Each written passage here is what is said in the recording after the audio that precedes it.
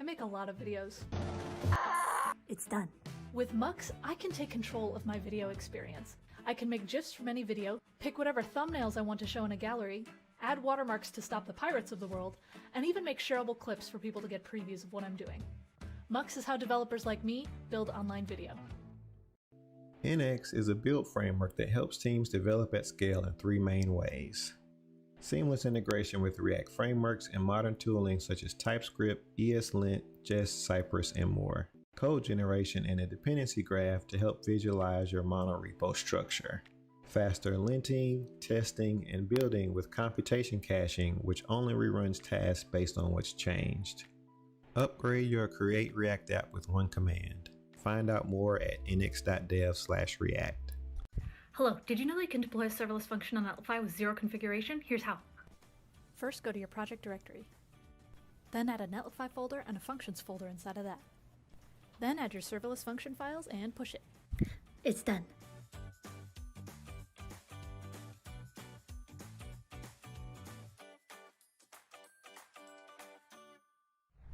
Hey everyone, I'd like to talk to those of you who make React websites for a living. I think that it's time that we stop shipping pages. Instead, we can ship a page builder for content teams. Let me give you an example.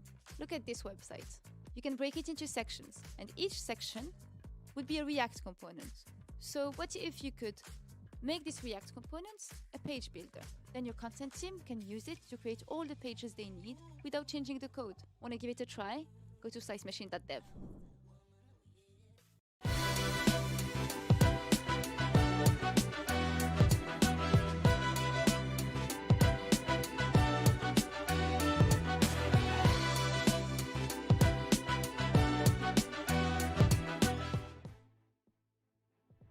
Did you know that Rollbar, the continuous code improvement platform, can now be integrated with HashiCorp Terraform? The Rollbar Terraform provider is taking Rollbar's account management processes to the next level by enabling automation of the Rollbar platform itself. Now, if you're a Rollbar admin, the Rollbar Terraform provider will ease your administrative process, automating access token provisioning, project and account creation, and more. Manage Rollbar easily and automatically at scale. Since we've made the commitment to React, teams at Shopify have built up a whole bunch of utilities and libraries around it, which makes development even faster than before. We have teams on web using React, and then we have people working on web coming to native mobile development because they can use React Native. We are really excited about how we can leverage the technology to provide value to the millions of merchants that are using Shopify today, tomorrow, and in the future.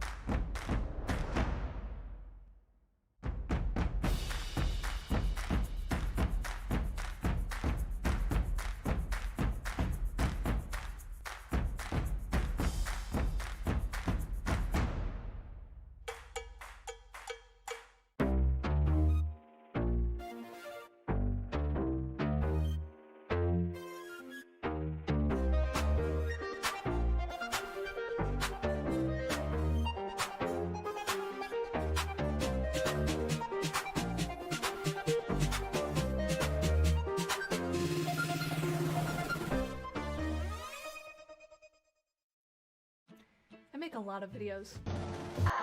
It's done. With Mux, I can take control of my video experience. I can make GIFs from any video, pick whatever thumbnails I want to show in a gallery, add watermarks to stop the pirates of the world, and even make shareable clips for people to get previews of what I'm doing. Mux is how developers like me build online video. NX is a build framework that helps teams develop at scale in three main ways. Seamless integration with React frameworks and modern tooling such as TypeScript, ESLint, Jest, Cypress, and more. Code generation and a dependency graph to help visualize your monorepo structure. Faster linting, testing, and building with computation caching, which only reruns tasks based on what's changed. Upgrade your Create React app with one command. Find out more at next.js/react. Hello, did you know that you can deploy a serverless function on Netlify with zero configuration? Here's how. First, go to your project directory. Then add a Netlify folder and a functions folder inside of that. Then add your serverless function files and push it. It's done.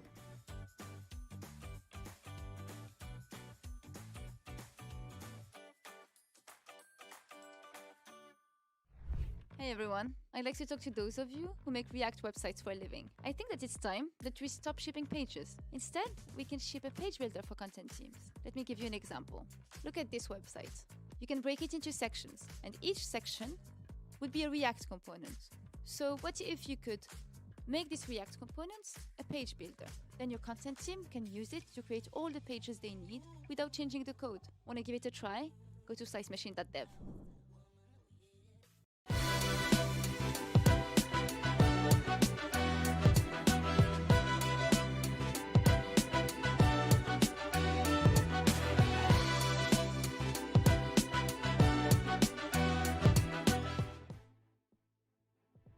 Did you know that Rollbar, the continuous code improvement platform, can now be integrated with HashiCorp Terraform?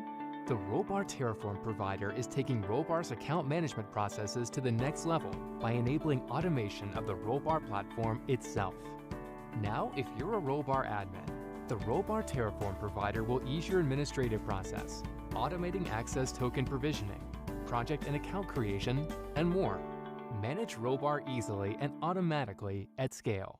Since we've made the commitment to React, teams at Shopify have built up a whole bunch of utilities and libraries around it, which makes development even faster than before. We have teams on web using React, and then we have people working on web coming to native mobile development because they can use React Native. We are really excited about how we can leverage the technology to provide value to the millions of merchants that are using Shopify today, tomorrow, and in the future.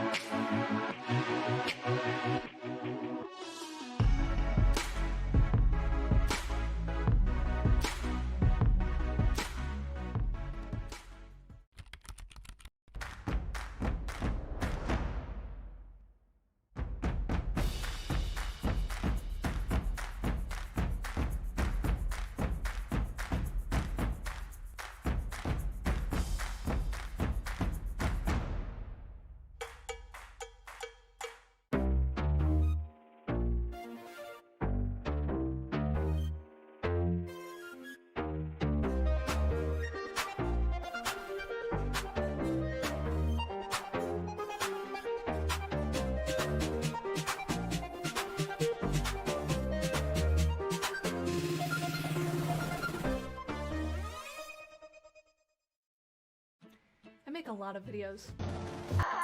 It's done. With Mux, I can take control of my video experience. I can make GIFs from any video, pick whatever thumbnails I want to show in a gallery, add watermarks to stop the pirates of the world, and even make shareable clips for people to get previews of what I'm doing. Mux is how developers like me build online video. NX is a build framework that helps teams develop at scale in three main ways. Seamless integration with React frameworks and modern tooling such as TypeScript, ESLint, Jest, Cypress, and more. Code generation and a dependency graph to help visualize your monorepo structure. Faster linting, testing, and building with computation caching, which only reruns tasks based on what's changed. Upgrade your Create React app with one command. Find out more at next.js/react. Hello, did you know that you can deploy a serverless function on Netlify with zero configuration? Here's how. First, go to your project directory. Then add a Netlify folder and a functions folder inside of that. Then add your serverless function files and push it. It's done.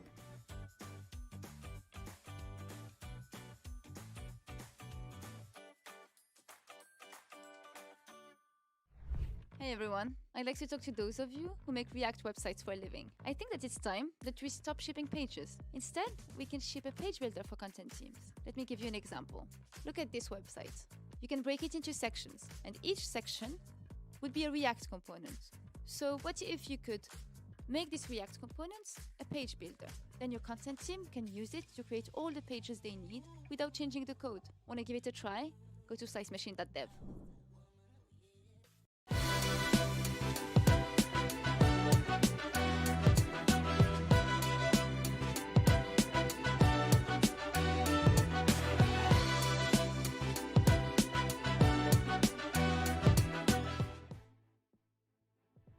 Did you know that Rollbar, the continuous code improvement platform, can now be integrated with HashiCorp Terraform? The Rollbar Terraform provider is taking Rollbar's account management processes to the next level by enabling automation of the Rollbar platform itself. Now, if you're a Rollbar admin, the Rollbar Terraform provider will ease your administrative process, automating access token provisioning, project and account creation, and more. Manage Rollbar easily and automatically at scale. Since we've made the commitment to React, teams at Shopify have built up a whole bunch of utilities and libraries around it, which makes development even faster than before. We have teams on web using React, and then we have people working on web coming to native mobile development because they can use React Native. We are really excited about how we can leverage the technology to provide value to the millions of merchants that are using Shopify today, tomorrow, and in the future.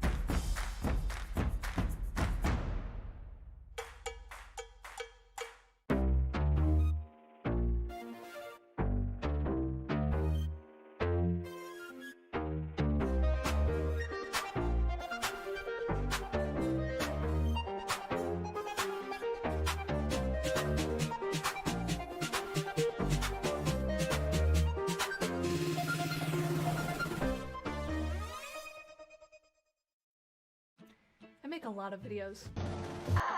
It's done. With Mux, I can take control of my video experience. I can make GIFs from any video, pick whatever thumbnails I want to show in a gallery, add watermarks to stop the pirates of the world, and even make shareable clips for people to get previews of what I'm doing. Mux is how developers like me build online video. NX is a build framework that helps teams develop at scale in three main ways. Seamless integration with React frameworks and modern tooling such as TypeScript, ESLint, Jest, Cypress, and more. Code generation and a dependency graph to help visualize your monorepo structure. Faster linting, testing, and building with computation caching, which only reruns tasks based on what's changed. Upgrade your Create React app with one command. Find out more at next.js/react. Hello, did you know that you can deploy a serverless function on Netlify with zero configuration? Here's how. First, go to your project directory. Then add a Netlify folder and a functions folder inside of that. Then add your serverless function files and push it. It's done.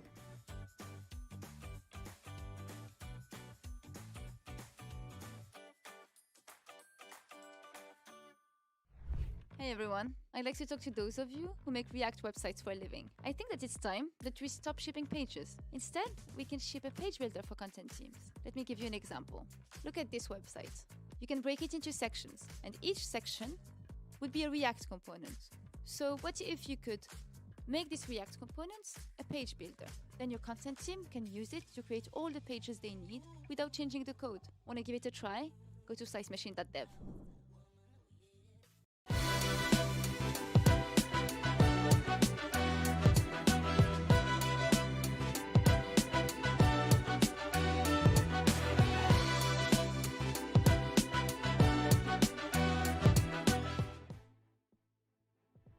Did you know that Rollbar, the continuous code improvement platform, can now be integrated with HashiCorp Terraform? The Rollbar Terraform provider is taking Rollbar's account management processes to the next level by enabling automation of the Rollbar platform itself. Now, if you're a Rollbar admin, the Rollbar Terraform provider will ease your administrative process, automating access token provisioning, project and account creation, and more. Manage Rollbar easily and automatically at scale. Since we've made the commitment to React, teams at Shopify have built up a whole bunch of utilities and libraries around it, which makes development even faster than before.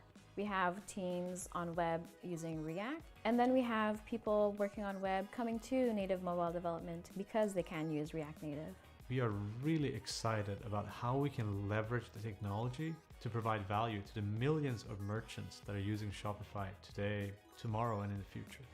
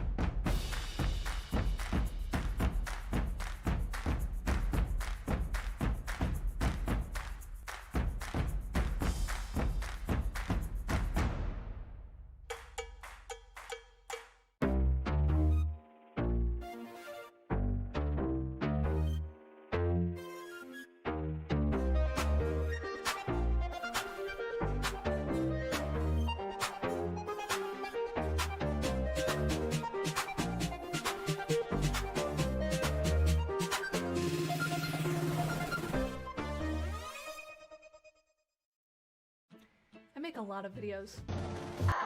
It's done. With Mux, I can take control of my video experience. I can make GIFs from any video, pick whatever thumbnails I want to show in a gallery, add watermarks to stop the pirates of the world, and even make shareable clips for people to get previews of what I'm doing. Mux is how developers like me build online video. NX is a build framework that helps teams develop at scale in three main ways. Seamless integration with React frameworks and modern tooling such as TypeScript, ESLint, Jest, Cypress, and more. Code generation and a dependency graph to help visualize your monorepo structure.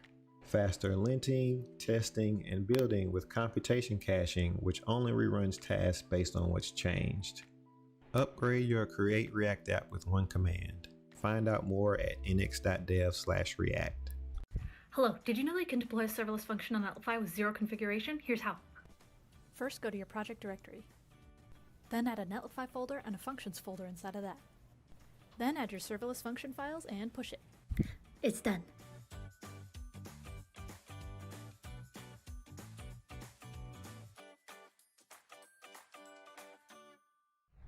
Hey everyone, I'd like to talk to those of you who make React websites for a living. I think that it's time that we stop shipping pages. Instead, we can ship a page builder for content teams. Let me give you an example.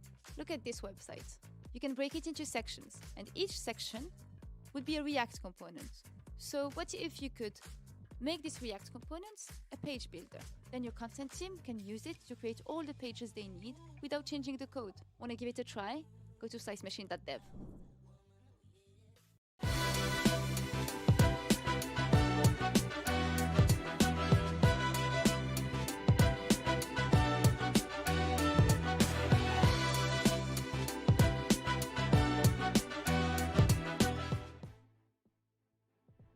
Did you know that Rollbar, the continuous code improvement platform, can now be integrated with HashiCorp Terraform? The Rollbar Terraform provider is taking Rollbar's account management processes to the next level by enabling automation of the Rollbar platform itself. Now, if you're a Rollbar admin, the Rollbar Terraform provider will ease your administrative process, automating access token provisioning, project and account creation, and more. Manage Rollbar easily and automatically at scale. Since we've made the commitment to React, teams at Shopify have built up a whole bunch of utilities and libraries around it, which makes development even faster than before. We have teams on web using React, and then we have people working on web coming to native mobile development because they can use React Native. We are really excited about how we can leverage the technology to provide value to the millions of merchants that are using Shopify today, tomorrow, and in the future.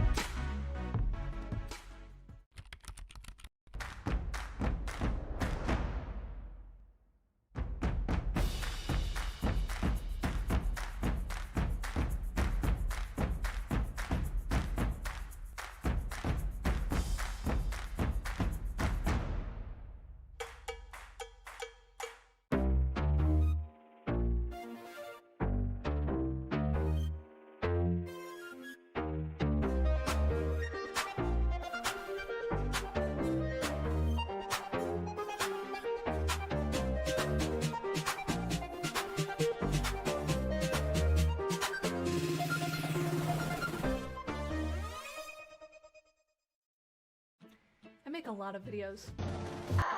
It's done. With Mux, I can take control of my video experience. I can make GIFs from any video, pick whatever thumbnails I want to show in a gallery, add watermarks to stop the pirates of the world, and even make shareable clips for people to get previews of what I'm doing. Mux is how developers like me build online video. NX is a build framework that helps teams develop at scale in three main ways.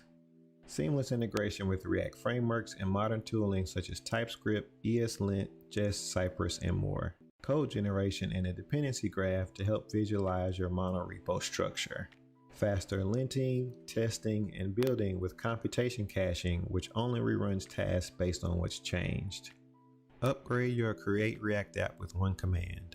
Find out more at next.js/react. Hello, did you know that you can deploy a serverless function on Netlify with zero configuration? Here's how. First, go to your project directory. Then add a Netlify folder and a functions folder inside of that. Then add your serverless function files and push it. It's done.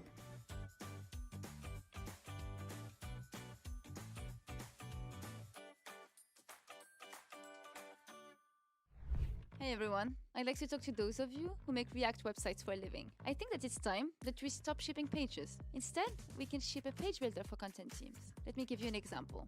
Look at this website. You can break it into sections, and each section would be a React component. So what if you could make these React components a page builder? Then your content team can use it to create all the pages they need without changing the code. Want to give it a try? Go to slicemachine.dev.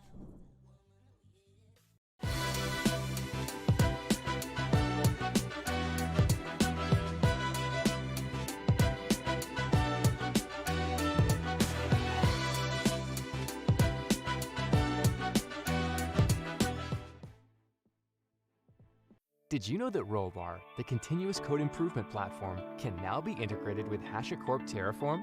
The Rollbar Terraform provider is taking Rollbar's account management processes to the next level by enabling automation of the Rollbar platform itself. Now, if you're a Rollbar admin, the Rollbar Terraform provider will ease your administrative process, automating access token provisioning, project and account creation, and more. Manage Rollbar easily and automatically at scale. Since we've made the commitment to React, teams at Shopify have built up a whole bunch of utilities and libraries around it, which makes development even faster than before. We have teams on web using React, and then we have people working on web coming to native mobile development because they can use React Native. We are really excited about how we can leverage the technology to provide value to the millions of merchants that are using Shopify today, tomorrow, and in the future.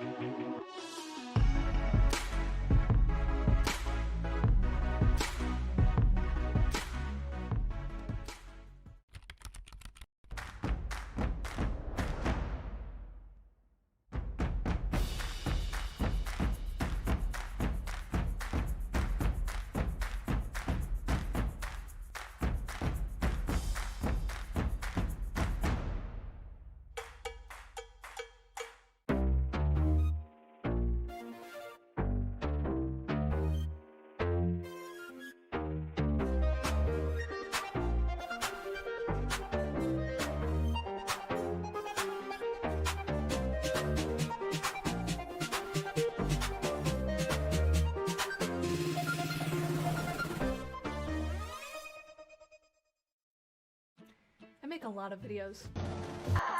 It's done. With Mux, I can take control of my video experience. I can make GIFs from any video, pick whatever thumbnails I want to show in a gallery, add watermarks to stop the pirates of the world, and even make shareable clips for people to get previews of what I'm doing. Mux is how developers like me build online video. NX is a build framework that helps teams develop at scale in three main ways. Seamless integration with React frameworks and modern tooling such as TypeScript, ESLint, Jest, Cypress, and more. Code generation and a dependency graph to help visualize your monorepo structure. Faster linting, testing, and building with computation caching, which only reruns tasks based on what's changed. Upgrade your Create React app with one command. Find out more at next.js/react. Hello, did you know that you can deploy a serverless function on Netlify with zero configuration? Here's how. First, go to your project directory. Then add a Netlify folder and a functions folder inside of that. Then add your serverless function files and push it. It's done.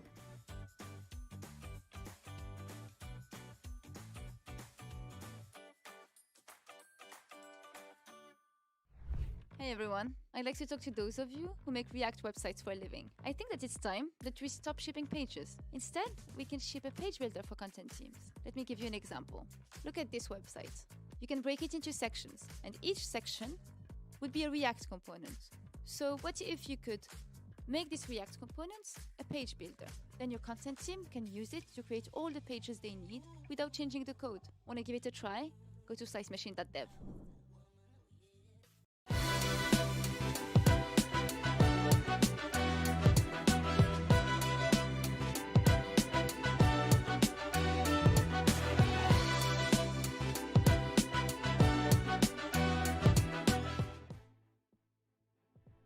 Did you know that Rollbar, the continuous code improvement platform, can now be integrated with HashiCorp Terraform? The Rollbar Terraform provider is taking Rollbar's account management processes to the next level by enabling automation of the Rollbar platform itself. Now, if you're a Rollbar admin, the Rollbar Terraform provider will ease your administrative process, automating access token provisioning, project and account creation, and more. Manage Rollbar easily and automatically at scale. Since we've made the commitment to React, teams at Shopify have built up a whole bunch of utilities and libraries around it, which makes development even faster than before. We have teams on web using React, and then we have people working on web coming to native mobile development because they can use React Native. We are really excited about how we can leverage the technology to provide value to the millions of merchants that are using Shopify today, tomorrow, and in the future.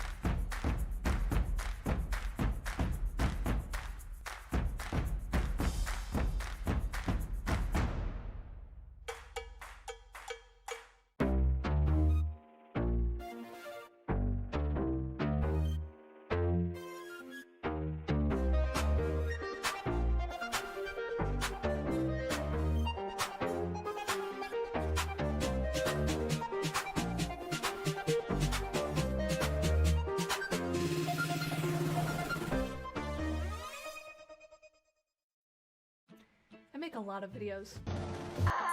It's done.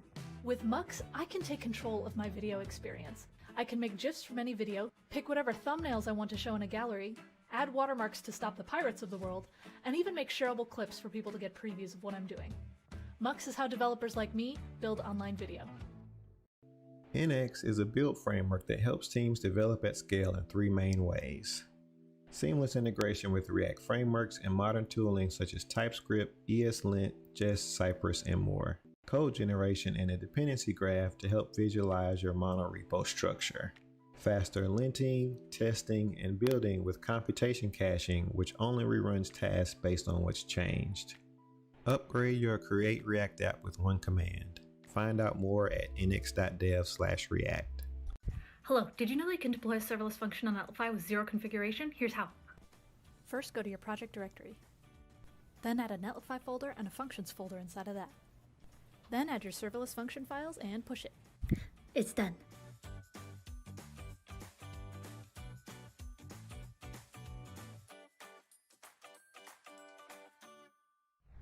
Hey everyone, I'd like to talk to those of you who make React websites for a living. I think that it's time that we stop shipping pages. Instead, we can ship a page builder for content teams. Let me give you an example. Look at this website. You can break it into sections, and each section would be a React component. So what if you could make these React components a page builder? Then your content team can use it to create all the pages they need without changing the code. Want to give it a try? Go to slicemachine.dev.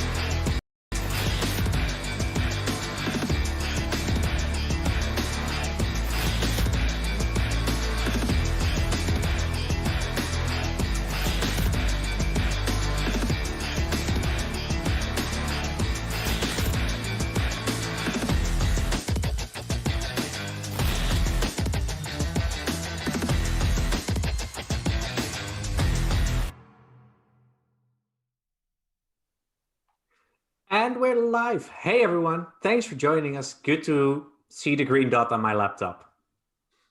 Hey everyone. So excited to be part of React Summit, the remote edition this year. Hey, yeah, so excited to hear from all the speakers and chat with you all today. Awesome. As me as well. I mean, it's amazing. We're just chatting about different locations, and the fact that we are here from so many different places, I'm super excited to see what we've got going on. Well, we've got one person that I know of from Amsterdam, and that's me. I am Metin Brzezinski. I am one of your 4 MCs today, tomorrow, and the day after. And I work as a front-end development consultant at Passionate People. So I'm currently working as a consultant at Aidence, and Aidence is a medtech startup that's helping radiologists by detecting early-stage lung cancer using AI. And I'm helping to build interfaces that the radiologists can use to train the models and get the data out of that model. So yeah, I am a React developer that's actually kind of a doctor now, which I think is pretty cool with a technology that's only like 6-7 years old now. Really, really nice. Hey, I'm Allie. I'm another one of your MCs. I lead developer advocacy at AWS Amplify. I've been writing React though since before ES6, so I'm so excited to be here. I'm joining from halfway across the world from a lot of the other MCs all the way in Chicago in the United States, but I'm so excited to be here. Hi, my name is Nathaniel Okenwa. My pronouns are he, him, and I work for Twilio. Twilio is a developer platform with tools for you to integrate communications into the things you're building, whether that's phone calls, text, WhatsApp, video, all sorts. I've been building contact centers with React lately, and I'm looking forward to hearing all of the amazing things that I can learn to take over there as well. And you can hit me up on Twitter as well at ChatbotsCoder and come find out why I'm called ChatbotsCoder. I talk a lot. Hey everyone, my name is Cătălin Miron. I'm a senior engineer working at Skype, where I help the team build Skype using React, React Native, and Electron. So really nice tech there. I'm also one of the early adopters of React Native almost 6 years ago, and I have access to the private repository that everyone is talking about. I'm also a YouTuber, and I like animations. So go ahead and check out my YouTube channel, where I'm teaching you or walking through how to animate. Last, I would like to say thanks to my wife and my little daughter, Codruța and Mara, for supporting me and being with me since the beginning. I love you. Heartwarming. So I want to thank all 27,819 of you for joining us today. This is the number of people that have registered as of this morning. So really cool that we are able to gather all these people, well, in our rooms. Basically, it feels like I have all of you at my house. And my house is not that big, so it's going to get crowded. But yeah, really cool that we are doing this remote event and people from all over the world are able to join from the comfort of their home office / living room / wherever you're watching. Speaking of home office / living rooms, we've got living rooms literally across the world. You know what? I see so many of my favorite holiday destinations on here. I'm so jealous of all of you. Thank you so much for joining us. This virtual event means we can all be connected, even though we're in such different places. Awesome. So throughout the event, we are going to be using this really cool tool called Slido, and we are going to be asking some questions that the speakers have provided to us. So let's do a practice round. Head to slido.com and use code 1415 or this QR code. And our question for you all is, how many times have you been to React Summit or React Amsterdam before? This is, for me, my first time, so I'm really excited to be with you all today. We'll come back to these results in a little bit. I want to give a moment to thank the program committee. And as you can see, I'm one of them, so it feels kind of weird, but I mostly want to thank Konstantinos and Clement for helping put together the program that we have for you the upcoming days. So what we did is we went through all the submissions of people that wanted to give a talk here at React Summit and tried to make a nice program that had a different level of experience. So for beginners, for people that have been doing React since the beginning, a different topic. So I hope you liked the program that we have prepared for you, and let us know if you are missing anything for some upcoming editions. And if you see Konstantinos or Clement on the Discord or on Twitter or wherever online, be sure to give them a thanks for their hard work. Of course, we would also like to thank to our wonderful sponsors for making this React Summit Remote Edition possible. Thanks to NX, AWS Amplify, WordPress Engine, Shopify, Wrangle.io. Rollbar, Mux, JetBrain, Storyblock, Cloudinary, Microsoft, Clio, Prismic, G2I, Netlify. And of course, to our silver sponsors. Thank you once again to everyone that helped us out. All right, I've got a job for each and every one of you. I want you to grab your phones and take a picture of your setup. Show us where you're watching, whether it's from your living room couch or your standing desk. I would love to see it. And tweet it at us with the hashtag React Summit. We'll be looking out for your tweets, and we'll be doing a raffle of multi-passes to GitNation conferences and some GitNation swag to people who tweet their location, where they're watching from, with the hashtag React Summit. Also search for the Twitter hashtag React Summit to see our setups. I took a picture there earlier, and you can see I don't do cable management. I'm a big fan of cable mismanagement. The others have some better photos though. But throughout the rest of the conference, feel free to use this hashtag all the time and just let us know what you're talking about, what you think of the speakers and of the conference as well. But we have even more prizes for you. We'll be giving away some swag. So we'll be running a raffle to all the people who are watching on the conference website. We'll be giving away some GitNation t-shirts. The winners will be announced after the event, and we'll contact you then. And all full ticket holders will get a package from us with some stickers. I'm excited. I love stickers. Now, the multi-pass that we were talking about earlier is what you can use to get access to all of these great events. Now, this pass will be valid for the 2021 and 2022 season. Find all of the details for that on gitnation.org. For all the agenda and all the info, just go ahead to remote.reactsummit.com and check all the details there. This is how the platform will look like if you're logged in. You'll have the base track and the summit track. And the main screen is the video player that's going to play the live feed. And at the bottom, you have the timeline or the agenda for the whole day for both tracks. If you're part of the full access tier, you'll have access to the speakers room as well as the discussions room, and you can talk with the speakers there. Also, before each session of the conference, we'll start first by introducing the speaker, then the speaker will give their talk, and afterwards, we'll resume with the Q&A session.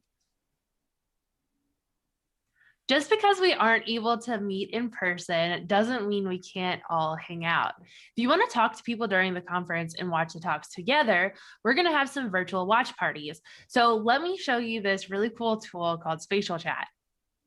There are discussion rooms, and you can join with your camera, your mic, or both. And you'll see a list of rooms on the left that you can join.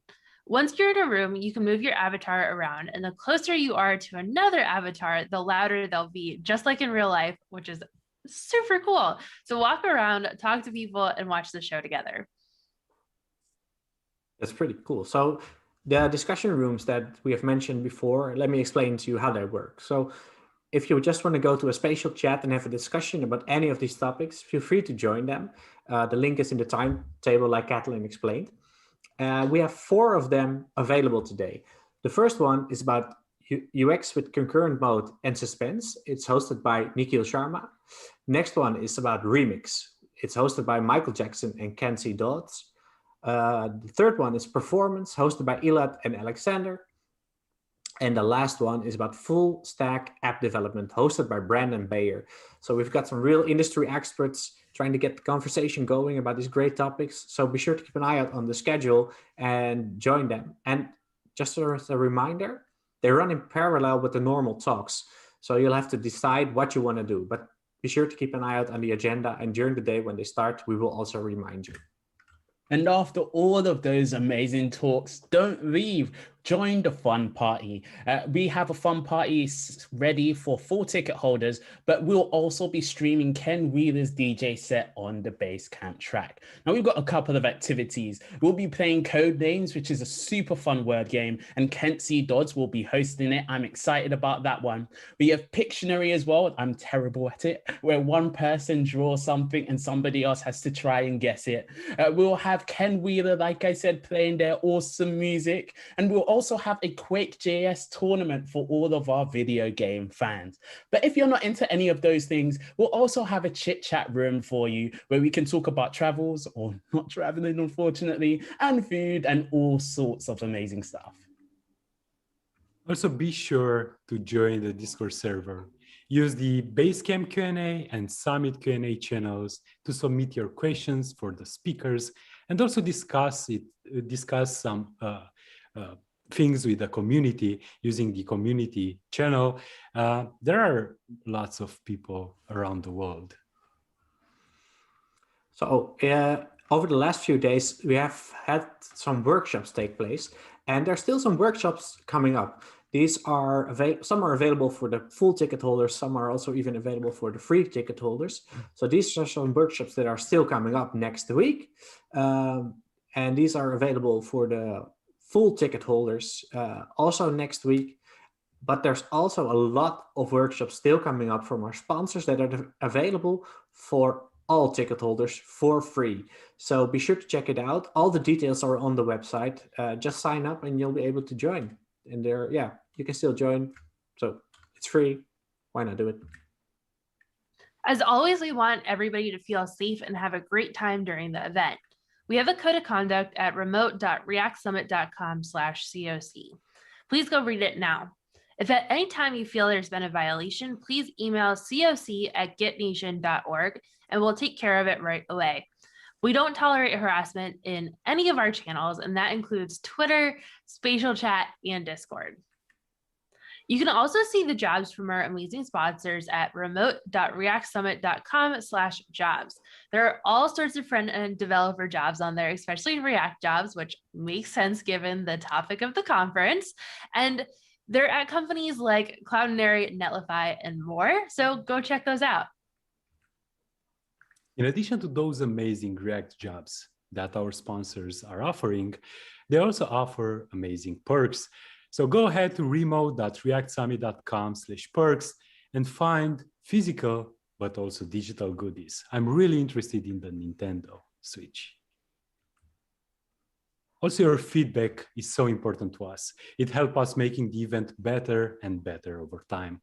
We have a form available to you at remote.reactsummit.com/feedback. So take your time and leave your feedback and your thoughts there. Before we announce our first speaker, let's see the result of the initial question that Ali asked.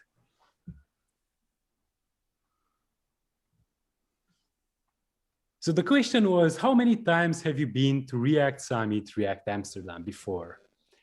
So it seems that I've been to online editions only. Yeah, it seems that the pandemic and the hard times in what we live now are really tough. But hopefully we can meet in person at the next edition, and hopefully it's going to be a physical one.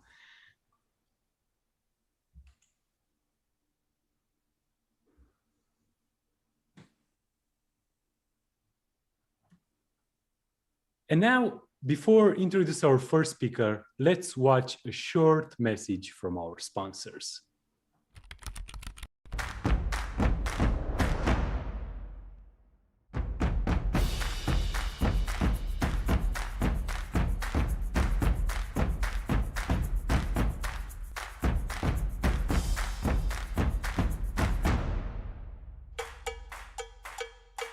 Are you building something awesome?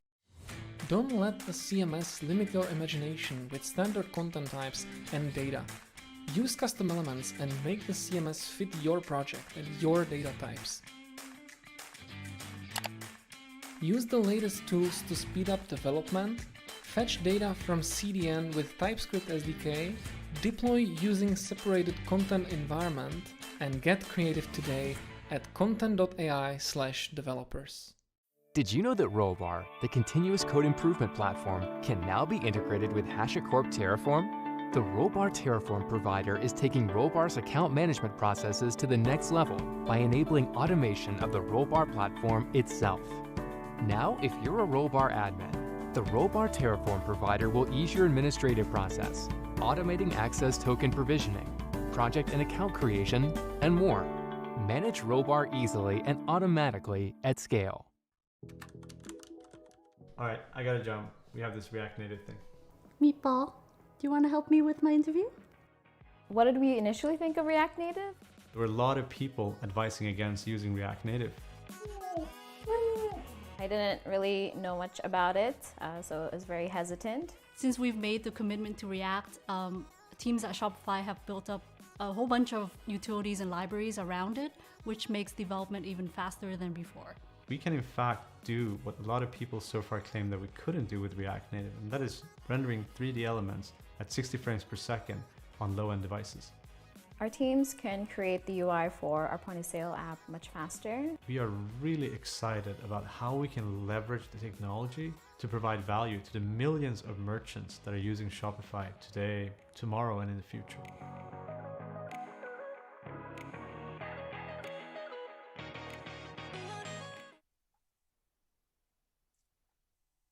Thanks a lot to our amazing sponsors that made this conference possible once again. So now our first speaker is Daria Caraway.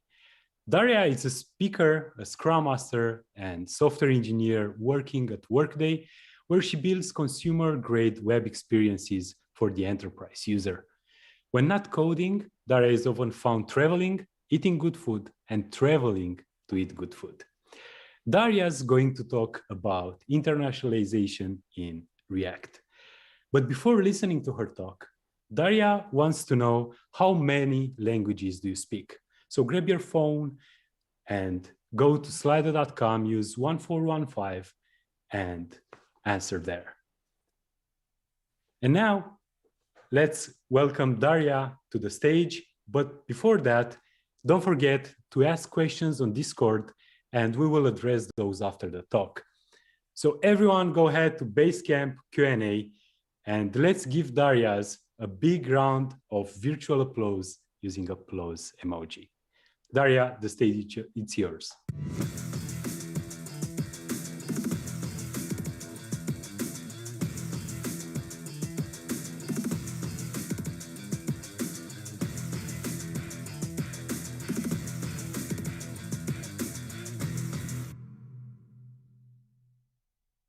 Hey everyone, I am so excited to be able to kick off React Summit Remote Edition this year. Thank you so much for coming to my talk, which is all about internationalizing React applications. If we haven't had the chance to meet, my name is Daria Caraway. I'm currently a software engineer at Workday in Boulder, Colorado in the United States. I want to share with you a little bit about my experiences in life learning different languages. There are some embarrassing childhood photos coming, so don't make fun of me too much. I was born in Boulder, Colorado, where I learned English as a first language. This is the youngest photo of me that I could find. I'm also half Chinese, so from a pretty young age, I learned Mandarin. This is a photo of me at Chinese school where I would go every Sunday with my sister for many years. This photo cracks me up.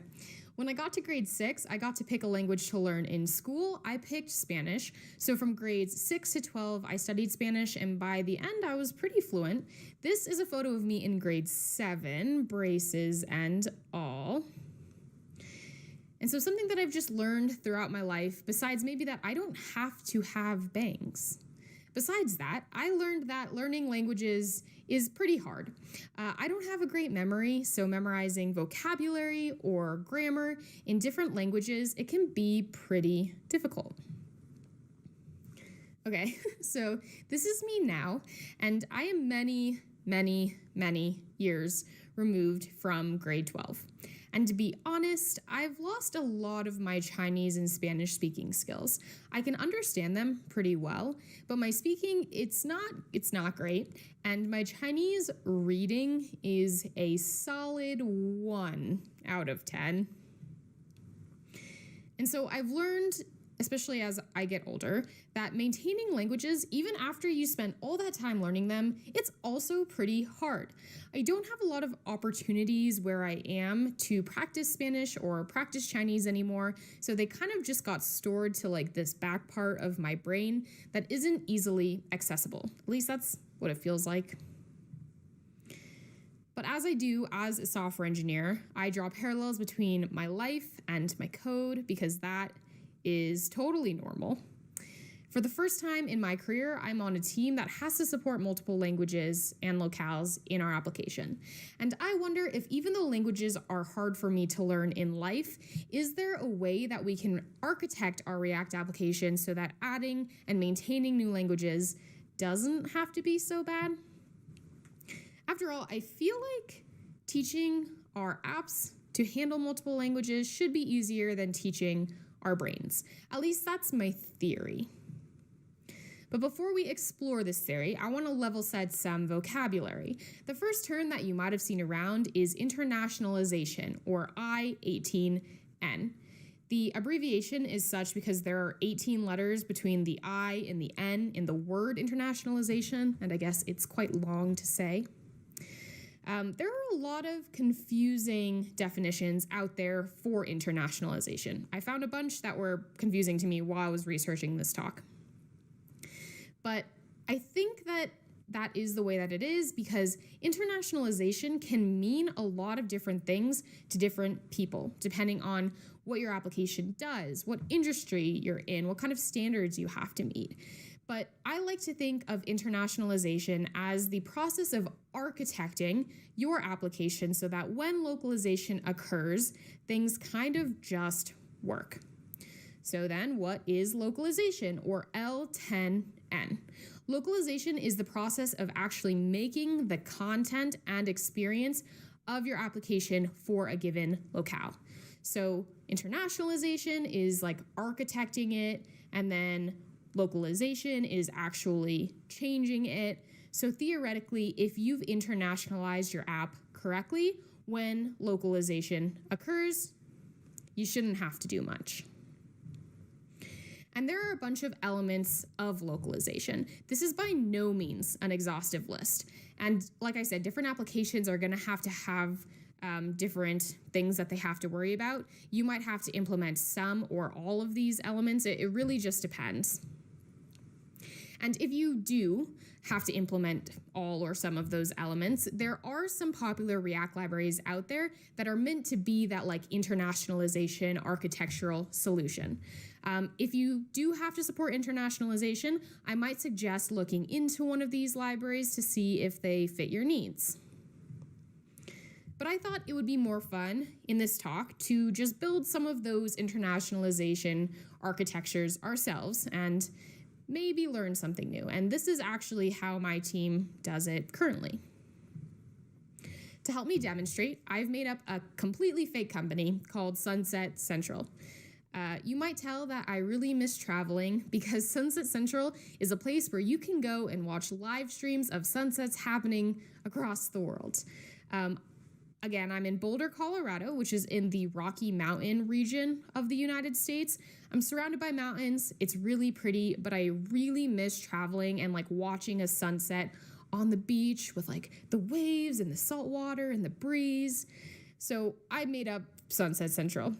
On Sunset Central, you can like find the type of sunset you're looking for and then see a list of all of them, where they are, when they're happening, so that you can be sure to come back at the right time to watch it live virtually with a group of people. In my fake world where Sunset Central exists, many other people must also be missing traveling because it appears Sunset Central is gaining popularity in other markets outside of the United States. Looking at the metrics and talking to their users, Sunset Central decided that they want to expand to target Spanish speakers in Spain and Arabic speakers in Egypt. So the Sunset Central team put together a team of translation and locale experts because oftentimes the developers working on the project will not be those things. I am definitely not a translation or localization expert. The locale specialists for Sunset Central have identified these two locales that represent Spanish speakers in Spain and Arabic speakers in Egypt. Now, there are multiple different parts to a locale. If you've ever seen these like language strings, you'll see they are language, script, country, variant, which represents different dialogues of a given language, and extension, which includes different calendar and numeric systems. But oftentimes, or at least oftentimes, I've seen just one or two. Completely depends on the technology and what they've decided to support. Sunset Central here has decided for now, they're just going to support the language and country parts of these locales, which are Spanish speakers in Spain and Arabic speakers in Egypt. With all of this knowledge, the devs start working on internationalization for Sunset Central. So what kind of things does Sunset Central need to think about supporting? What kind of architectural solutions are we talking about here? Well, first thing I notice is the language. We're gonna have to support rendering text content in multiple languages. Right now, it's only in English. The second thing that I notice is these dates. As far as I know, these are pretty American dates. They go month, day, year, and then have the 12-hour formatted clock. So if we want these dates to be familiar and recognizable to people outside of the United States, we're going to have to do something about these. Lastly, Sunset Central is going to need to support bi-directional languages too, and I will explain a little bit later exactly what that means. So overall, these are the things that we're keeping in mind for internationalization: text translations, date formatting, and language directions. All right, cool. So the dev and translations teams have decided that it would be helpful if they structured their translations like this. You have a bunch of all of the locales. You have a key that doesn't change for every given string, and then the string value is the translated text for the different locales. So I speak English, so my keys are also in English, but basically we have these keys, they're the same in every locale, and they map to a given string that is the translated string in the different locales. And what do we do with these strings? So theoretically, any given component in the application is going to need access to these translations. So I think it makes sense to put them in a context.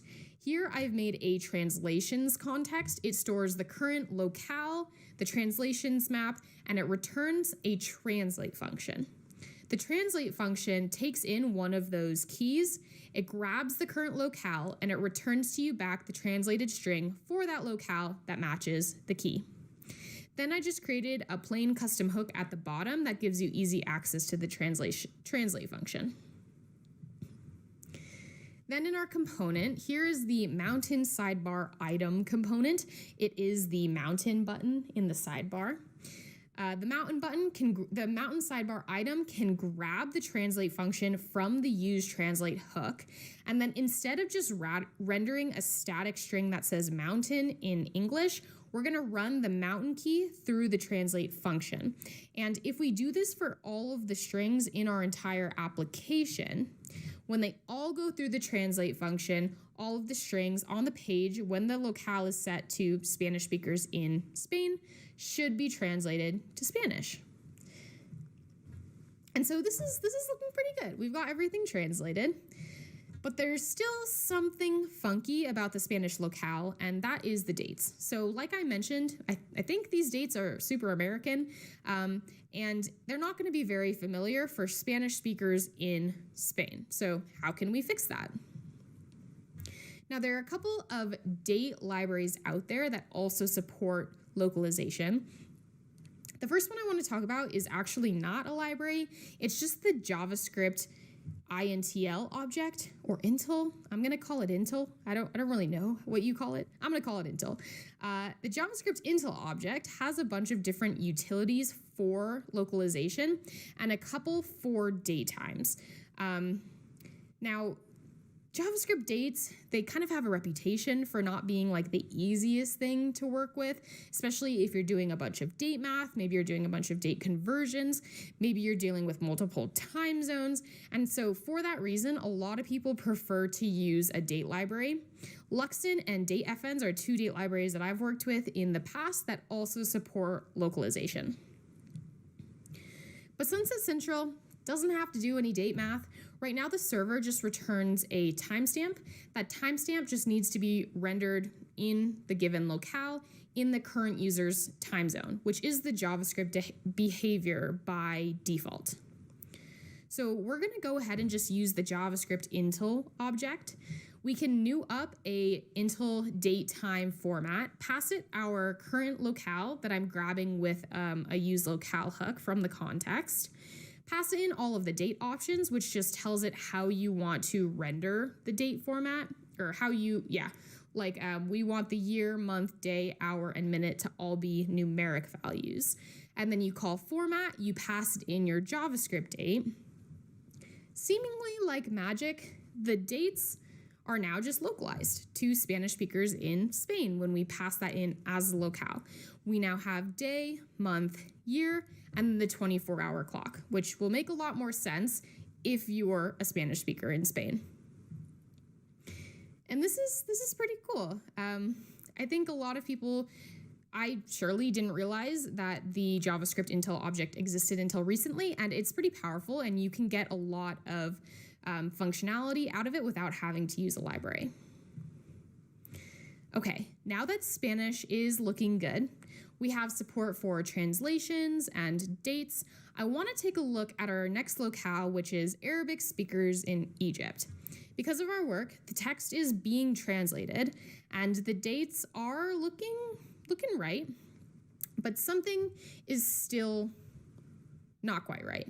And if you're familiar with Arabic, it's because Arabic is actually a right to left language. And there's quite a few of these right to left languages out there. So what exactly does that mean? Well, in English, which is a left to right language, you start on the left, and when you type a word, you add characters to the right. Well, in Arabic, you start on the right and you add characters to the left. And you read your page content in that direction as well. So in English, you kind of start on the left of the page and you go and you consume content in that direction. Same in Arabic, you consume that content from right to left. And that means that we don't just need to flip the text, but the layout on the page also needs to change.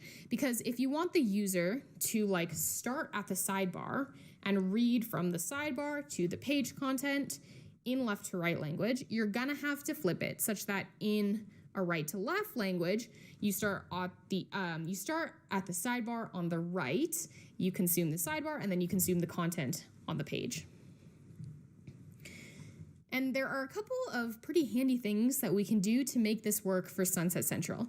So the first one is to set the direction property on all of the elements in CSS that we want to flip. Now this is going to flip any non-direction specific CSS, like text, or maybe you're using Flexbox or CSS Grid. To use Flexbox as an example, say you have a Flex container that has a list of items in it, and you, in left to right, are numbering those 1, 2, 3, 4, 5 from the left to the right. Well, if you change the direction of that container to RTL, Flex is going to reverse it, and now you're going to have your items numbered 1, 2, 3, 4, 5 from right to left. And I'm realizing just now that my hands are backwards for you, but I think you get the idea. So if the CSS direction property flips any non-direction specific content, we can also use a CSS utility to flip any direction specific content. And by that, I mean things like padding right or border left. Anytime you specify a direction along the x-axis with right or left. And this is because, say you have some padding on the right because you have an element and you want there to be some space before the next element on the right. Well, you're going to have to flip it such that when you start on the left, you still have that padding to the left of it before the next element on the left. There are a couple of CSS utilities out there that can help out here. I've personally been using the RTL CSS JS utility by Kenzie Dodds. By the way, check out his session tomorrow at the same time. But I'm usually using this utility because my team currently is using JavaScript CSS objects with a motion. So this utility will take the CSS object and flip all of the direction specific pieces kind of automatically for us. And you don't have to be using CSS. No, you don't have to be using CSS in JS to make use of these utilities. There are utilities like this out there for any type of CSS solution that you're using. But I want to show you an example of how I've been using the RTL CSS JS utility. Well, first thing is we need to be able to access the direction from potentially anywhere, similar to the translation. So I made a theme context that stores the direction. Theme contexts are often used to store themes. Like maybe if you have a light mode or a dark mode, you would put that in the theme context. And if you're using a design system like Material UI, you'll actually set the direction in the Material UI context in a similar way. So this is kind of an established pattern. In the context, I store the direction, and then I make a custom hook that gives you easy access to the direction. Then I made one more custom hook called use styles. Use styles grabs the direction from the context, and then it returns you a function, apply styles. Apply styles takes that CSS object that I was talking about, and if the direction is set to RTL, it'll run it through the CSS utility, RTL CSS JS, and the corresponding CSS object that is returned from the function will have all of those directions flipped. Then in our component, back to the mountain sidebar item component, we can grab the apply styles function from the use styles hook. And before I take my CSS object and pass it to a motion, which is what that CSS tag does, I'm going to run it through the apply styles function. And that's going to flip all of the direction specific CSS before passing it to a motion, before a motion turns it into real CSS. And if I do this for all of the styles on my entire page, now if we set the locale to Arabic speakers in Egypt, and we set the direction to right to left, the Sunset Central app is looking a lot better. We have everything translated, we have the dates localized, and we have this bidirectional format. And okay, I think this is pretty awesome because with not that much code, we've successfully internationalized Sunset Central. Now, when the localization team is ready to expand to 50 more locales and they give us all of the translations, as long as those locales are in the translation object and the JavaScript Intel API supports those locales, everything on the page is just going to work. So if we take a look back at what I interpret internationalization to mean, which is architecting your app so when localization occurs, things work as expected, I think we did meet our goal here. We can pass in however many locales and presumably it'll all be okay. So I've learned in my life that learning languages is hard, maintaining them is a little bit harder, and I hope in this short talk, though, you've learned that architecting your React application to support multiple languages in locales does not have to be so hard. Thank you so much. I'm excited and glad I got to kick everything off here today, and I hope you have a great time at the rest of the conference. Come find me at the Q&A right after this if you have any questions, or always, I'm on Twitter at Daria Caraway, and I have a link here that I will share that has a bunch of really great resources, blog posts, documentation for a lot of the content that I talked about in this talk. Thank you so much, and I'll see you all soon.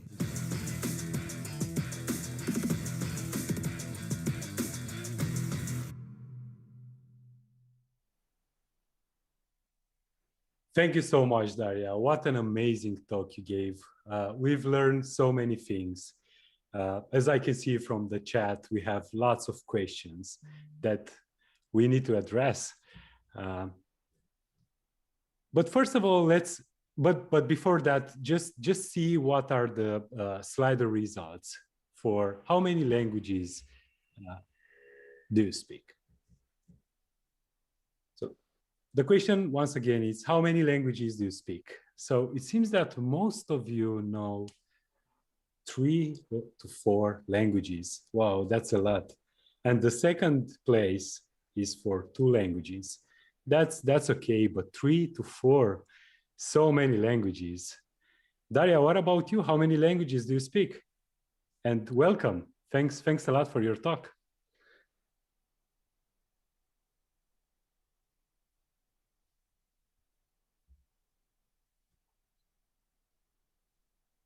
We have just a small issue. Oh yeah, now we can you hear hear me you, now? Daria. Okay. Yeah. Sorry Hey, about that. welcome. Thank you. Yeah, I talked about it a little bit in my talk. I speak one language well, which is English, and then I speak 2 others not that well and getting worse by the day. But I wanted to ask this question because I think in my experience, it's quite different between like the United States and Europe and other parts of the world of how many languages people speak. So I was interested to see in this audience what we were working with. And 3 to 4 for the majority seems very intimidating. That's a lot. That's awesome. Cool. Yeah. If I can speak for myself, I know like I'm speaking in Romanian, English. I knew a little bit of French and German. We have lots of questions, so why we don't just jump straight into them? So I'll start with the first one. What's your font that you're using in your slides? Let me check real quick. I think it's called Space Mono. It is a font that I was using inside of Canva, which is the software I was using to make the slides. Great. Another question that popped in is the international object prefer to the date.locale string method, or are they essentially the same thing? It's that's a good question. I'm not sure if there's like a agreed upon preference. I think it might just be up to you. The APIs, I believe, are a little bit different. Like I think in the international object, you pass in the format string when you call it. And on the toLocale string, I think that you can set the locale once and then always use it after that. So I think the APIs are just a little bit different. I also know that the international object is a little bit newer. So if you're supporting older versions of IE, for example, I don't think it's available there. Great. Another question is, are there any unique edge cases or difficulties for countries that have multiple dialects or languages? Let's say, for example, in Spain, you might run into Basque or Catalan. Yeah, it makes it just something to be aware of. There are a lot of countries that have different languages or even scripts within different languages. But usually if you define those in your locale string and the user can also set their preferences either in their browser, or maybe if you're working on a website where people create a login, maybe you can have them set their preferences there.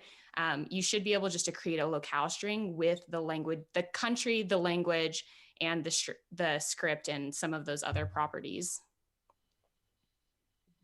All right. Another question is, how do you let translators translate the strings? That's a good question. I think that is entirely dependent and different for your organization and maybe what company you work for. If you don't work for a big company, you might use something like the Google Translation API to like bulk translate some of those strings. The company that I work for, we have a team of translators that specialize in lots of different languages. So they actually go in and manually translate a lot of the strings, as well as using some machine learning APIs to also kind of help out there. But yeah, I think it just depends on how much like translation infrastructure your company has and is willing to invest in. Wow, the machine learning stuff, it sounds amazing. I have to tell you that. Another question is, could you repeat the right to left CSS libraries that you were recommended? I can. It wasn't like an exhaustive list by any means, and these slides will be posted that I can share. But the one that I'm using is is RTL CSS JS. That's the one that lets you do JavaScript objects in CSS in JS. Another one is RTL CSS, is like a normal CSS utility. And then there was also JSS RTL, which is for if you're writing CSS and JS with JSS. That's a lot of S's. Amazing. Sorry. Yeah, there are lots of S's. The last question to you is, do you have any guides or websites, resources to look at for learning more about internationalization and how to integrate those in your applications? Yeah, I have a page in GitHub that I can share. I can tweet it out also, that has the resources for all the research that I did for this talk, and anything that I mentioned in this talk is also linked in there.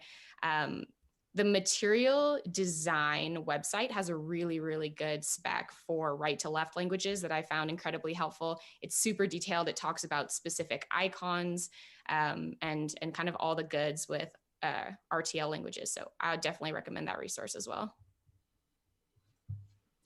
Yeah, thank you so much once again. It was such a delightful talk to watch. You gave so many good notes about internationalization, localization, and also like to see so many people discussing about languages. It's really important, and just to give life to the application in general. Anything in particular that you'd like to add? No, I think, thank you so much for having me. I hope that this is an interesting topic to a lot of people. It sounds like a lot of people are speaking 3 to 4 languages, so this might hit home for a lot of people, which is awesome. Thank you so much, Daria, for giving us a really great talk and come here. Thank you so much. Of course. Thanks for having me. Bye-bye.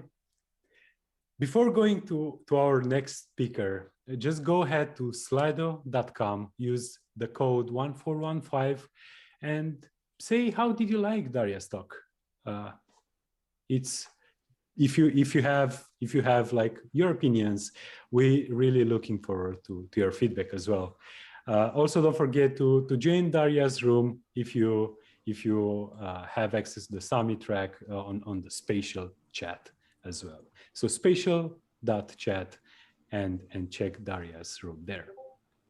Now, Metin, now the word is yours. Yes, awesome, thanks.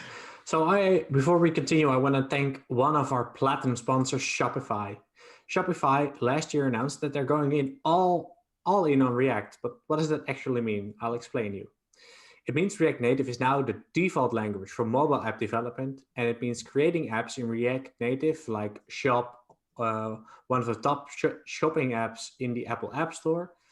And it means continuous development of the admin, powered entirely by React and GraphQL, which supports over 1 million merchants globally. Really cool that Shopify has done this. So check out shopify.com, shopify.engineering to learn more about what they're doing. And now, well, what a coincidence. We have a speaker from Shopify. Trish Da is a staff developer at Shopify with over 9 years of experience working on web applications. She has started her career working on web applications, creating data visualizations, and she's working on front-end libraries that empower developers to build good things on top of Shopify's platform. So she's going to be talking about remote rendering with web workers. So it's going to be a speed talk, I guess. Let's see what she has to tell us. Before she starts, she wants to know a little bit more about you people watching at home. And I will also be answering, of course. So she wants to know, what hobbies did you pick up during the pandemic? So did you start cooking more? Did you work out more? Did you do some chess, some woodworking? I don't know what the options are from the top of my head, but let us know and we'll get back to it after Trish's talk. If you have any questions for Trish, you can do so in the Discord channel Basecamp Q&A. But right now, it's time to go to the Basecamp Q&A track and give some nice clap emojis, send some GIFs of people giving an applause, take a photo of yourself giving an applause. Just let Trish know that you're looking forward to her talk. And now, Trish, the stage is yours.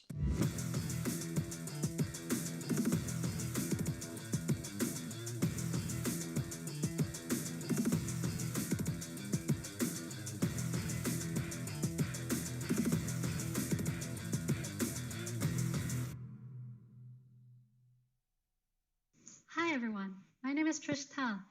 Thanks for joining me for this talk about remote rendering with web workers.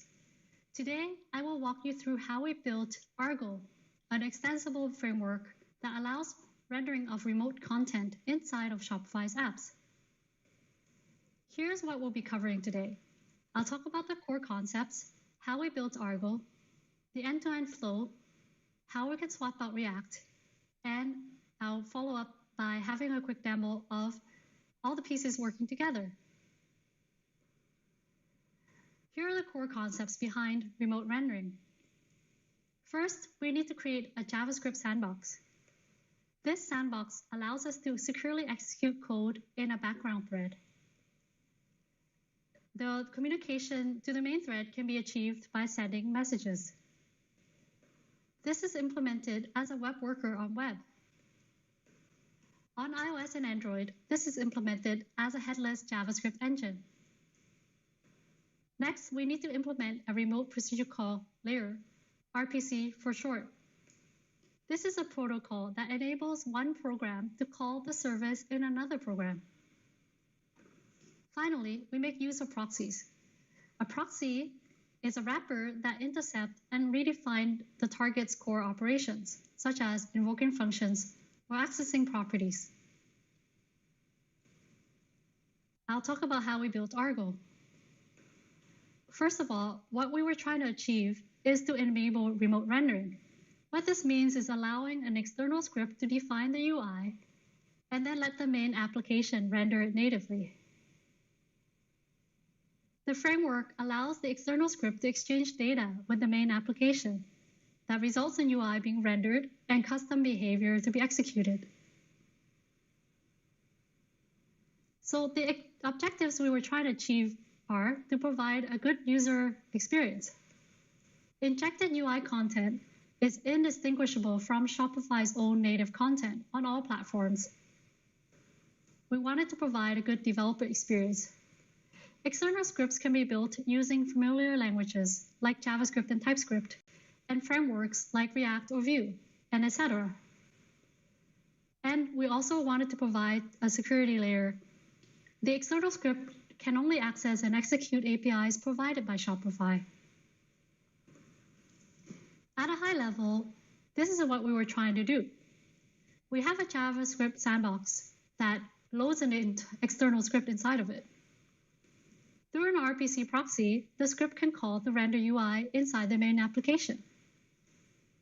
When a user interacts with the UI, for example, clicking on a button, if the handler is defined inside the external script, the main application can call the handler through the RPC layer. Argo was built on top of a library called Remote UI. This library provides the following: a communication layer between the JavaScript sandbox and the main application, a remote component tree that the external script can operate on and the host can render, a proxy layer to allow the host to call functions defined in the JavaScript sandbox and vice versa. Now I'll talk to you about the end-to-end flow of how the content is rendered. On web, first the host does some setup steps to set up the worker. Then we load the external script. And then the external script constructs UI using our libraries. Then it calls to render. This results in the host receiving a message with the serialized component tree, which is finally rendered as UI. Digging into the host setup, we are building an extension component that can communicate with a web worker. We start by setting up the worker and the RPC layer. We create a worker with a worker.js file. I'll dive deeper into what this is later. And then we call create endpoint to create a communication channel between the host and the worker. This create endpoint function is provided by Remote UI. And then we return the extension, the endpoint's call method. This is a proxy that allows functions from inside the worker to be executed by the host asynchronously via message passing. Next, we set up an instance of the remote receiver. This receiver manages an internal component tree that can be operated on in response to messages. We also set up a controller, which specifies the implementation to use when rendering UI. In this example, we are allowing buttons to be rendered using the button component from the Polaris UI library. The host gets to decide which components will be used. This makes it possible to swap out components depending on what's needed. The last step is to render the remote renderer component from the remote UI library and pass it the receiver and controller. The remote renderer is responsible for converting the component tree it receives into UI using the implementation specified by our controller. Now let's look at what's inside the worker script. Inside the worker, we define a render function the host will be able to call with a script URL, extension point, and a message handler. The first step is to call import scripts with the external script URL to load it. Then we create a remote route and pass our message handler. This sets up the connection between the host receiver and the worker's remote route. We also create a map of registered extension callbacks. We rely on the external script to populate the map. When render is called, we get the registered callback for the extension point and then call it with the remote route. Here, we can also pass in additional data or APIs so that the external script can get access to it. But this example only shows us passing in the remote route. Next, we set up the worker's RPC layer by creating an endpoint to the worker. This is the counterpart to the endpoint created on the host. We then call to expose the render function. Internally, the RPC layer automatically manages storing the function in memory and then responding to a message from the host to trigger the render function when necessary. This seamlessly allows the worker and host to exchange data and make proxy calls to each other. Another thing that's inside the worker file is to set up globals available for the external script. Here's where we expose the extend function under the namespace Shopify. The external script will be able to call this function to register a callback to be saved in the map we saw earlier. And then we are also able to restrict globals available to the external script. We are removing the ability to call import scripts so that additional scripts cannot be loaded. Finally, once the render function is set up inside the worker, the host just needs to call render with the external script and the extension point. The extension point is set up to a string playground. This is just a representation of a point available on the host, which external scripts can execute custom behavior on. We are also passing through the receiver.receive method that will serve as the handler for messages coming in from the remote route. Let's jump into the external script inside the worker. Once it's loaded, the custom behavior can be executed. Here is an example of an external JSX script rendering custom UI. First, the script imports a button component from our library. The script then creates an app component that renders a button with a title and a callback assigned to the onPress property. Writing the script is exactly the same as writing any other React app. Let's dive into the button component from the Argo React library. It is constructed by calling the create remote React component provided by remote UI. This function follows the same interface as a React functional component. One thing to note is that the onPress is now converted to a function that returns a promise. This is because all functions passed through the RPC layer always returns a promise, as they are executed asynchronously via message passing. And if you're using an editor with TypeScript enabled, you get access to static typing and code completion just like any other React component.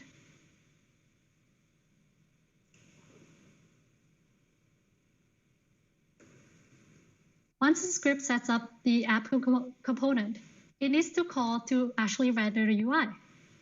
The Argo library provides two functions, extend and render. Extends provide a way to set a callback for a particular extension point. In this example, we are setting the callback for the playground extension point, which is the same one enabled by the host. Then we set the callback to be calling render and return our app component we defined earlier. If we dig into the extend method provided by the library, this simply calls Shopify extend, the method that we've defined earlier in the worker script. The library takes care of the implementation details by providing the extend function. Similarly, the Argo library also provides the render method that takes care of the implementation details. At a high level, this function takes in a render callback and returns a function that can be triggered with a remote root. It then sets up a custom React reconciler.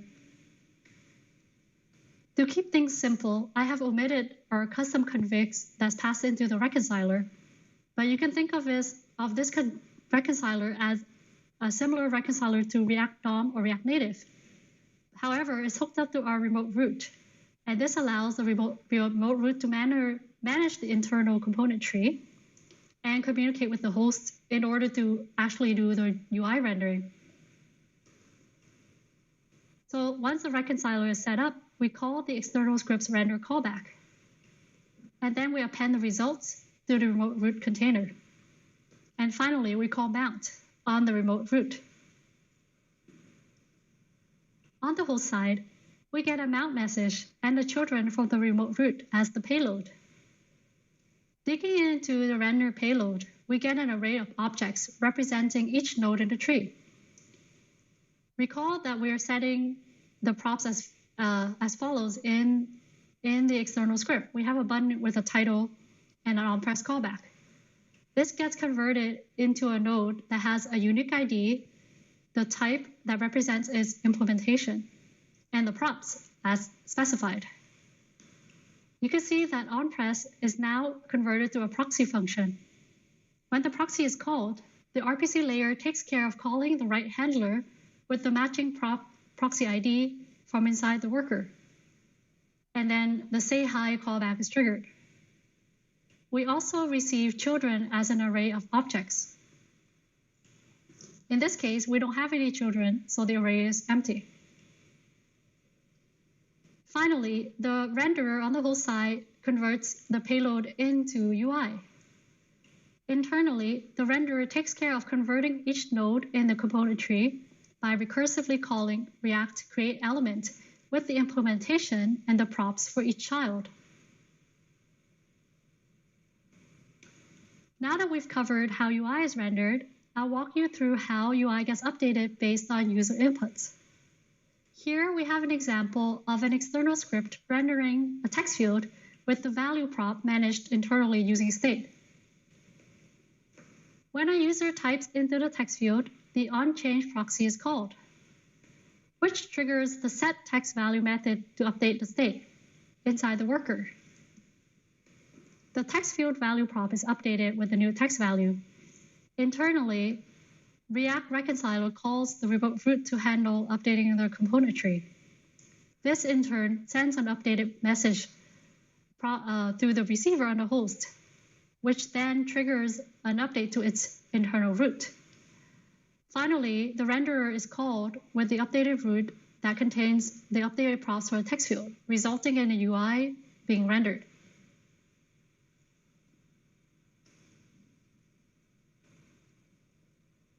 Now that we've covered how Argo is built on web using React, I'll talk about how React can be swapped out. Looking back at the end-to-end flow for rendering UI, a few pieces can be replaced. Different client libraries can be used by the script to construct the UI. For example, the Argo React library can be replaced with vanilla.js or Vue.js. Similarly, we can swap out the renderer on the host side with another implementation. React DOM can be replaced with Swift, or Kotlin, or React Native. Swapping out the pieces is possible as long as the contract between the JavaScript sandbox and the host is maintained. The same render payload with the serialized component tree is sent, no matter which library the external script is using to construct the UI. Similarly, no matter how the UI is rendered on the host, when a user interaction on the UI results in calling a handler on the external script, the host triggers the handler via a proxy. Now, I'll show a quick pre-recorded demo of how all the pieces work together.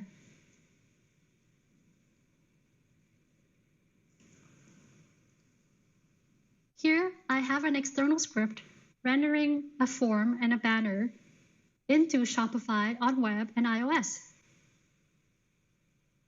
For this example, I've enabled live reload, which will allow us to see the updated UI as we change our code.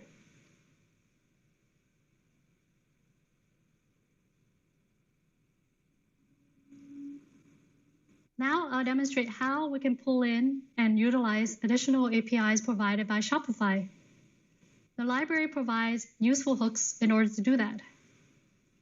We'll call the use extension API hook.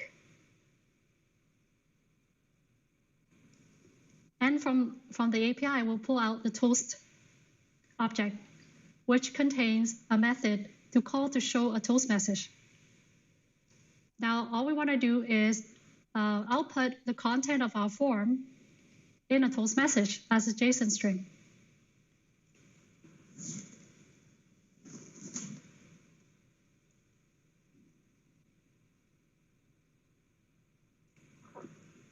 Once this refresh, we can test out our new callback.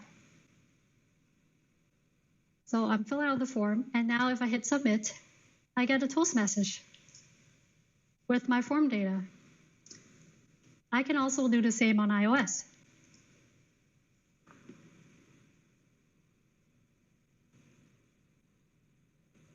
Notice that iOS has rendered the picker as a native picker component.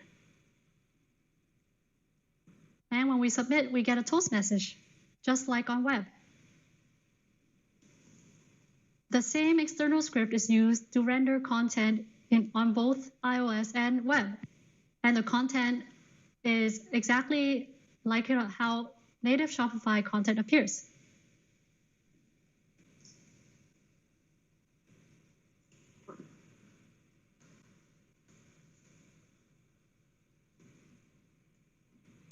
So that concludes the presentation. Argo was built with flexibility in mind and security in mind. I hope this talk allowed you to learn more about how it works. Thanks for watching.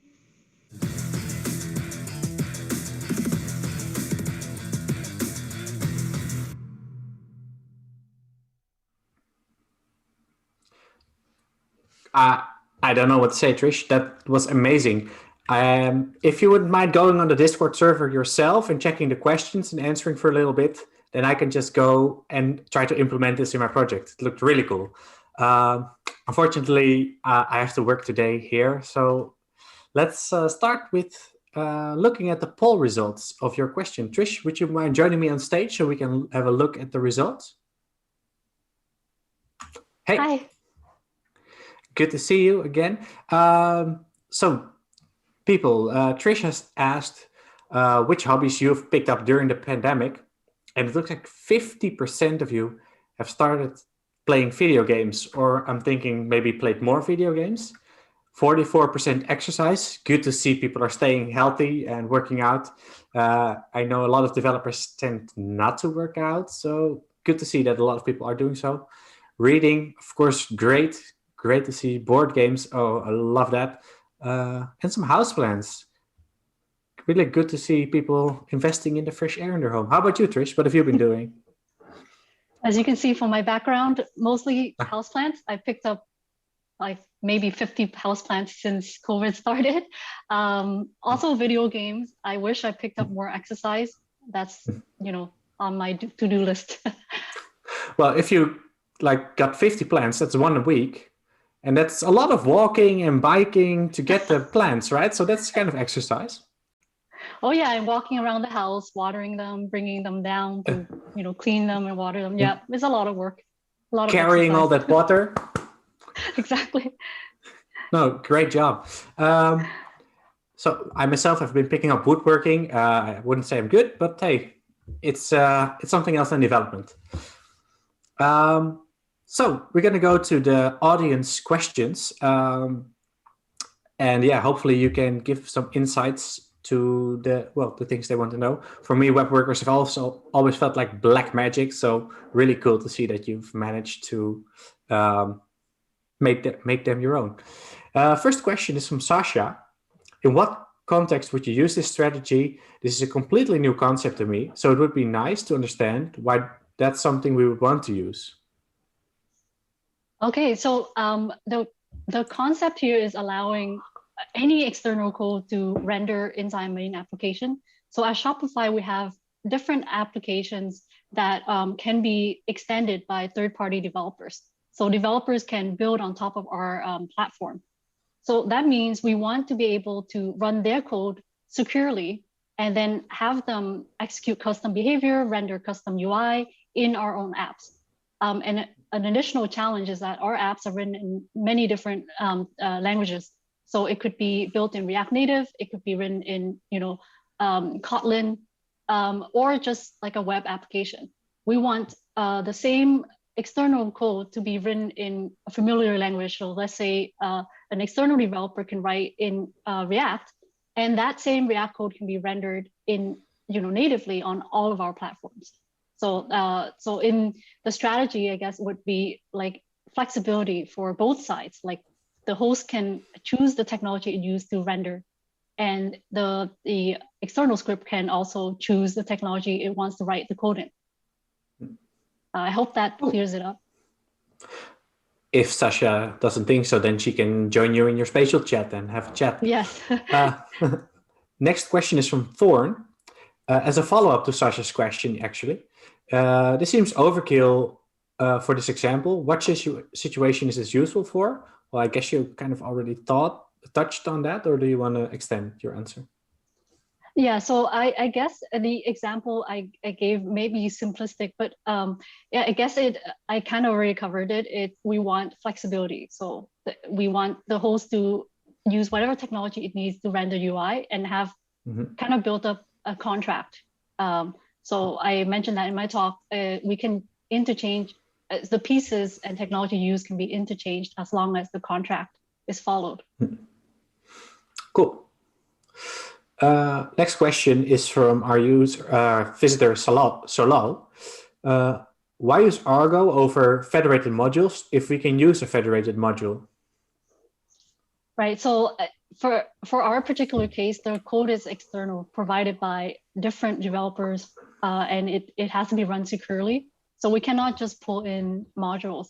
It has to be. Oh, and an additional requirement is that we built up a platform to allow developers to like submit code to us, but then they can also version it and roll back to previous releases. So they manage that part themselves, and we on Shopify we just render their code. So there's kind of like a additional separation basically. So we're not pulling in code that we wrote ourselves. This is all external. All right. Next question is from B. Tarak. What's the point of using a remote renderer, and what's the motivation behind it? Is it gaining performance on the main thread? So the motivation is mainly security and flexibility. Okay, well, fair enough. So there's a sandbox that the external script is executed inside of that's separate from the main thread, and then basically we can expose different APIs as we see fit to that external sandbox. So there's a separation that we have created for security. And sometimes I would guess that performance is a free bonus you're getting while it's implemented for security. Yeah, that's the motivation behind it. Mostly it's security. Mm-hmm. Yeah, I can imagine that's driving force at your employer for most of the tech decisions, security. Yeah, as I mentioned, it's all external code. We can't we want to have we want to allow flexibility, but also maintain control over what that code could do. So this is the way we've been able to make that work. Great, awesome. Next question is from Nipuna777. What are the advantages of using the worker here instead of doing it in the app itself? Yeah, so I think I mentioned this. We want a separation from the main app versus the thread that the sandbox, basically, that the external script can be run inside of. Cool. So again, security. Next question. This looks like the same question. This one is from Sosia Kropka. Would one ever use it in React Native or web only? Yeah, so that's a good question. We are the beauty about like building this framework is that React Native is just like a technology that we can choose to implement the host in. So depending on how the main Shopify app has been created, we can start developing in React Native. So some of our apps are written in React Native. The shop app is, so that's one place where if we wanted to offer extensions, we can write the implementation using React Native. Nice. That seems really powerful. Next question is from John B. He's asking, I know that Angular or Blazor allows server-side renderings. Is this a React implementation of server rendering? So actually everything happens in the browser, like on the client. Sorry, not in the browser. I wouldn't say that. It's happening on the client. So it's not really server-side render. So the UI, basically a payload comes in from the sandbox, and then the host takes that payload and render actual UI. So it's all happening on the client side. Okay. And then Paulo Henrique is asking, but what if the host is down? Yeah, so in this case, if the host being the main app, if the host is down, then the entire app would be down and nothing would be rendered. So yeah, this is kind of like, think of it as external scripts plugging into an existing app. So if the existing app doesn't run, then basically all the children or external pieces of it would not run as well. Either, sorry. Okay, we have time for a few more questions. So let's go to the next one from Renner Baffa. What was the effort to set up all of this architecture? That's going to be a crazy answer, I guess. Yeah, so actually I would like to give a shout out to Chris Solvay. So he's the author of Remote UI. This is an open source library. You can visit the repo on GitHub. So Chris Solvay set up kind of like the foundation, and our team built the pieces around it. So it was a really big effort, because we have to think about like a whole bunch of things, like making sure what we expose to third-party developers can be extended and customized depending on the app that they're extending into. So as I mentioned before, Shopify has a whole bunch of different apps for different purposes. So we needed to make this flexible. But yeah, it's the effort. It's hard to quantify, but like Chris Solvay wrote the foundation, and then a whole bunch of people used that foundation to build all these pieces. And this was this an open source project, or is Christoph an employee of Shopify that then, after building it for Shopify, open sourced it? I think I don't know. Chris would be the best person to answer this, but it was always like built with open source in mind. Like anybody can go to the site and pull the library and build stuff around it. But I mean, he's an employee of Shopify. Yes, sorry, Chris Solvay works at Shopify. A lot of our libraries, we try to contribute back to the open source community. Awesome. And this is one of them. Great. Thank you. And Shopify. The next question is from Zex. Is this approach already in production in Shopify's production apps, and for how long? Yeah, so it is in production. We are offering certain extent to stability in some of our products, and then we're gonna offer more and more in the future. It is live. I think we launched this I guess it was last October, and there will be many more. We call them Argo extensions to come in different places on Shopify. So more to see next year. Maybe you'll give a talk again next year on how this Maybe, expands. or someone else can have a chance. We have a big team building this. It's not just me. Yeah, okay. For us, you're the face now, but of course there's a team. Next question, and the last question, unfortunately, we have time for, scary question, is from Nikhil Bittikar. Any learnings when using this with the IE browser? Oh, I see. For IE browser, we only support Edge, and so I did for any learnings. So I guess the rendering side, it's the same as building a website. You have to make sure it works. Luckily for us, the extensibility we chose to offer is in one of our app called like the Shopify Admin, which is built using Polaris. It's a UI framework with UI components that's been tested cross-browser. So we kind of got that all for free. But it's building the whole side of it is just like depending on where it's surfaced, you have to make sure it works. So the whole side of the web part of it has to work cross-browser basically. And Android and iOS has different challenges because they have to work on the phone. It depends on, we have to make it all work. But luckily we were able to use Polaris. Saves a lot of work, of course. Okay. Well, unfortunately, that's all the time I can give you here at this lovely stage. But people, if you have more questions for Trish, you want to go deeper into web workers, she's going to be in her spatial chat. So Trish, thanks a lot for joining us and hope to see you again soon. And have fun in your speaker room on spatial chat. Thanks for having me. Bye-bye. So once again, it's time to grab your phone, unlock it, go to the Slido webpage, probably you still have it open, and press these 5 buttons, 5 stars. How did you like Trish's talk? Let us know. We've been at it for almost 2 hours now, and I think it's time for a little breather. So we have about a 10 minutes break, so be sure to come back soon. Just keep the stream running, and I'll call you back before we start with the real content.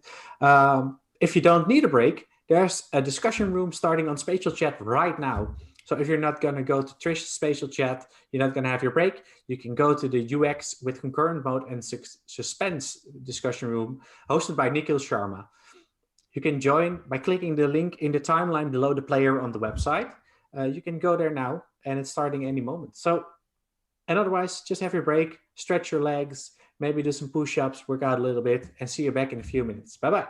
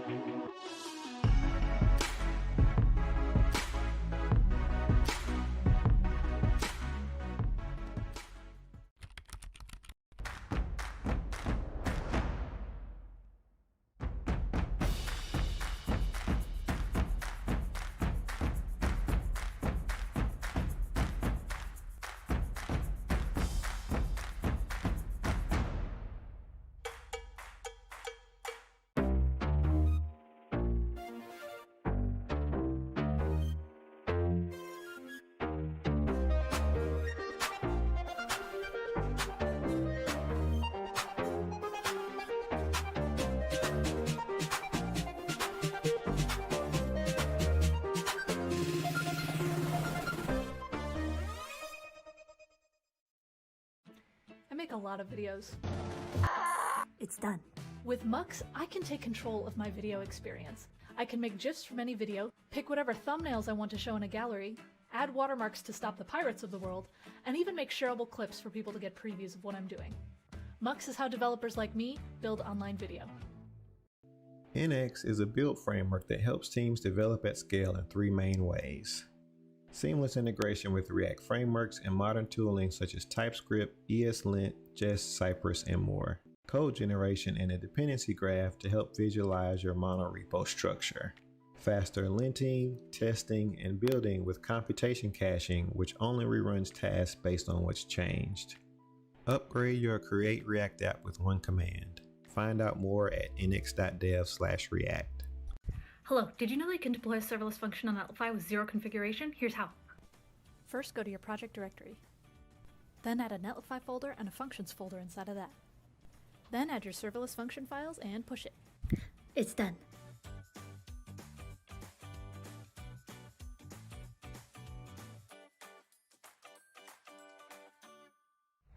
Hey everyone, I'd like to talk to those of you who make React websites for a living. I think that it's time that we stop shipping pages. Instead, we can ship a page builder for content teams. Let me give you an example.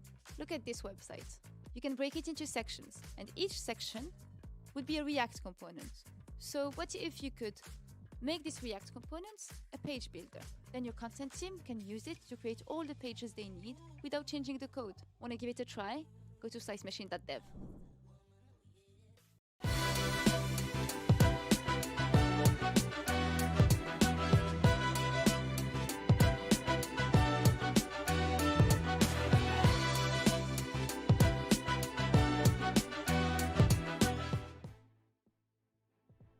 Did you know that Rollbar, the continuous code improvement platform, can now be integrated with HashiCorp Terraform? The Rollbar Terraform provider is taking Rollbar's account management processes to the next level by enabling automation of the Rollbar platform itself. Now, if you're a Rollbar admin, the Rollbar Terraform provider will ease your administrative process, automating access token provisioning, project and account creation, and more. Manage Rollbar easily and automatically at scale. Since we've made the commitment to React, teams at Shopify have built up a whole bunch of utilities and libraries around it, which makes development even faster than before. We have teams on web using React, and then we have people working on web coming to native mobile development because they can use React Native.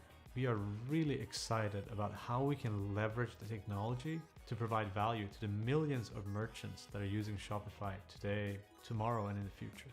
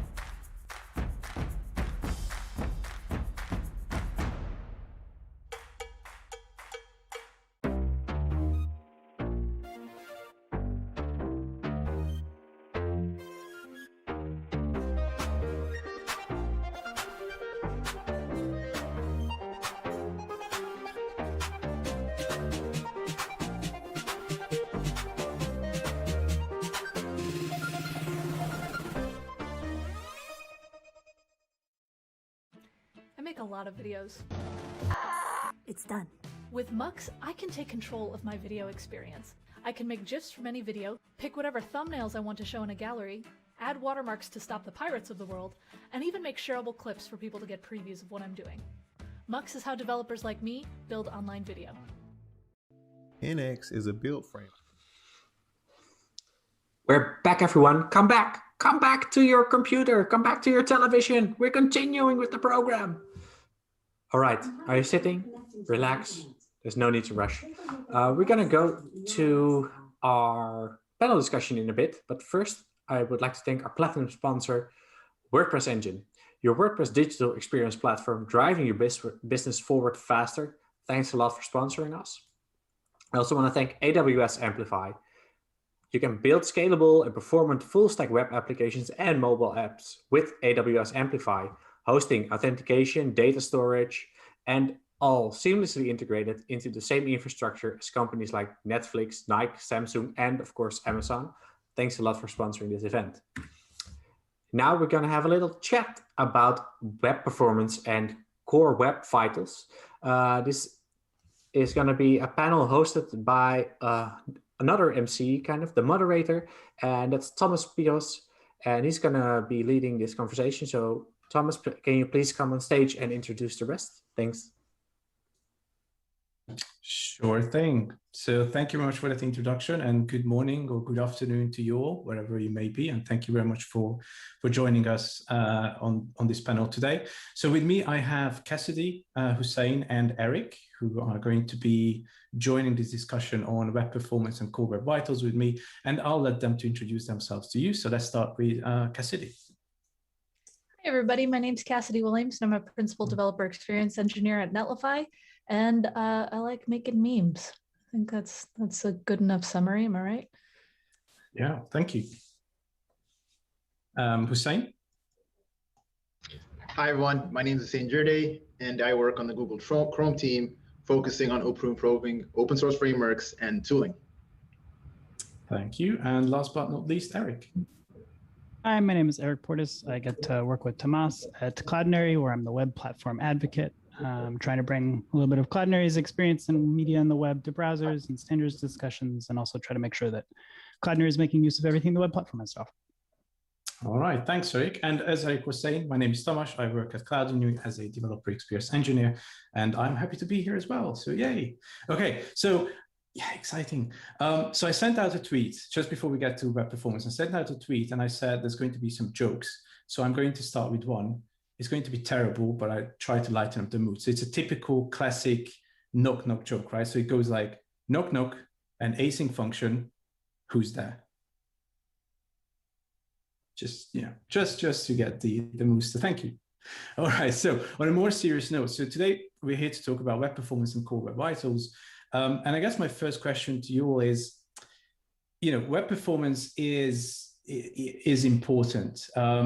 But can we talk about, you know, why is web performance important in the first place? Why developers should, you know, really care about this? And I'll go with Hussein for this first question. For sure, yeah, definitely a good first question. Web performance in its core is a factor of accessibility. When anyone takes the time to ensure that their site meets a certain performance bar, they're making sure that their site is more accessible to more people. And as every year passes, more people are using the web in all parts of the world with all kinds of limitations, like a poor network connection or weaker device. If you take a look at resources like HTTP Archive to try and analyze how web performance is changing over time, you'll find out that although device and connection capabilities are improving worldwide, the web as a whole is getting slower at a much faster rate.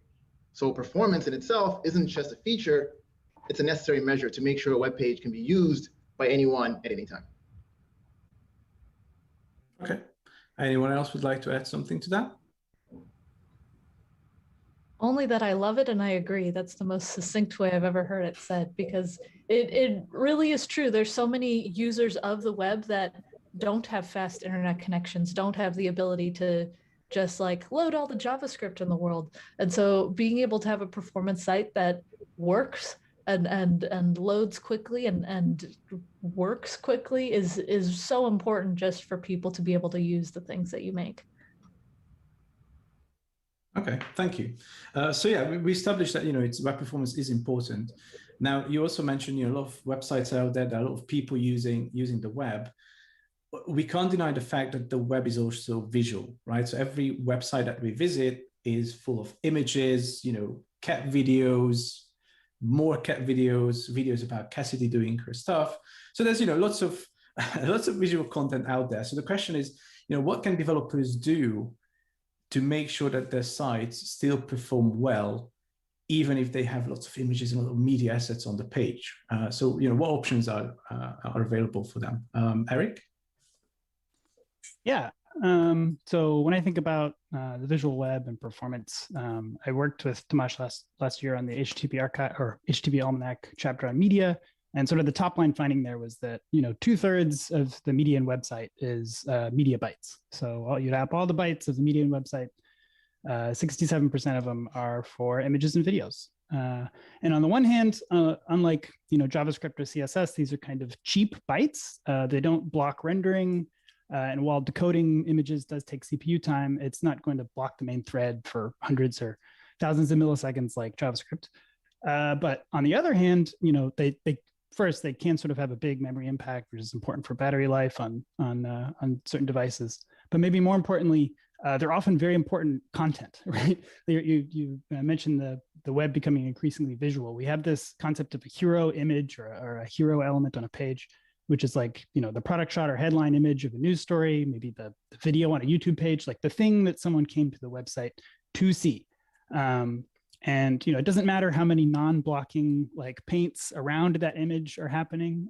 The faster you show, the product that someone's thinking of maybe buying, the better the user experience is going to be, the better your business metrics are going to be. So I think the first and most important thing that people can do to improve media performance is actually to look at their website and figure out what's important and use some of the newer tools that the web platform is providing you, like preload and things to make sure that stuff is happening first and loading first, and then take everything else and make sure that it's getting out of the way. The best optimization you can do is to not load something at all. So things like for images and videos specifically, lazy loading things instead of preloading things that are going to be further down on the page or that are less important even above the fold is probably the most important and highest impact optimization thing you can do. Then of course, optimize your resources. It's kind of goes without saying, but it's a really complex and multidimensional problem. You've got to pick the right format for the content. If you have a logo that can be an SVG, use that. If you have a big photograph, don't send it as a GIF. Figuring out what format to use for different things is crucial. Dialing in quality settings that strike a good balance between quality and speed. And I could spend 20 minutes talking about this, but making your media responsive, which is a whole world unto itself, both to different browsers that support different formats and obviously different device resolutions and sizes. The good news is, while figuring out, what's important about a page, that first thing is a really human task that takes, work. Resource optimization and responsive delivery can in large part be automated. So maybe, let's say, the second most important thing you can do for media performance is to make sure that no one's actually doing it manually every time they check an image or a video onto a site. But I would say the most important thing you can do is to just track performance, media performance, and performance generally, and try to build a culture of performance within your organization that that really cares. I can give somebody a million tips and tricks about how to optimize their media. None of that really matters if the problems in the longer term end up being invisible, or if there are organizational barriers preventing the people who do care from actually acting and solving these problems. That's the real hard work of media performance and just performance generally. Okay, thank you. So it seems as developers have a lot of work to do to create a site that is performant. So do you have any recommendations to sort of tools or things that they can use in order to measure and monitor the performance of a given site? So I don't know, maybe Cassidy, do you have any sort of tools at your disposal that you would recommend to developers to use? There's this really great quote from Phil Hawksworth on my team where he said, "To make my site fast, I simply didn't add things that made it slow." And so that's something that it's something to consider, because oftentimes the best tool that you can add is nothing. And it's just like, don't add as much bloat as you can. But besides that, in terms of tools that you can use and things that you can do, a lot of developers are going more and more towards the Jamstack way of building, in terms of pre-building as much of your site as you can and pulling in data as needed. And in doing a lot of that, it's just a lot less code running when a page is loaded. It's just something that has already been run on our end, so that way it's easier for users of your sites to be able to use it. And which is a silly sentence, users use it. But anyway, between those things and then just all the different measurement tools, whether you use Lighthouse, which I'm sure Hussein has plenty to say about those kinds of things, and also just kind of looking at your bundle sizes, utilizing your logs in a really good way, and really just see where are things the slowest, where are things that you can improve here and there. You can kind of keep it simple while also just kind of, again, try not to add too much complexity. Try to keep things as small as you can. Okay. Hussein, did you want to say something about Lighthouse? Yeah, no, like Cassidy, I think, hit the nail on the head. There are a lot of tools out there, but even before using these tools, essentially just making sure that you're not shipping anything that you don't need. These tools will help. Lighthouse is one of them. It's an open source auditing tool that was started by the Chrome team, but it's open source, and it measures performance among other page factors, and it gives a score on how well you're performing, as well as what exactly you can do to improve. Now, Lighthouse provides scores as sort of a lab-based environment. There are other tools out there that do very similar things, like Chrome User Experience Report, but they give you performance scores on real users on your site. So both Lighthouse, both Chrome User Experience Report, and there's even other tools within Google, outside of Google, that can really help developers pinpoint exactly what issues are happening. And they're just a good forcing function to make sure that your thresholds are met and your bars are met. But again, if you don't even need to use the tools in the first place, you're doing something pretty well. Okay, thank you. Yeah, I do like Lighthouse myself as well, and I use it quite a lot. I also like how it tells you stuff about the visuals on your website as well. So it actually tells you whether your image is in the next-gen format. And as far as I know, because it's open source, you can also sort of create your own tests and add that to Lighthouse, which is very, very useful as well. Okay, so quick joke time. Do you know how you help JavaScript errors? You console them. Okay, I'll probably stop my camera in a minute. So yeah, I should. Okay. All right. So moving on. The other part of this discussion, we talked about web performance, but let's also talk about core web vitals. So what are they? Where did they come from? How are they going to help developers? Are they helping developers? Are they helping the end users? What can people do with core web vitals? Let's start with Hussein.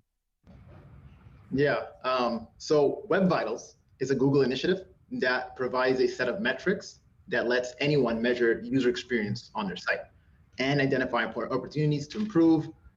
Core Vitals are a subset of the entire list of Web Vitals and are currently 3 useful metrics: largest contentful paint, which is an indicator of speed that measures how long it has taken for the largest element on the page to fully load. Cumulative layout shift, which measures visual stability by calculating the number of layout shifts that occur during a session. And first input delay, which provides an indicator of responsiveness and interactivity by measuring how long it takes a page to respond after the first user interaction. Now, these set of metrics can and will most likely evolve over time, but they're important for developers because they provide a simpler way to quantify the most pressing issues on a site for a developer to focus on. They're like the tools that I mentioned and Cassie was talking about, Lighthouse, Chrome User Experience Report, they're all beginning to embed these metrics within these tools. And both measuring them in a lab environment and a real world sort of environment. You also want to make sure that the thresholds that these metrics are set are being met, and they help signify what a good loading experience is, because it's hard usually to say what makes a good performance site. These metrics are a way to sort of follow that direction. Okay, thank you. Anyone else would like to add something to that? What's cool to see is that more and more frameworks and libraries are taking those kinds of core web vitals into account. Like I know, for example, the next.js team, they worked with Google to get some actual measurement functionality in the framework itself, so that way you can measure that on your own. And it's really cool to see that going more and more towards being common in the industry, because if more and more people are actually using core web vitals and other performance metrics, it makes for a more performant web and like Hussein was saying before, a more accessible web. And so I don't have a lot to add in terms of like, these are what they are, but I am excited to see more and more people using them. Okay, thank you. Actually, just a follow-up question for you, Hussein. So you mentioned these three metrics. Could you tell us in one or two sentences, what they do, what they intend to measure? Yeah, so the idea behind sort of having three metrics is to measure essentially all the aspects or the most important aspects of page experience, right? So the first one, large cancel paint, indicates speed. How fast does it take for something to render on a page? Cumulative layout shift measures actual shifts happening. I'm sure many of us here have experienced sites where we try to click on a button and then an ad banner pops up and it's just frustrating, right? So like, how do you quantify that? Right? Cumulative layout shift actually provides a way to do that. And first input delay provides an extra factor of kind of measuring how long does it take for a site to respond, right? Like maybe there's content. Maybe the content loads within half a second. But some of us, I'm sure, have experienced trying to click on a button, nothing.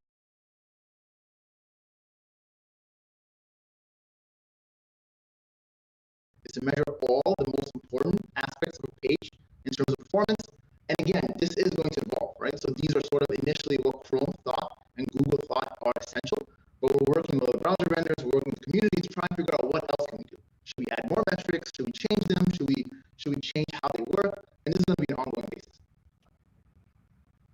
Okay, thank you for that. So I guess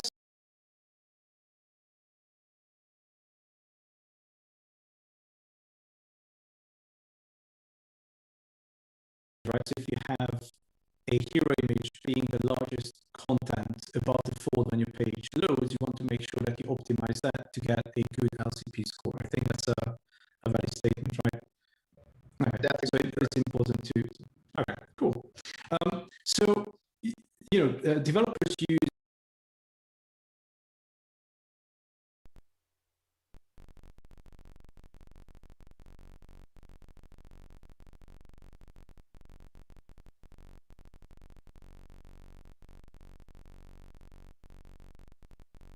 sites. So are you aware of any sort of tools and techniques that these frameworks provide you to create performance sites? Cassidy, do you have any sort of samples for us or examples? I kind of touched on it earlier when I mentioned how Next.js added those kind of performance metrics, but it's one of those things where the developer community has been kind of going all in on this. Like, I can't tell you how many Gatsby plugins have been made to just to measure performance and to optimize images and stuff, and you're seeing this across the board where people are making their own individual plugins. I mean, even at Netlify, there's a build plugin that will automatically run Lighthouse on your build no matter what.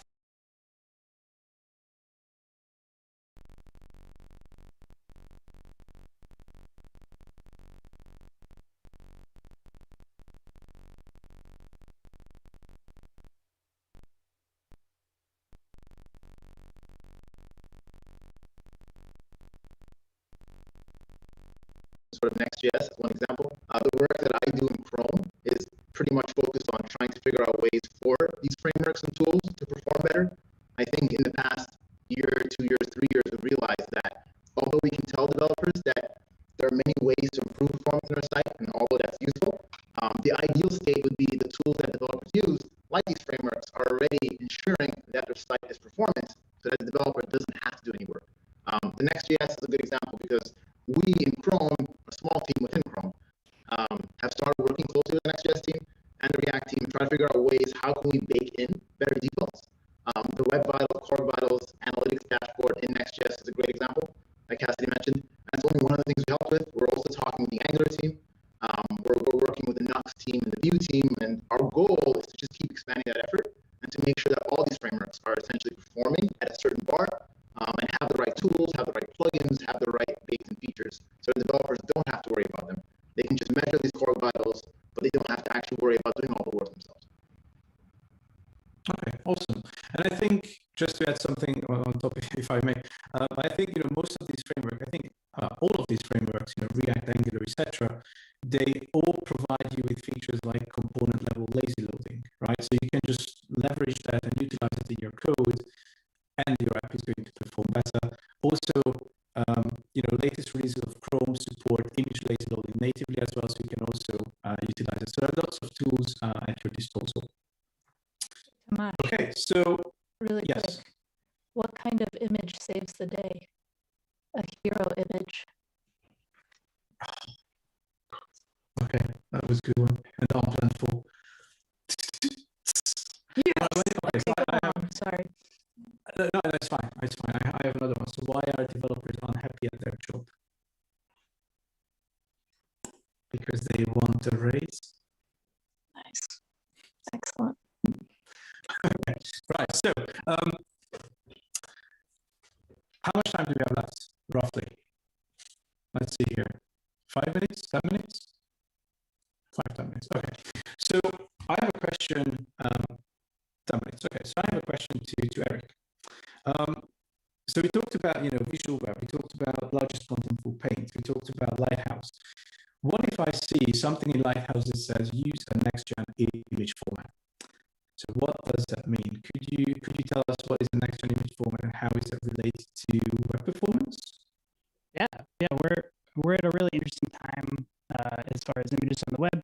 It seems like forever we've had a very stable collection of universally supported formats. JPEG, PNG, GIF, SVG, and the decision about what format to deploy and what scenario was, at least, if not always simple, knowable, right?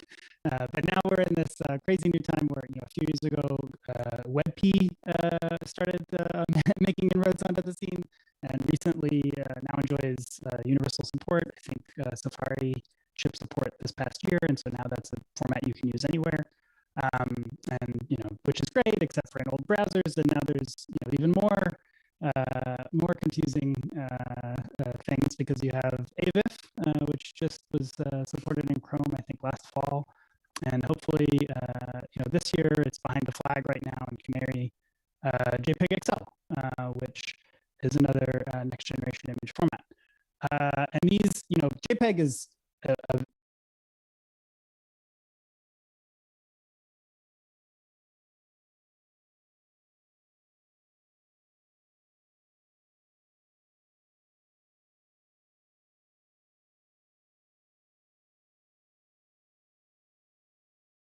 since then, and these new formats all try to bring those new advances to the web in a way that's compatible with the web's open nature and patent story and all of that. And they're really cool. Like you can play with them, and probably the easiest way to do it is in an excellent app, a web app called Squoosh.app, and you can just fiddle with encoding settings and just see how small these images can get in these new formats. And of course, you want to bring those savings to users. The jury is still a little bit out on definitive, this format is 20% bigger than this, and it all depends.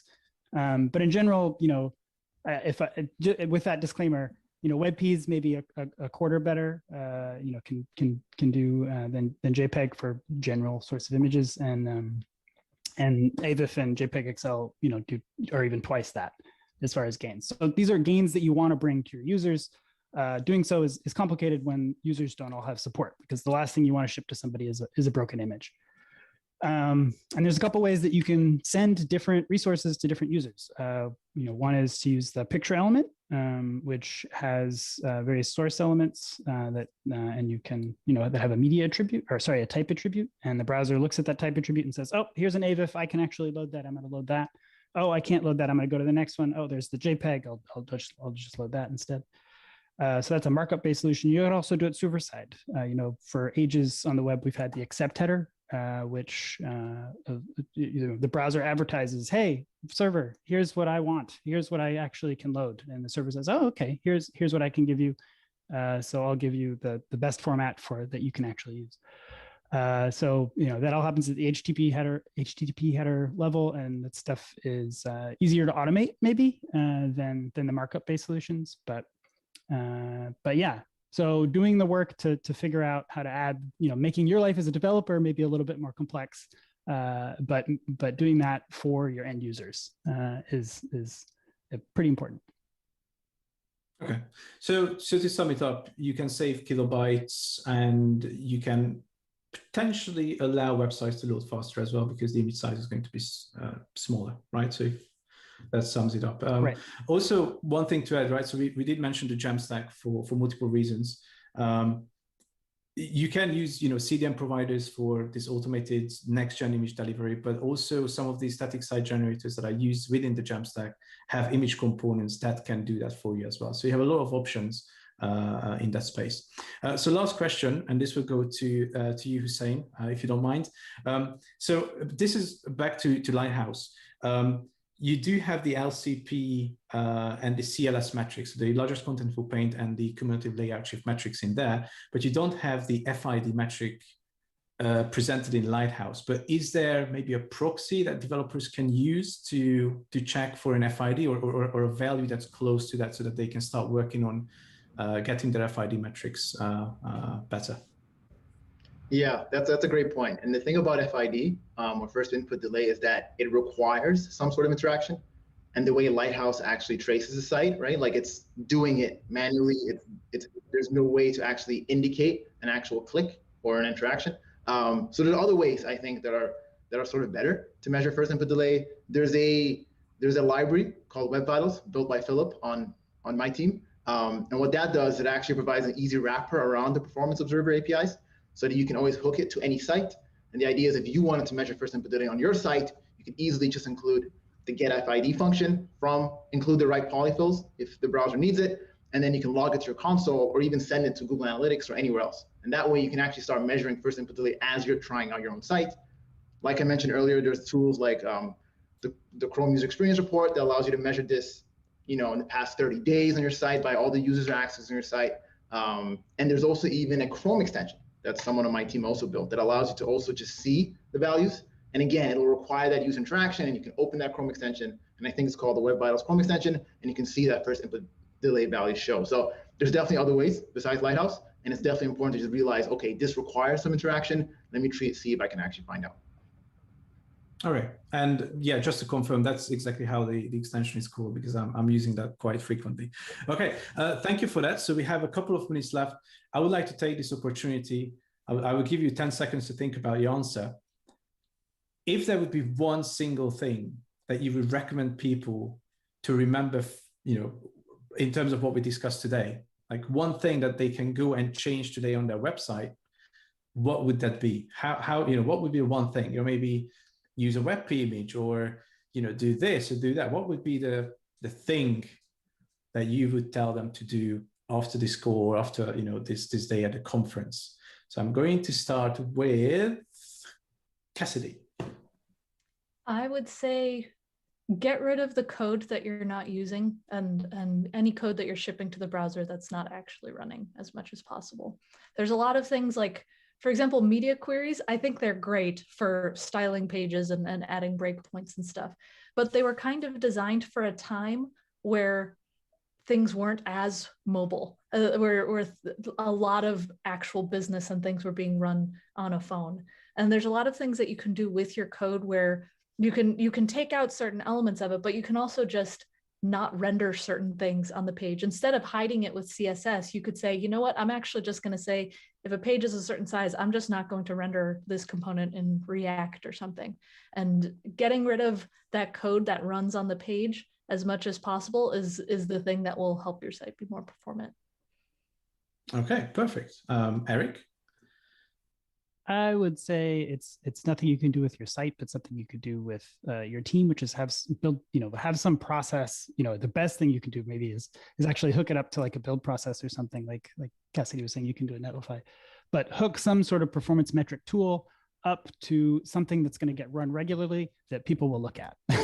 Because you there's the old engineering adage that you can't you can't see what you can't improve what you can't measure or something. I'm screwing that up, but anyway.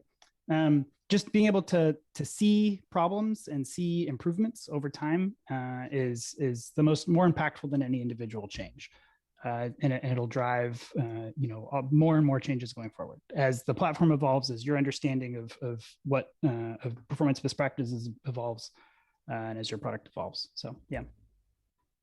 Okay, perfect. Thank you, Eric. And last but not least, Hussein. Would it be okay if I said, I was going to say exactly what Eric said, automation, I think that's is fine. Key. Yeah. So I think just understanding that automating everything that you can is going to be the best way to improve performance. Lighthouse has a CI tool that you can use. Web page test has a GitHub hook that you can use. And I think there's so many examples of that to just sort of make sure you're seeing performance change over time. And even if the frameworks and bundlers you're using, find out ways within those tools to automate as well. Is there a component like the next.js image component that allows you to optimize images without doing any work? And the list goes on. So I think that is one thing I'll definitely say is the most important thing to think about. All right, perfect. Well, thank you very much to all of you. Thank you very much for joining me on this panel. So this was Cassidy, Eric, and Hussein. Thank you very much. Thank you for having you will us. find all our details. Thank you. All of our details, I think, on the conference page. Sorry, I heard some voices in my earpiece. So you will find all our Twitter handles, I think, on the conference page. So feel free to, and I'm speaking for all of you now, so feel free to reach out for us for any questions in terms of web performance and core web vitals. I hope you enjoyed this panel and do enjoy the rest of the conference. Thank you. All right. So, such a great discussion around performance. I think it's a really important aspect of us as developer to just have performant web apps and applications in general. And just go ahead, grab your phone, go to Slido.com, use 1415, the code, and tell us how did you like the panel discussion about web performance and core web vitals.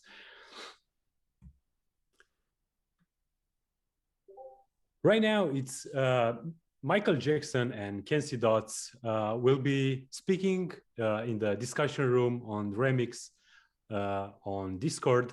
So go ahead and discuss with them there. They're waiting for you. All right, so now it's time for our next speaker is Dave. But before going and discuss with him, this is actually a fireside chat.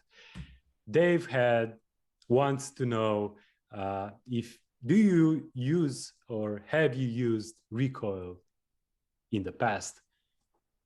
Just go ahead to slido.com, use 1415 and answer there. We'll come back to this question after it. And now, don't forget also ask your question on the Discord. We will go through them and address those. So why don't we give a big round of virtual applause on Basecamp Q&A channel to Dave. And invite Dave on stage. Hi, Dave. How are you? Yeah, I'm fine. Thanks for coming, and I'm really happy to have you here. Thank you so much for having me. It's definitely exciting to get to chat. I regret that the place I'm staying doesn't have a fireplace. We'll just have to pretend. Yeah, it's I just moved to Prague now because I've stayed during the holidays in Romania, and now I'm in Prague. But here it's much better. I'll have to say, the weather is much better. I'm so happy to have you here.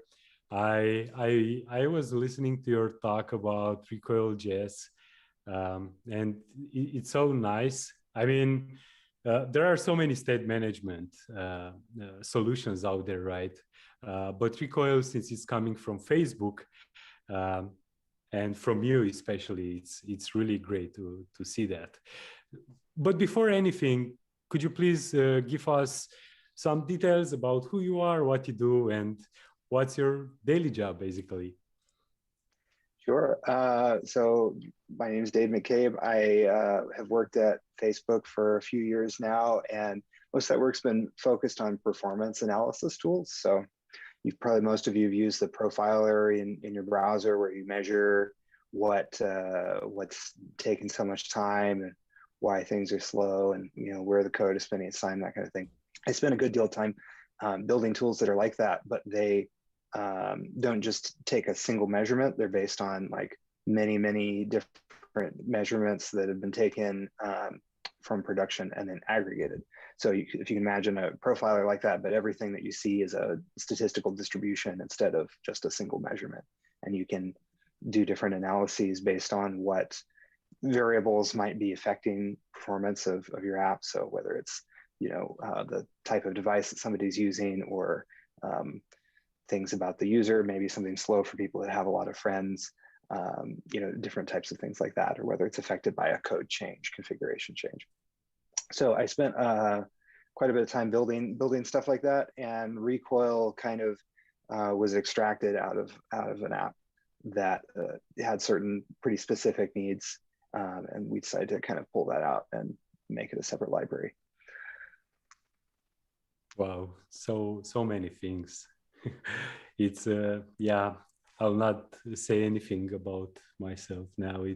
I would like to just shut down the camera and just pretend that Why I do you just say live my that? life. Yeah, I don't know. I don't have that. Cool. So since I don't see any questions on the Discord, so I just Okay. If anyone has any questions, just address those, and we will discuss. But I have some questions prepared. Okay, great. And the first one is that I saw a couple of times on Twitter, especially, is the following: is this meant to replace Redux?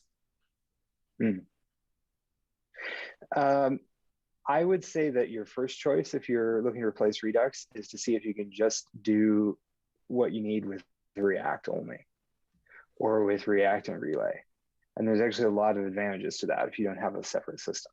So, but I would say that if you're hitting certain performance limits with that in particular situations that we can talk about with Redux, then Recoil might be a good option for you. Great. Now I see a question coming from Jordi, but it also came earlier from BKG.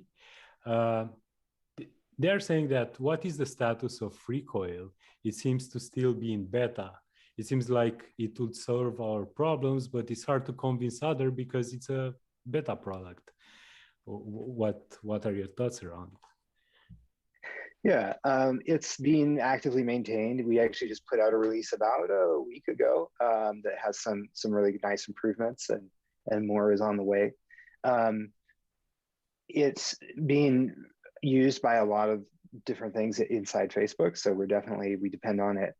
It's not going to disappear, but we kind of consider it to be an experimental project because it's not something where the company is saying, we totally endorse this is what everybody should use, which is the case for example, with React. React has a very, very high quality bar, and it should work for basically any app that you want to write. We think you should do it with React. Same is true of Relay. Recoil is more of something that could be useful. And if it's useful for you, then we're very happy to make it available. But what its sort of really long-term future is, is unclear. All right. Like I kind of don't look makes at sense. recoil and say this is like definitely the answer, capital T, capital A. You know what I mean? Regarding those like little updates, I saw recently that recoil was bumped to 0.2, right? And can you just please tell us more about the improvements that you guys did, or you did in general, and what bugs were fixed in general? Like a highly over. There was what happened? Sure. The two main improvements in 0.2 were a new implementation of selectors that is much more robust and fixes a bunch of kind of bugs that probably most people wouldn't have hit, but you could. And then it's a lot faster if you have a really large number of atoms. Like if you have thousands, tens of thousands of atoms, it would bog down, and now that should be a lot better. Which we actually use in certain apps that use recoil. We'll have like, let's say you have a document and every element in the document is represented by an atom, right? So that's the kind of thing that it's meant to be good for, and that actually works a lot better now.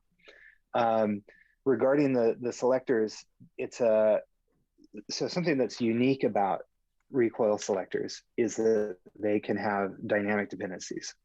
So every time you execute the selector, it's not that it has statically declared a set of other atoms or selectors that it depends on. And just to maybe step back, if people aren't familiar with it, a selector, the way we think of it, is a function. It's a pure function of some other state that just has information about what state it needs, so that when that state changes, that function will be reevaluated. And so that, like, a component could subscribe to state, but it can also subscribe to a function of the state, if that makes sense, right? So you end up with this graph, this like data flow graph, and that things are flowing from state down through these functions and into components. And most things that do something like that, the shape of that graph is known ahead of time. But in recoil, it can actually change. It's a function technically of the state, so it's not like chaos. It's, at a given state, the graph will have a particular shape, but you discover that by evaluating the selectors, and then when they run, can say, I need this data, but that can be conditional. So in one state it subscribes to some data, and in a different state it does not. So far so good. The basic way that you would want to implement selectors is that, like, if you're just sitting down and thinking about how I do this, you'd have like a cache where the entries are like sets of dependencies. So it's like, these were my dependencies, they were in this state, and so then here's the value that I got, right? That doesn't actually work if you have dynamic dependencies, because a particular evaluation of a selector, if it's asynchronous, that the like set of dependencies it has, and hence the cache key that it should have, will actually change over the asynchronous execution of that selector. And so basically it was just this big kind of redo of all that to separate those concepts. You have like the execution of a selector, and then you have like the value that's been evaluated for a particular state at a particular point in time. And those are two different things. Ooh, a lot of things happen, and so actually. the upshot of that is just that there was a lot of edge cases that could happen with async selectors that are now fixed. So that should be a really robust feature. Okay, so related to selectors, Jyrok94 asked a question: are there patterns or gotchas when creating selectors that would cause performance hits or unneeded renders? Yeah, I think the main thing to look out for that is that recoil is based on the idea that you would separate out your state into little atoms that are individual, compared to, if you're thinking about it sort of the way you might think about it in, say, Redux or some other systems, you have a big like store with all of your state in it, sort of one unit, and that is updated atomically. And then you have selectors that are pulling out little parts, like this bit is going to be used by this component, this bit's going to be used by this component. So they're sort of selecting them, right? That approach eventually hits a scaling limit, because as you have n selectors, whenever any state changes, you have to evaluate all of those selectors again to see whether the things that are downstream of them need to update. So you don't want to wind up in a situation like that, and Recoil doesn't optimize that at all if that's what you're trying to do. So it will not bail out early if you have a selector that's its value doesn't change. So the way that you want to do it in Recoil is to already take the things in your state that would independently be updated and separate them out into different atoms. That's the main thing that I see people running into. So you want to like break up the state into little pieces. And then Recoil does provide you with an API that'll let you update them together as a single unit. Great. I have another question about the new update. So Recoil previously was dependency free, right? There were no third-party dependencies. And now in 0.2, you've added the hash array map tree plus package. Can you please expand on that, and what is the purpose of it, and why is that helpful? Oh, right. Yeah, so that goes back to, I said there's two changes in 0.2. I talked about the first one. The second one is just the improved performance. And that just comes from having a data structure that lets you do something that's like an as-if copy, like you're taking a big map or big set and copying it, but without actually having to do that, because that'll eventually slow you down a lot if you're just taking a built-in map or something and copying it. And so that library implements a data structure that lets you, basically, if you think of things, you can, this is probably easier with pictures, and if you Google for like hash trees, you'll see these. But basically what you want to do is divide up your structure into sort of segments that are then in a tree. And if you want a new copy of the whole tree, you just need to copy the segment where the changes happened and like all the nodes that point up to that. It's the basic idea. And everything else, you have a new tree, but it ends up, most of it goes down to the same sort of base level structure. And so that's what that implements. Yeah, it's just for improved performance if you have a really large number of atoms. This actually reminds me, in the past, I was looking at Baobab.js, which is, are you familiar with Baobab? It's doing the same thing. I don't know that I am. Why don't you talk about it a little bit? I'm not sure if I've heard of that specific library. Like the tree. Yeah, exactly. So it's based on indexes, and yeah, it's basically it's like a tree, right? And you have leaves, and whenever something will update, will just trigger down the road. So whoever is listening to those changes will receive an update. But it's so cool to see like great and like so valuable third-party libraries, which are like really tiny in size, that can do so many good things for Recoil and also for other libraries, right? Because it's an implementation. Yeah, a lot of this stuff came out of I think of it as coming out of the Clojure community. Clojure with a J programming language really innovated a lot of stuff around these persistent data structures and sort of using them in practice. A lot of the, if you look at Recoil, it definitely, you'll see a resemblance to some of the stuff that exists in ClojureScript and that kind of thing. And it's really cool to see that getting adopted in JavaScript, and people figuring out how to use that stuff. Of course, the language doesn't really,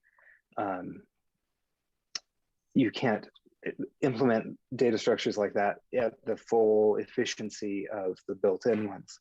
They're implemented, within the VM, but for certain applications, they definitely have a lot of value. So it's great that that's seeing adoption. Yeah, thumbs up for that. I have another question from Rene. What is the advantage of a React context provider?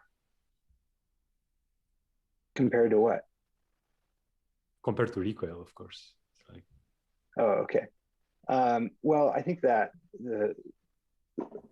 you should, for most things, if you for most apps, you don't need to involve another library. So you can just do that with React and a React context provider.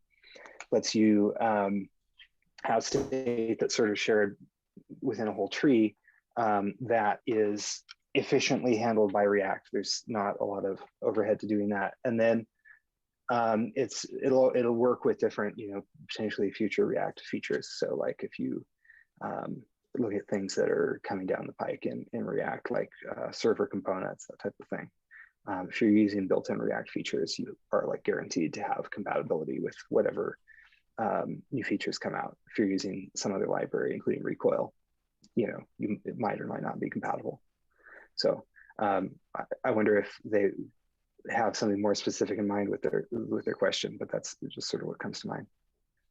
Yeah, we will wait for René to pose there, but yeah, it's more like maybe the communication between like components. We are waiting for him just to add more details, maybe. Another question that popped 2 times actually was the state of the server-side rendering support in recoil. And yeah, it's Guido actually asked this, and Butargak, hopefully I've not misspelled it. If you can add something about SSR. Yeah, we do support it. I'm not actually aware, I haven't heard from anybody using it, but we do get a bug report every now and again in that scenario. So I assume that people are using it, and we try to fix those bugs. So, basically Recoil provides an API that you're probably gonna want to use if you're doing this called initialize state, which is a prop of the Recoil root. And when you use that, it uses that state on that first render. And so that's what's going to be used for SSR. Great. Another question from Jrock94. Can you unload atoms? If you are dynamically creating atoms by ID and you no longer need any of them, are they trapped in memory? Just before you answer, I actually went to recoil.js docs, and you are actually mentioning there that is something that you are going to work in the future, but worth saying, maybe you can say more about that. Yeah, so currently you would do that by manually deleting them with a hook that is called use reset recoil state, and that will clear out that value. Like it's sort of resetting it, but it's really deleting it, resetting it to the default value. So that's what you can do at the moment. And then we have some changes coming out soon, hopefully, that will automatically free atoms. So you'll opt into it on a per atom basis. You'll say, I want this atom to be garbage collected, basically. And then when it's not being used by any components, it will get deleted. And we're using that internally and hope to release that in open source pretty soon. There is a slight API change. So there's going to be like one release where you get a warning that you need to like change a thing, and then another release where that feature will be turned on. Really small change, shouldn't affect most apps actually. Amazing. Another question is, where can I use recoil.js? And in your opinion, what's the best use case of it? If you can expand just a little on that as well. Sure. Basically, you want to use it in situations where you have a bunch of different pieces of state, like an indefinite, not like a fixed number, but some variable number of different pieces of state that affect sort of distant leaves in your React tree. So if you think of the tree, the basic assumption in React is that most updates are either going to be small or big. So either you're like updating one button because you click that button, or you're going to a different screen and you have to re-render everything, right? Like in most apps, most updates are in those two categories, and both of them are very efficiently handled by React. Where it doesn't work so well is when you have things that are updating quickly, but they're in distant parts of the tree. So it's not the whole tree, it's not one part, but it's like over here and over here, right? That's where you want those like sort of more subscription-based updates from some piece of state that's not like in a particular part of your tree. So you can use it in situations like that if you need it, but I'd really suggest you try to just build with React and see how far you get, and then you can kind of add recoil in as an extra ingredient if you hit a limit. The other thing you might want to look at that I'm surprised isn't more popular in open source is Relay. It's another Facebook library that we use very, very heavily at Facebook. And it has a really unique power, which is the ability to analyze a tree of React components, see what data they're going to need before they run, and take all that data and roll it up into a single query. And then you can actually start loading that query while the client is still downloading your JavaScript. So before the client even has the code to execute, to know to run the query, you're already computing that query, hitting the database with it. And obviously you can't get faster than that. So if you're loading data and thinking about using the asynchronous selectors in Recoil to do that, see if you can do it with Relay first, because if you can, that's definitely always going to be faster. Oh, amazing. Thanks for the tip. I'm pretty sure that whoever is listening now and will listen in the future, they will take a look at Relay as well. I have another question from Mr. Oz. Is there a better way to refresh async selectors than using request ID atom? Like request ID, it's request ID plus one, which returns request ID plus one. Yeah, I mean, that's exactly the way I would do it. If that's cumbersome, you can take that whole pattern and kind of wrap it up into something that will generate those for you. I think we actually have one of those. I'm not sure if it's open source, but it's very easy. You can write that once, and that's the way to do it, because that maintains the concept that a selector is a pure function of some state. So then when you get into things like, if you're going to do time travel debugging or something like that, or just kind of looking at the system, like everything is a pure function. It doesn't vary over time. You're explicitly modeling time, but then that's part of your explicit model that you could manipulate. Does that make sense? Yeah, I remember about when I first got started with React, which was almost 8 years now.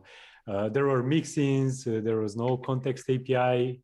There used to be a context API which was hidden somehow, and you need to dig really deep into React internals. But I remember we had such a big tree that at the end, we had so many properties that were sending down the road and basically cascading those. And we had so many unnecessary renders because it was in the middle of the tree. The component was basically just a proxy for those properties because we are using the methodology HeyToUs, which is basically like an API explorer. So an API response will give you more endpoints where you can fetch more data based on the current resource. Basically, just think about HeyToUs as users endpoint API that will give you user 1 to 3 URLs that you can fetch forward. So we are having basically a representation of the API by components, React components. And I remember that everything was like really not that performant. So we had to do like should component update tricks and pass somehow on a global state. But then of course Flux and Redux appeared and this state management solution. And nowadays it's Recoil, which it is looking really promising. It's really easy to use. I just went to the docs and I could really easily digest almost everything. Not the internals yet, but the overall API seemed really easy to go through.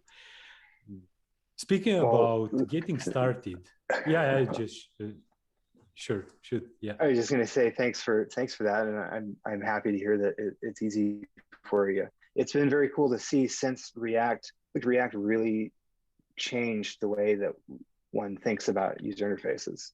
Like there was a paradigm that was basically set in like the 1970s with the Xerox stuff of object oriented, that whole way of looking at things that was carried through basically until React was invented, and now it's been this Cambrian explosion of like people figuring out how to actually use the new paradigm effectively. So it's been fun to kind of see all the different iterations of that. But what were you going to say?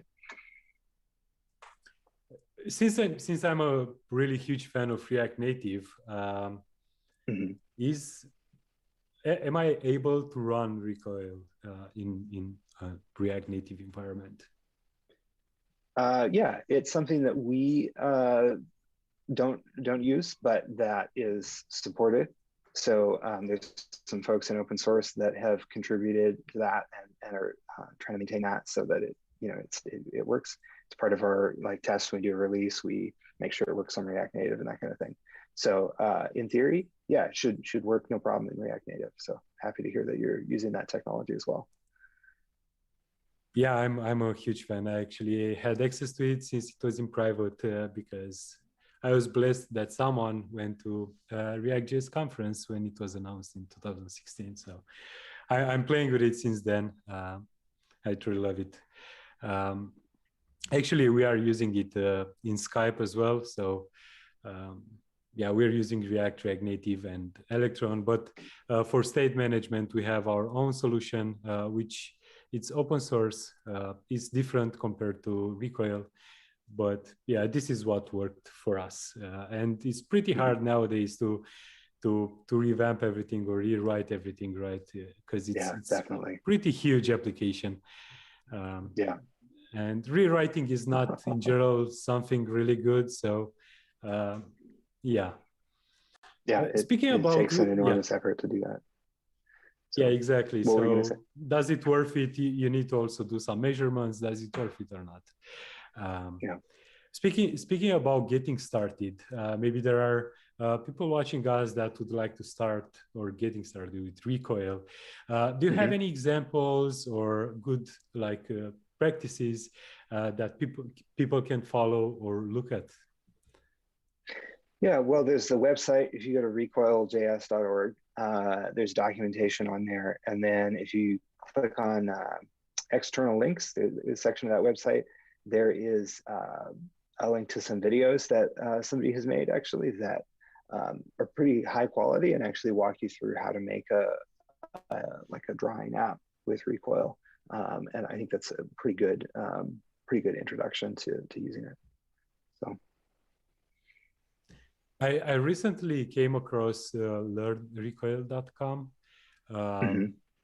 Yeah, there is a developer that's, and everything is for free.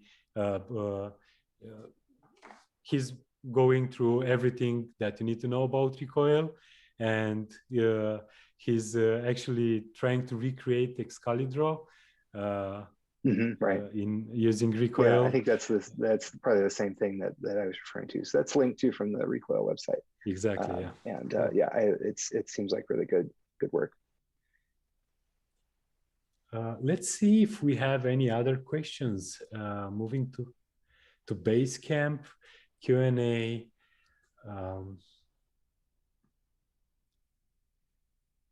Another question from Dries Capon.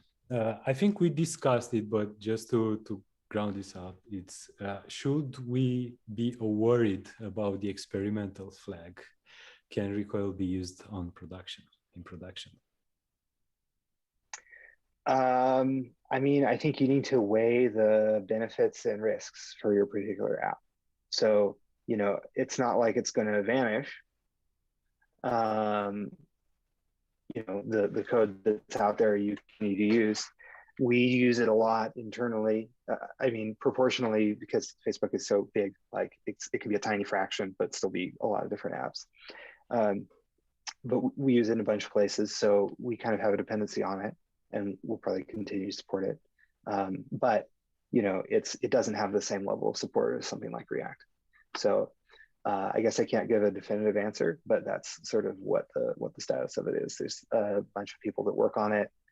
It is kind of a side project for all of us, but we use it for apps that we need to keep running. So it's not gonna go away in the foreseeable future. Yeah, it's really nice to see that everything that's open source by Facebook, it's actually used inside Facebook app. And this means a lot because even though it's experimental, it's used in production anyway. Even though it's A/B tested and stuff like that, but it's something that it's in the wild, how developers used to say. And another question came from M. Botes. Would you recommend Recoil for beginners, or rather have them learn the others first? I think by others means React State. And right. Well, yeah, I think that, yeah, if you're starting out with React, just use React and you can get really, really far. And for most apps, that's all you need. So I would say don't look at, you don't need to worry about other sort of state management systems, you know, Redux, Recoil, all that. These are for like pretty specialized things. If you look at, you know, facebook.com, it's all just in React. Like, you know, you can make a really, really complex app, and in almost every case, that's everything you need. And then if you need to load data efficiently from the server, you can add in Relay. And if you're in a case where you hit some like performance bottlenecks, you can't figure out any other way around, then you could think about doing Recoil. Great. I think we have time for one more question. It's from Mr. Uz. Again, are there plans to incorporate Recoil into React DevTools? We are actually releasing our own separate dev tools for Recoil, and I think that's in open source, but not quite on the like Chrome store or whatever it's called. But hopefully will be soon. And it's a pretty cool. It lets you see history of all your Recoil states, and it actually shows a graph of how your data is flowing through selectors and like which ones are hot, which ones are being reevaluated frequently. So you can say, oh, the selector, I need to break it up because it's you know, being recomputed frequently. It'll visualize that, but it'll be a separate DevTools thing, a separate extension. Thanks. Well, Dave, it was, yeah, I feel so blessed having you here, like discussing, not face-to-face, but remotely about Recoil. Thank you so much for taking your time and thank show you. the I really world appreciate what it. Recoil is about. Yeah, it's really cool that to see that people are using it and interested, and I hope that we do get to meet in person sometime. Maybe, hopefully, yeah. maybe Once over the where you're pandemic at. will Love to visit. Exactly. Thank you so much, Dave. All right. And yeah, thank you. Have a wonderful day.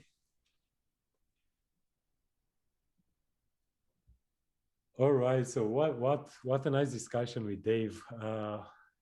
Just to end this in a really nice matter, just go ahead to Slido and tap the 5-star and give 5-star to Dave. It was a wonderful discussion about a really powerful library, recoil.js. So go ahead to slido.com, use 1415 as the code, and give the 5-star to Dave. He's a great developer as well. So thank you, Dave, once again for taking your time and stay with us. We would like to give a shout out to our media partners. So we have this joke like on the left-hand side, raise your hand, on the right-hand side, raise your hand, and now say thanks to our media partners. Without them, this live streaming will not be possible.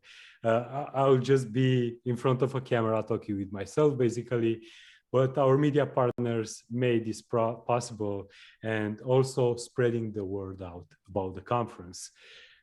Thank you once again to our media partners. Again, just a heads up, I know for sure that because I was watching the Twitter hashtag React Summit and a lot of you people just posted there a really nice selfie.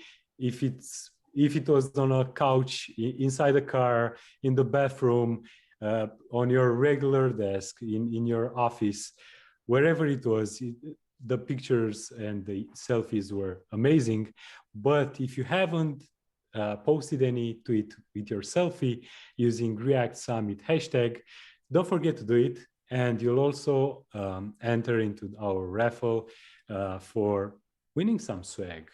Just go to Twitter, do a selfie like this, post it using React Summit, and you'll enter the raffle. Now I would like to thank our platinum sponsor, Focus Reactive. Focus Reactive, it's a London and remote-based consultancy specializing in enterprise Jamstack, websites, headless CMS, adoption, as well as generic React and Node.js software engineering. Before jumping to our next talks, I would like to remind you that the discussion room on performance by Elad and Andre is coming next, so it's going on. And now let's welcome our lightning talks. We have a couple of them, and I'm really looking forward to all of them. So just go ahead to Basecamp Q&A session, and as well, just give a big, big, big round of virtual applause. Share your gifts, share everything, and just welcome those great speakers for lightning talks.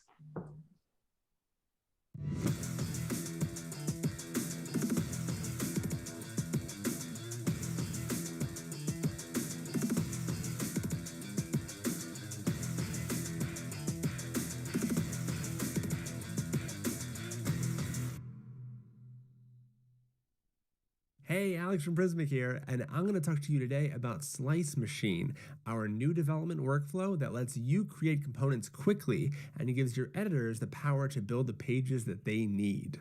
So what is Slice Machine? Well, a Prismic slice is essentially a repeatable, reusable section of your site that's wired up to the Prismic CMS. And Slice Machine is a development environment that makes creating slices a breeze. So in this demo lightning talk, we are going to be creating a slice with Slice Machine. We are going to be pushing that slice to Prismic. We're going to be filling in content in that slice, and then we're going to be pushing that slice out to production to update our website. So let's waste no more time. Let's actually start by adding a slice to our existing Next.js website built out with Slice Machine. So as you can see here, I have this restaurant site, has a menu and a few other sections here. So let's check out the Figma file that this is based on. And as you can see, we've created slices from each of these parts. So each of these are slices here, and this is the slice that we're going to be adding today. So it is a map slice that just basically shows the location of the place, the address, and a couple other bits with an image and a heading. So let's go ahead, let's waste no time. Let's jump into our terminal and create this slice. I'm gonna run Prismic, sm create slice, just like that. And it's gonna ask me where I would like this slice, and I say in my slices folder, and I'm gonna call it location map, just like that. Great, so now that we've created that slice, let's take a look at what we've just made with running that command. So here in location map, we have 4 files.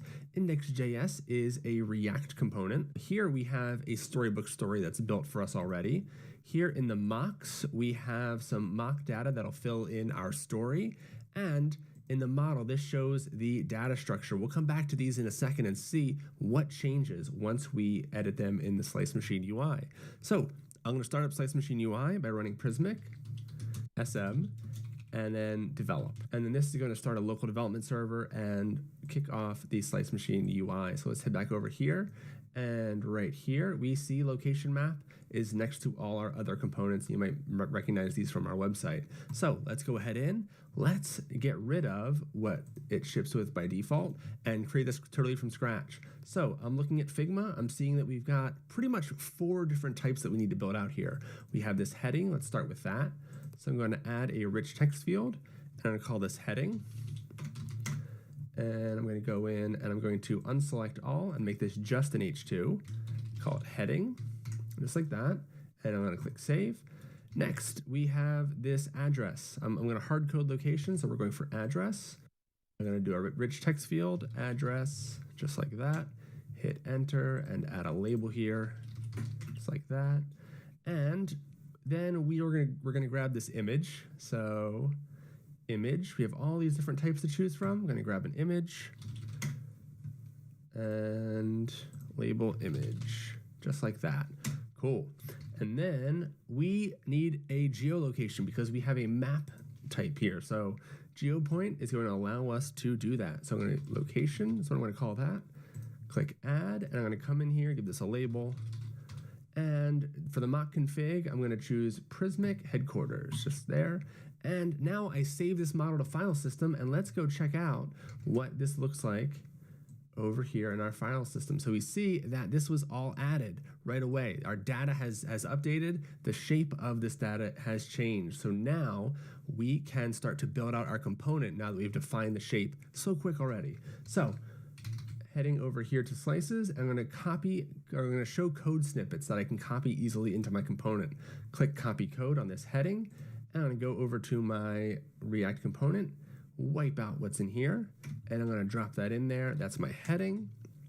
Here is my address, and I will style these in a minute, but I'm going to grab my image, copy code. See, I'm pasting in that image. And then here for my location, I'm just going to paste that in, and that is actually an object that has latitude and longitude on it. It's going to show the latitude, and let's check it out in Storybook. I got Storybook running. It's already connected in. Let's check out our location map, and boom, just like that, we have our title, our address, our image, and our latitude. So all just default, all mock, so that we can improve over time, but right now, this is looking good. So now I'm going to really quickly style this up a little bit. Let's see what we can do. All right, so we've skipped ahead through the styling. I've added some classes. I've also brought in this map component that I made that's expecting this location object. And I also hard-coded in this location text, and we just did some restructuring and styling, and now our component is looking much, much better, looking just like that. And so we are able to now take a snapshot that can be used for our editor. So we'll take a snapshot just like this, and so our editors can use that in Prismic. And there we have our snapshot, looking great. Now we can go ahead and push our slice to Prismic so that we can use that in the CMS. And then I'm also going to push my code that we made with Slice Machine up to GitHub so that Vercel can rebuild my next.js app. I'm going to say add location map slice, git push. And so now as that rebuilds, I'm going to head to my Prismic repository, and I'm going to go into my custom types and add this new slice as an option for my editors to use. So we see here in shared slices, these are the other slices that they've been able to use. And now we have our new location map with that snapshot. We can add that to our custom types and hit save. And so now our editors know exactly what they're grabbing when they come in to edit the home page. So going into home, and I can add this new slice anywhere between the other slices. I'm going to come all the way to the bottom though, because that's where this one's going. And I'm going to scroll over, and there's our location map right there. Let's fill it in with some content. I've got a title here. So great stories start with a great dinner. And we've got this address. I've got an image already uploaded that I can choose. And I have a latitude and longitude pasted here that we are going to use, boom, right there. Now I'm going to hit save. And what I can do is Prismic has a great preview feature, so I could click production, but for the sake of this, we're going to skip ahead to publishing, but I could test it first and make sure that it's exactly how I want it to look. I can either publish it now or later. I'm going to publish it now, hitting publish, and boom, just like that, it's going to trigger a rebuild, and we're going to see what it looks like when we're done. So once we click publish, the webhook makes Vercel rebuild our page, and here at the bottom, nice, looking great. There's our component. So just in the time of this talk, we created a React component with a few different types already tied to the Prismic CMS with a storybook story to make development easy, and a visual preview so that our editors know which component they're choosing. All of our changes were backed up in Git, and all of this allowed me to ship a page builder, not just a page, but a page builder. So I would love for you to check out Prismic Slice Machine. Head to slicemachine.dev. Let us know what you think. Thanks so much.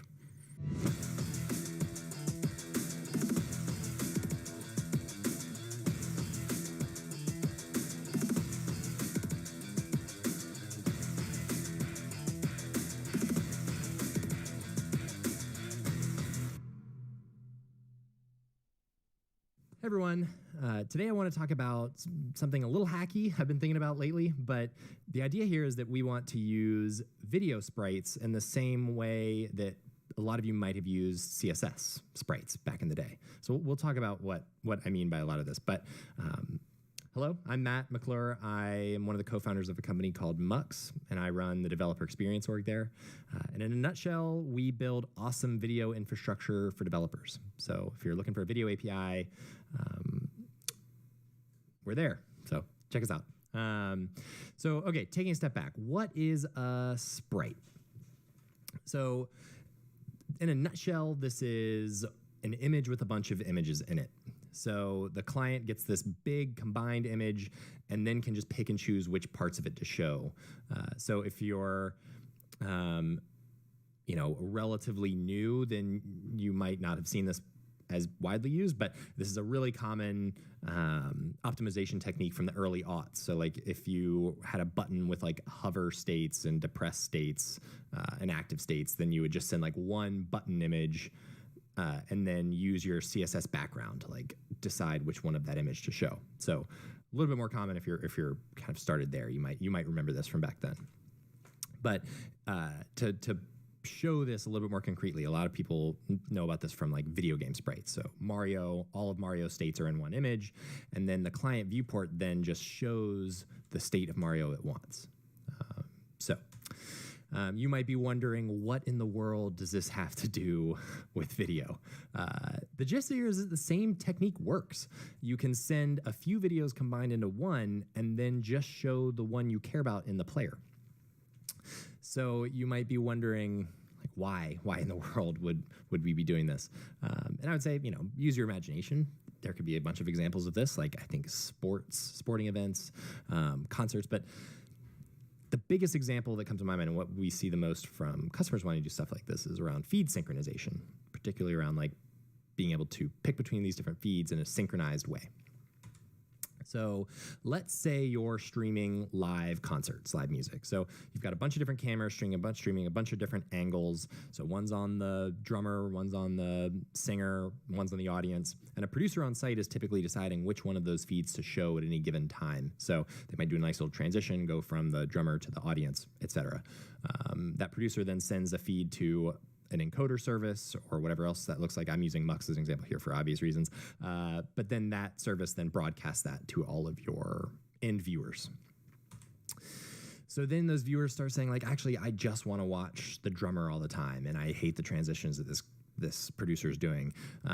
So they want the power to be able to pick which feed they watch. So you decide, okay, how can we go about building this out? So you start thinking, okay, I'll send every camera directly to that encoder or broadcast service, and then every viewer can get all the feeds. In this example, 3 feeds. And this is where things really get hairy if you start going down this path. So now you've got 3 different live streams that people can watch, but how do you switch between them? So do people just click another feed and then, you might be a few seconds off in terms of audio for all of them? So it can be tough to synchronize that in the client, or honestly, next to impossible to do that well. So one solution would just be to send one video again. So like you were doing before, but instead of that video being produced, you just combine all the feeds at that level and then send them along. So in this example, all the cameras go into that one encoder box locally. It just lays them out in 4 quadrants, sends those to the encoder broadcaster service, and that goes all to all the viewers. And then from there, the viewers can then pick which one they want. So now you're guaranteed that your feeds are synced. You only have to worry about one audio stream that's shared between all of them for obvious reasons. And then you only show the quadrant of the video that the viewer selects at any given time. So how might this work detail-wise? So all this code's on GitHub. I would just suggest checking it out there. But at a high level, you want to grab the coordinates of the feed that you want to show. So I have the feeds just named like 0 through 3.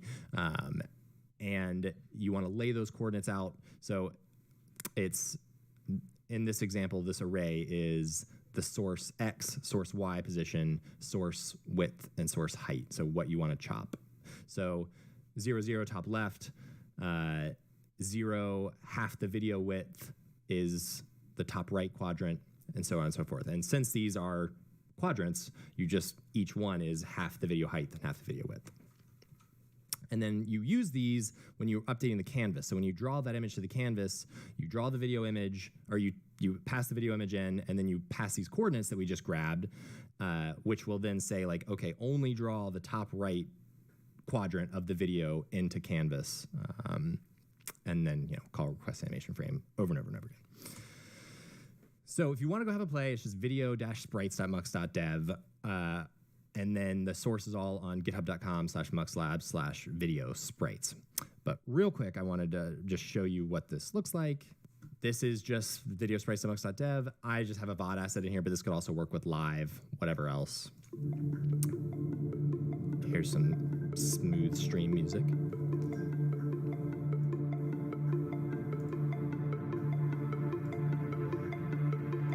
You pick between them. So it works surprisingly well. The gotchas here that I would call out are that you should keep in mind that you're only going to be able to broadcast a subset of whatever your top level is. So if your streaming service is limited to 1080, for example, then each one can only be a quarter of that, which is fine for most examples. Once we get up to 4K for like really a lot of services supporting, then you could do 1080 for each quadrant. But that's the one thing to keep in mind, and all the other gotchas with Canvas. But thanks so much for listening. If you decide to use this at all, please let me know. Shoot me a note at Matt McClure on Twitter. And otherwise, if you want any video stuff, check out mux.com. All right. Thanks, everybody.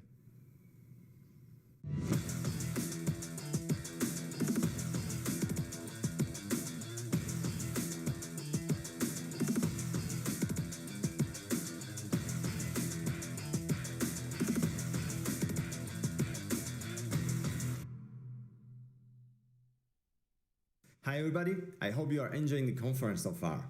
My name is Samuel Snopcom and I'm here to talk about the headless. A fabulous secret powers were revealed to me the day I discovered the Jamstack and the headless. And this is basically the subtitle of this talk, where I will be talking about the headless CMSs. And if you have any question in the future, you can follow me on the Twitter and you can ask anytime. So what are the headless CMSs and what is the difference against the monolithic CMSs?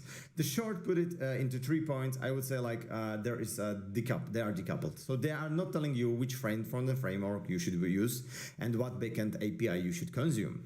They give you like freedom of choice and great freedom of your decisions and what you like. So also the way that you are not limited to the integrations that they are offering, but they can you can integrate into your app, websites, anything you want to have from the third-party solutions. Also, as they are focusing on the content management system and the management, they can focus on the user experience. So they are building an application using which you are building and collaborating on your content. And this application is on daily basis basically updated and make a new iteration which make it better and better without any time requirements from your side as developer. And additionally to that, they give you a very good developer experience, as you can use any content management API or any API you want to have, and then you will work with the tools you like and want to work with. And also the valid point should be that traditional CMSs are already moving this direction also. So they are showing that the headless is really a thing, and I think it will be a very important part of the web ecosystem in the following at least 10 years. So that brings me to the evolution. So in my opinion, the headless CMSs are next step in the evolution, which is also kind of bringing us a little bit back, but it's bringing finally the right. We make the web right finally. So with the Jamstack and all that stuff, the headless CMSs were the missing part that we wanted to have for the frameworks like next.js or the next.js. So at the beginning, we had just files. We put in them on the server directly by the FTP protocol. And then we created some kind of versioning system, so we put the content directly to the website or somehow version it. And then we have also like these powerful monolithic CMSs that were put on the own servers, and then they have finally the features like the content autonomy, internet simulation, even the preview modes and different stuff. But we at the end wanted at the end only those features. We didn't want that those CMS is telling me how I should build my website. And this is what the headless CMSs are doing. They give you all the freedom of those features. They are needed for the content editors, but still they give you also the freedom to a developer to choose and build a website with what they need. So they are not, and the Storyblock is not as a headless CMS, another gateway solution. It's not only for developers. It's very, very in mind the user and the content editors, marketers. All those are the end users of the Storyblock at a point. So it's not choosing your technology stack. It's not locking you. If somebody is locking you in, it's not the headless CMS. And it not requires from you any updates. So you will have update of your application and of the tool you are using for management of the content almost every week or day. So the Storyblocks as a headless CMS give you the freedom to structure your project as you need. If you need a flat structure or you need a folder structure, you need different slides, you want to build it from the atomic design principle as a contextual principle, the structure, it's up to you. You will choose your technology, your API, you can extend even the UI. So it's not restricted only to the features they are offering. We are offering. And finally, you have a time to invest all the resources from the customers to the solution instead of building the ecosystem around the solution. You can really focus on the user experience of your website or application. So Storyblock, instead of that, take care even for more stuff like security, updating the UI to the latest trends, to the updating the performance of the database, which all you get basically for free without even noticing that, because you don't need to change anything. There's like no the structural changes, and you just get faster system suddenly because the update was already delivered. So if you are choosing new CMS, you should definitely choose some features, and you should think about the future and what features you will need in your system. So for example, how you will translate it. So what kind of strategies you have for translation, what kind of workflow can you set up, do you have advanced rights, you can restrict some areas, can you schedule a content to the future or a bundle of this content together, can you create a pipelines where there is a frozen content, so you can do some editing and there is a pipeline or stage where the content is frozen, you are 100% sure that everything is correct. What is the editing experience? Is there a way to preview your draft content, or do you have some context to a real-time editing experience, or how you can integrate, extend the stuff, and this list goes on. So if you want to find out more about how to build something with the headless CMS and the React and Next.js together, go and visit my workshop next Monday, where we will be building a website using the Storyblock, and you can find out how you can create something like a real-time editing experience where you can click and change the stuff, you can copy paste, and how this works dynamically without hitting the save button, how you can translate and build the website together. So how you can build your first website with the headless, with the Next.js, and that will be covered in my workshop, which you can visit for free in the React Summit Remote the next Monday after this talk.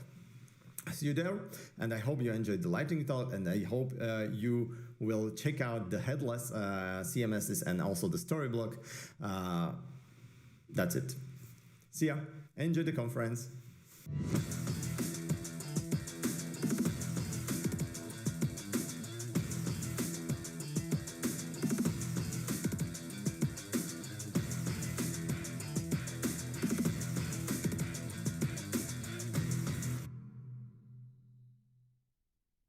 Hi, everybody. I'm Matt Billman, CEO and co-founder of Netlify, and today I'm going to talk about simplicity and state and the dangers of steering our communities towards complexity. So back in 2013, React launched as a view layer that brought simplicity to the process of building browser-based applications. Anyone that's tried to build a browser-based application before React have had to deal with this mix of state all over the DOM. You would have bindings listening to DOM elements. You would have DOM elements that contain state. You would have AJAX listeners that would fetch, request, and update DOM elements. And as you build out more complex applications, reasoning about what state your DOM was in and what state your application was in and what a user would experience became increasingly hard.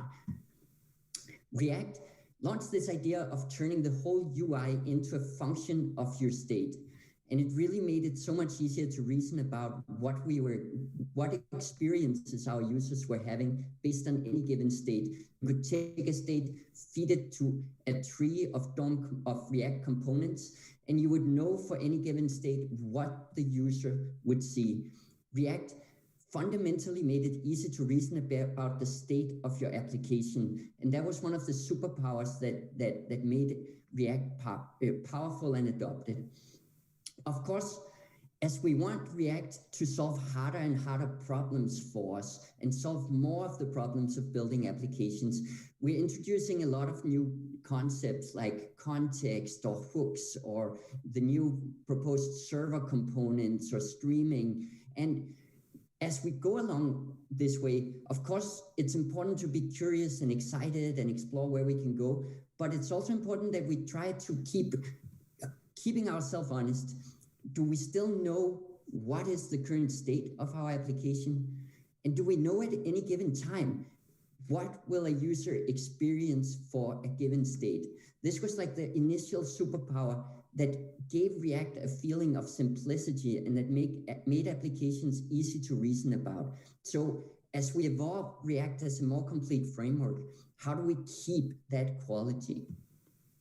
Now, 5 years ago in San Francisco, I gave a talk at Smashing Conference where I introduced the concept of the Jamstack for the first time as an architecture. And the idea back then was very similar. I had seen how over time web development had made it harder and harder to reason about the state of your web property. We had started out from a world where a browser would fetch files from a server to a world where we would run a program to a world where that program would always talk to a database for every request, and to a world where to scale that architecture, we started introducing different layers of caching between servers and databases. As the web grew global and we needed to reach users all over the world, we introduced CDNs for assets or images or JavaScript files. And to understand our system, as developers, we had to be able to reason about all of these different layers of the stack. The Jamstack was really an architectural approach to say, how can we make it easy to reason about the state of your web property? How can we go towards an architectural approach to building for the web, where instead of this complex request-response cycle flowing through all these different layers of caching, we take code and we take your content, your APIs or your data, we run a build and we deploy immutable assets to an edge network. And as we do that, we start introducing this idea of atomic deploys, where you always know you have a state you've deployed, it's live, you know exactly what documents and HTML pages has been built as part of that. And when you change to a new deploy, it's an atomic operation where everything goes live at the same time and where you always know if a user visits a URL, what are they going to see? Now, in a similar way as with React, as we want the Jamstack architecture to solve more and more complex problems for us and build more and more applications in the gray zone of all that kinds of different use cases, we're also starting to see more and more complex concepts introduced into the stack: rehydration, dynamic SSR for some pages, tiered CDN caching, approaches like incremental static regeneration and stale while revalidate HTTP headers. And in the same way as with React, as we build this future, we have to really ask ourselves, do you know what is currently deployed at any stage? And do you know what a user will experience if they visit a given URL? Do you know exactly what happens if you roll back to an earlier deploy? And do you know what happens if you push a deploy preview number 110 to the main branch right now? Now, of course, one of the reasons that we are exploring a lot of these new concepts like incremental static regeneration and stale while revalidate is because we're trying to build increasingly large projects with a Jamstack approach, especially large e-commerce projects with hundreds of thousands or even millions of catalog pages, have proven challenging. Build time starts to get longer. We have some existing approaches within the current Jamstack architecture that sometimes work as solution to this. Sharding your build into many different sites is one approach, but it doesn't always work. Sometimes your content just doesn't lend itself well to sharding. Progressive web apps are single-page applications where we deploy an app shell into the browser and then use a JavaScript bundle to talk to APIs is often a really powerful concept and my preferred recommendation for anything that's a logged-in experience. But we know that there's a cost of rendering from JavaScript in the browser on low-end devices, and API caching at the edge is far from a solved problem. Stale while validate has been another approach, but one that I'm personally skeptical about. It serves stale content to users and then in the background fetches a new version, regenerates and puts that into the cache. But again, the problem with serving stale content to users is that now you no longer have a clear answer as a developer to what will happen when a user visits any given URL. At Netlify, we've been thinking a lot about how can we approach these problems from a Jamstack architectural perspective, give the same easy to reason about simplicity to developers, but solve these problems. And we've talked about an approach called distributed persistent rendering, where we take just the critical pages and run those at build time. And then we build the rest of the pages on demand, but persist them and give the same guarantees around atomic deploys and a predictable state as you would get from a build.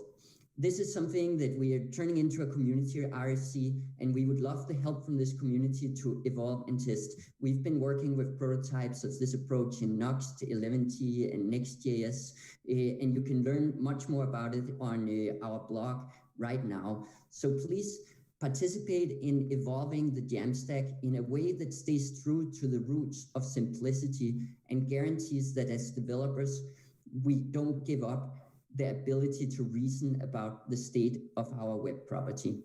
Thank you so much.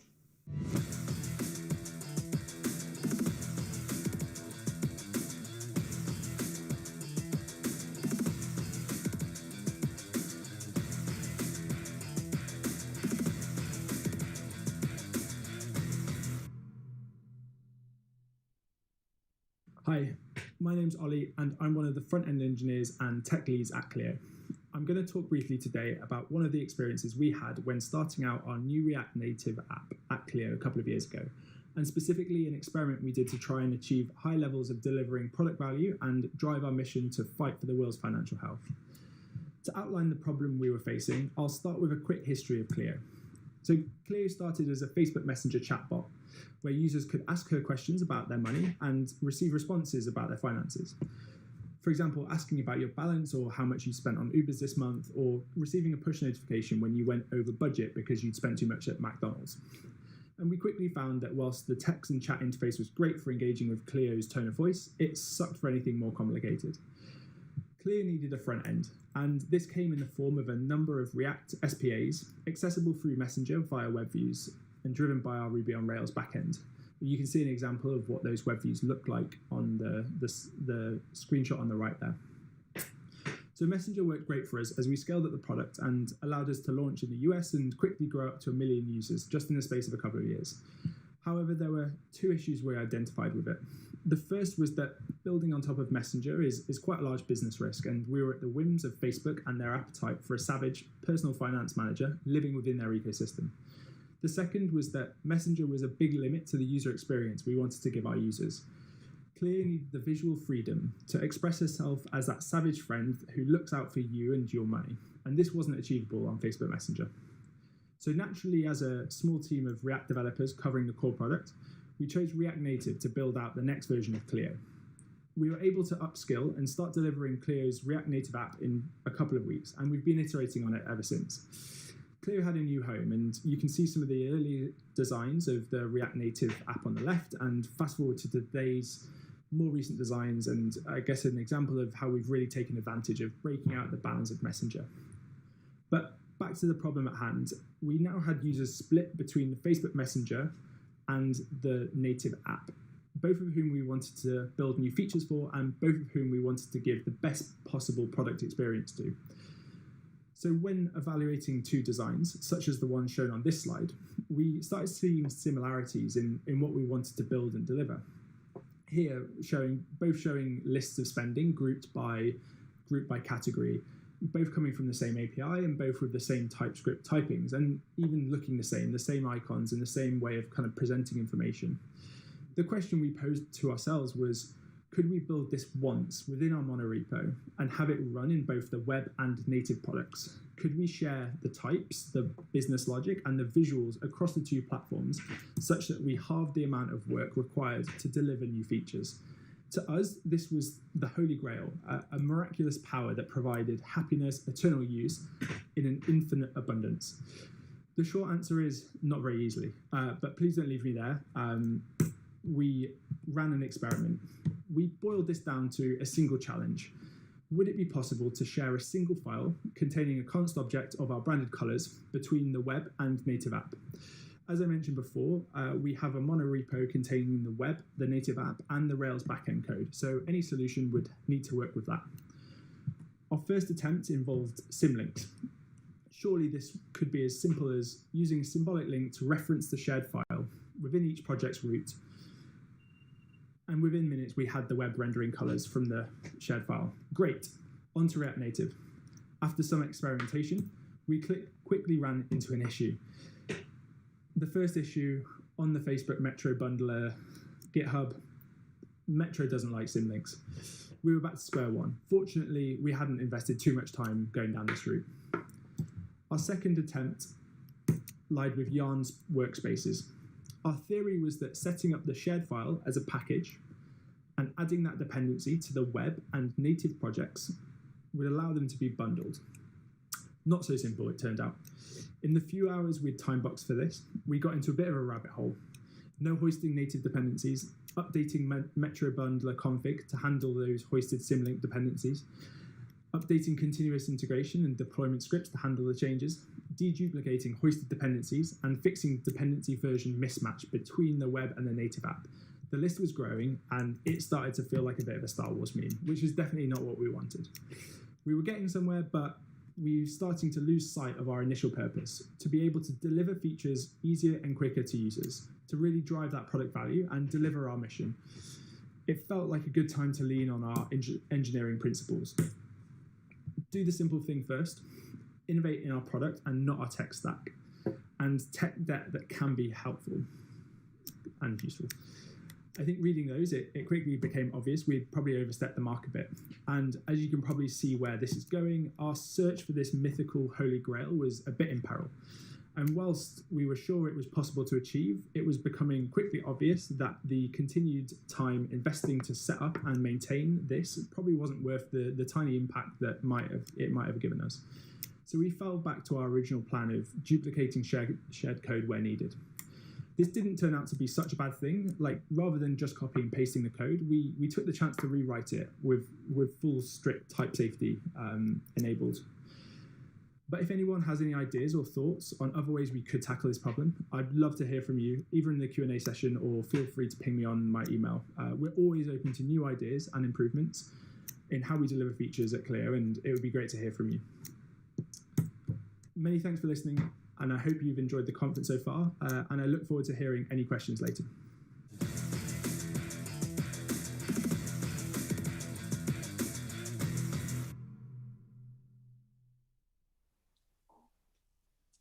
Wow, it's so much information in just a tiny and a short period of time. I have to really think about everything that those developers were mentioning, and I also have to recap them afterwards. Such fantastic talks. Thank you all for taking your time and present such amazing, give some such amazing presentations. So without further ado, let's invite everyone on the stage. So come join me. Hi everybody. Hey. Hey, how's it going, everyone. everybody? Wow. So many happy faces. Since we are short on time, just let's go from left to right and just give short introduction about what you do, who you are basically, and what you do, and then we will move to the Q&A session. So I'll start with Alex. All right. Yeah. Hey, I'm Alex Strost. I'm a developer experience engineer at Prismic. Yeah, I think that's who I am and what I do, right? That's, yeah, done. Record time. Cool. I'm Matthias? Matt. Oh, sorry. Oh, Matt. Yeah, just go, Matt. Yeah. I'm Matt. I'm the head of developer experience at Mux, and we do online video infrastructure for developers. Yep. Hi, everybody. I'm Samuel Snopka. I'm taking care of the developer relations at Storyblock, the headless CMS, and usually talking about the Storyblock. That's my job.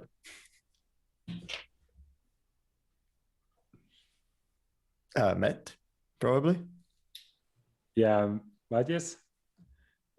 Hey everyone, I'm Matt Billman, CEO and co-founder of Netlify. We're the cloud for collaborative web development. Hey, I'm Ollie. I'm a front-end developer and tech lead at Clio. Welcome everyone once again. We are short on time, so let's jump straight into the questions. The first question is for Alex, or let's start with, what is Slice Machine only for building components, or can it define pages too? It's a question addressed by Colby Fayok. Yeah, great question. So with Prismic, you create custom types. So like in the example in the video, I had a page type. You can have like an author type or a blog post type. It's just like a data structure type. And right now you build those out in Prismic.io. Like you have to go onto the website, but that is a feature that we are currently building into Slice Machine. Slice Machine is like our canary version of our development workflow. So that's coming soon. We're working on it. There's so much good stuff coming to Slice Machine. I would love for you to head to slicemachine.dev and try it out. So eventually that will become the way that you build websites with Prismic. But right now it's mainly for building slices, and we're just adding to it and trying to make creating websites quicker and easier for you. So. Wow, thanks. I have a question to Samuel. How can Storyblock be used with mobile apps? Yep.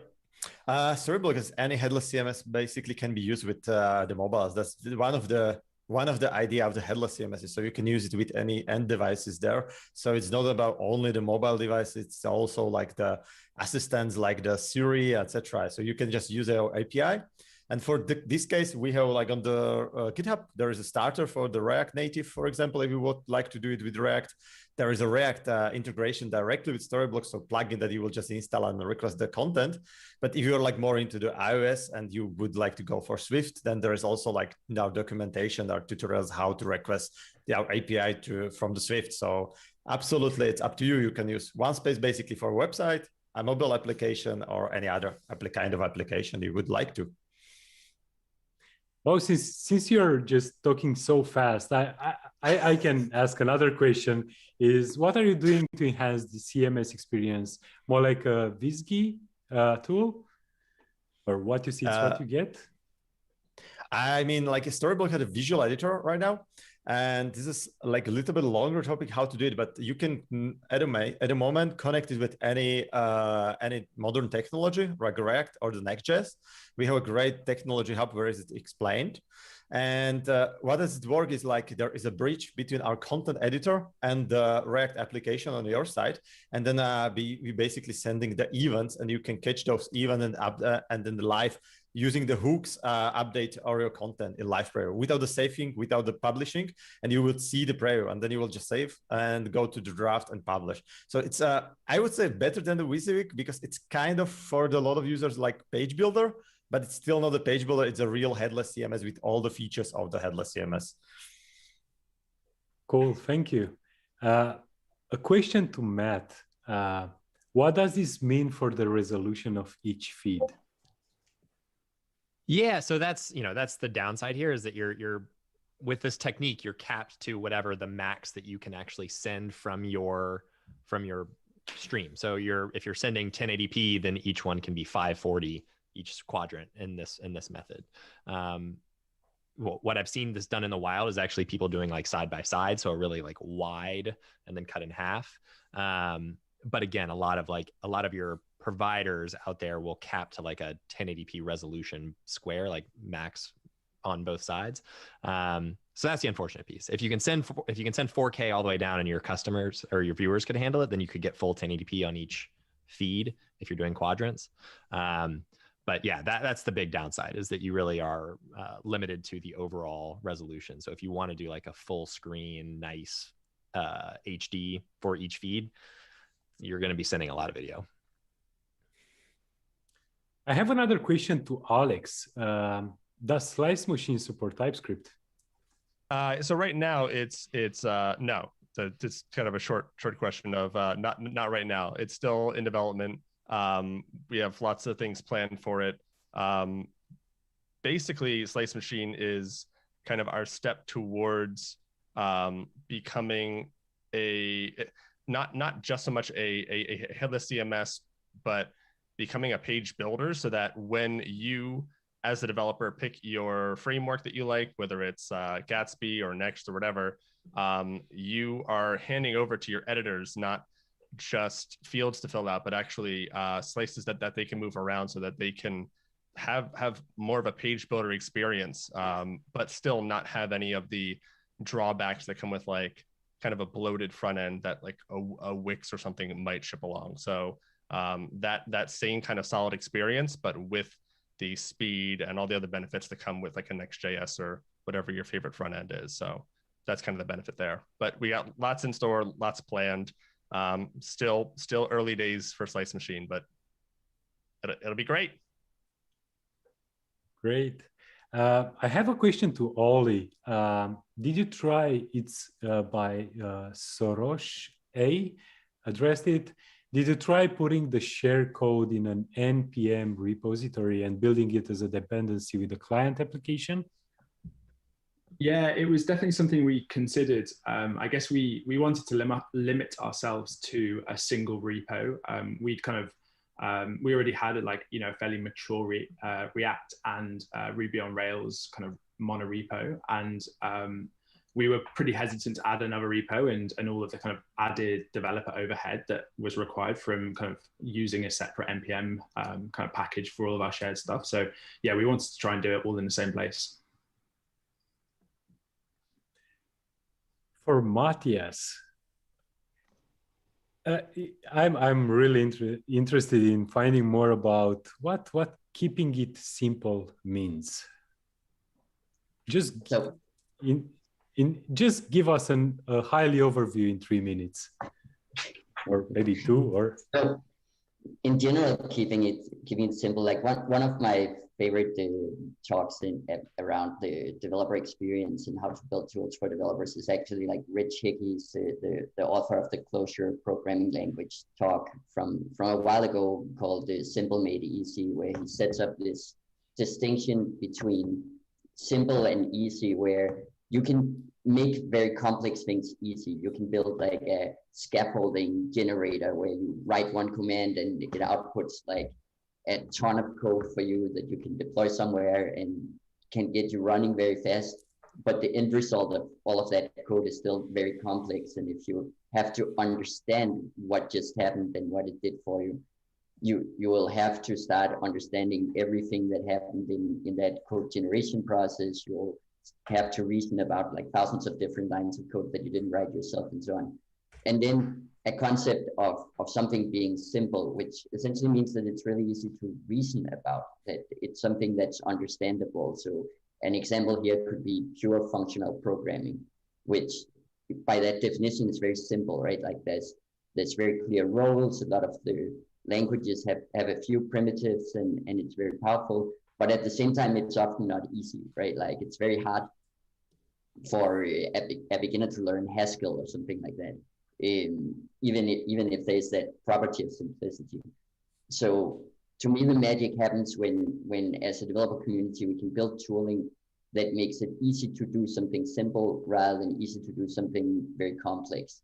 And that's an area that's been driving our product philosophy at Netlify, when we've sort of looked at, if we have a model of developing for the web, and we've talked about that under the architectural term of the Jamstack, where we very clearly decouple the front end from the back end, and where we have a very clear build step that compile your UI and do an immutable atomic deploy and so on.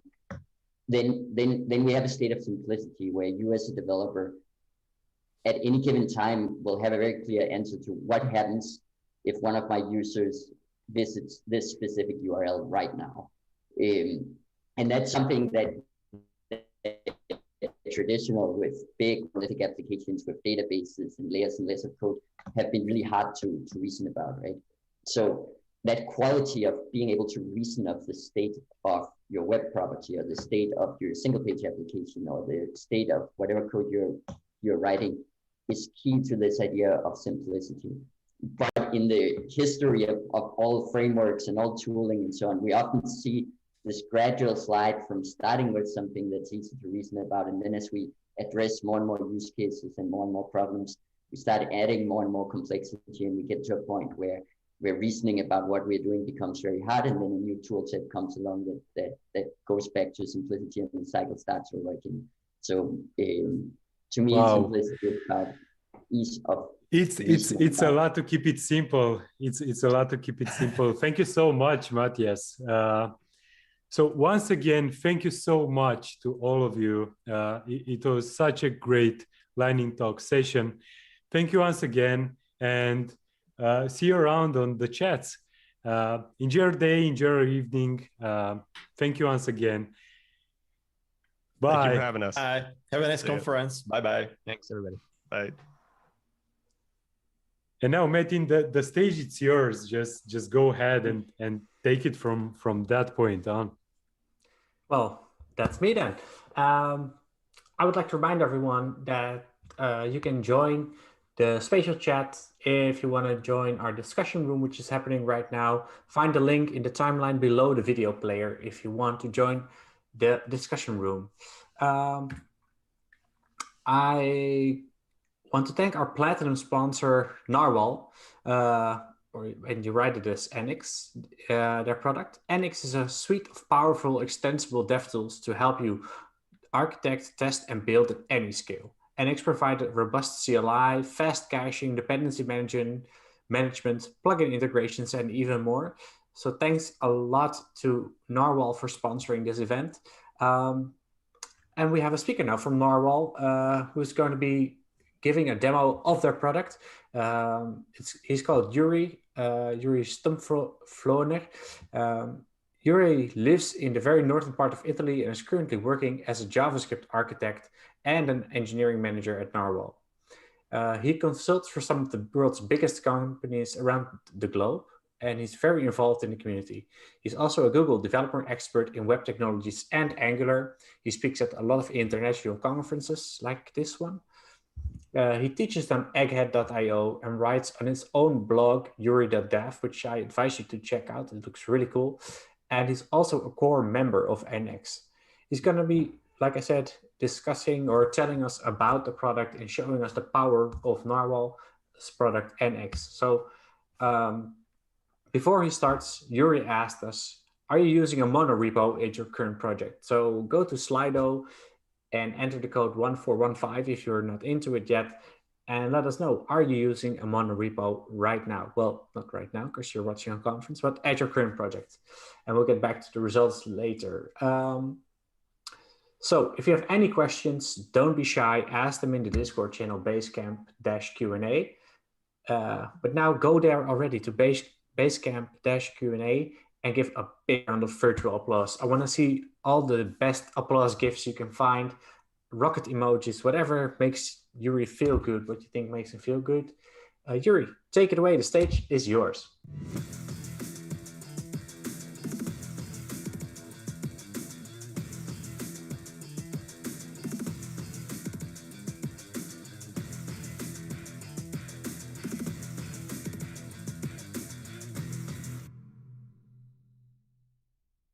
All right, so I'm super excited to be here today and be able to talk to you about scaling React development, specifically with NX.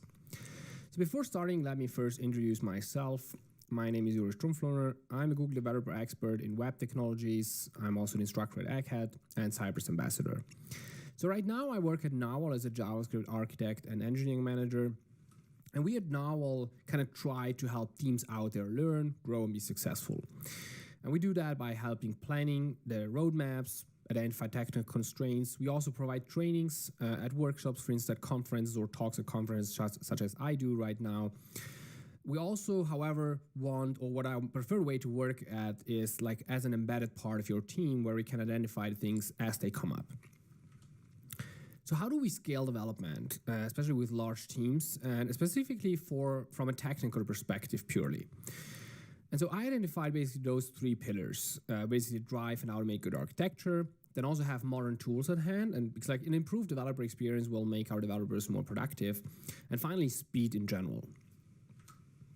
And I would like to talk to you mostly about NX today, which is our open source dev tool designed for monorepos, but it also works without monorepos actually pretty well. So this is basically the structure which you usually get when you generate a new project, right? So what I call this is like kind of monolithic structure. So you have that application, you have the different types of folders, where each of those folders kind of represents a functionality and a feature boundary usually. Now with NX it's a bit different. So there we have the building blocks of apps and libraries. Now the application, as you can see here, sits at the very top, and then there are the single libraries down there.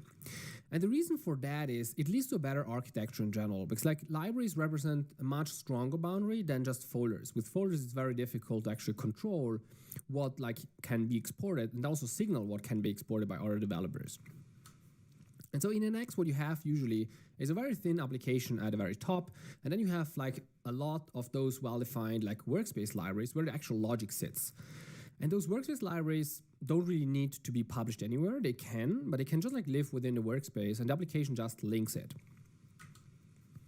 And so in the end, application, if you want, is really just like the deployable, and then the logic is actually down in those libraries. And what often happens out of that situation is that people start creating multiple of those applications and just like pick the libraries they actually need. And this, for instance, allows you to deploy the same kind of infrastructure multiple times and even scale it in a different way. Because like we might want to scale the public facing part much more than maybe the administrative part, which is just like used by a couple of users. But really today I would like to go more hands-on and actually show you what it is like to work with NX. And so to get started, of course, like you just install NX Workspace, and this is done by create NX Workspace.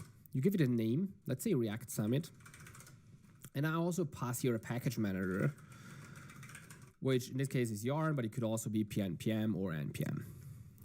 And so this now installs the NX Workspace basically set up. And there we get a couple questions asked. So we can just start with an empty workspace, but we can also use one of those presets, which are pretty handy as they are already pre-configured. And so we choose React, and we can give it a name demo app, for instance. And now we have like a couple more questions, like which styling type we want to use and so on. Now I'm going to interrupt this here because like I have already done this and I want to save us some npm install time. So this is what a generated workspace looks like. So you can see that apps and libs folder, which I mentioned before. So actually, if I open this, we already have that courses app generated for us when we did set up that workspace. This is a React application. And then we have also that end-to-end test set up for us, which in this case is Cypress-based and already configured to test our courses application. The libraries folder is still empty. So in order to start this, I can actually just do yarn start, or the NX equivalent would be your NX serve, and courses, which is my course application. So then if I go to localhost 4200, I can actually see the application being served up once it is compiled and booted. And so this is here my welcome to courses app. Now right now I don't have any libraries. And that's actually another very strong point of NX is it has those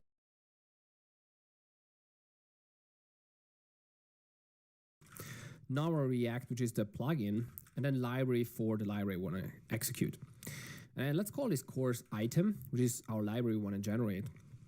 And I could provide here more options to customize the generation part, but for now let's go with the defaults. And so what you see now here is we get that course item library generated for us, which has this kind of structure. There are the config files. Then there's the source folder, which has the index.js file here, which is kind of the public API. And here's actually what you want to export for others to consume, while everything that lives inside that lib folder here is just private to that library. And we also have here kind of handy a component already generated for us. Now, the very interesting part here is that in the tsconfig base path down here in the config file, we got already like a type to path mapping set up for us. And so this allows us to very easily import that library into other applications without actually using the fixed path or the relative path to them. So let me go to the courses here. Let's open up here the app.tsx file. And let's remove all that part here, which we don't really need for now. And so what I want to do here is actually import our course item. And so you can see I can import it with that prefix here, which we just saw before. So it really looks like if this was a publishable library, but rather it got actually just linked from within the workspace. And then we reference it here. And now obviously if I start that again, we will now see how that is being linked into our application.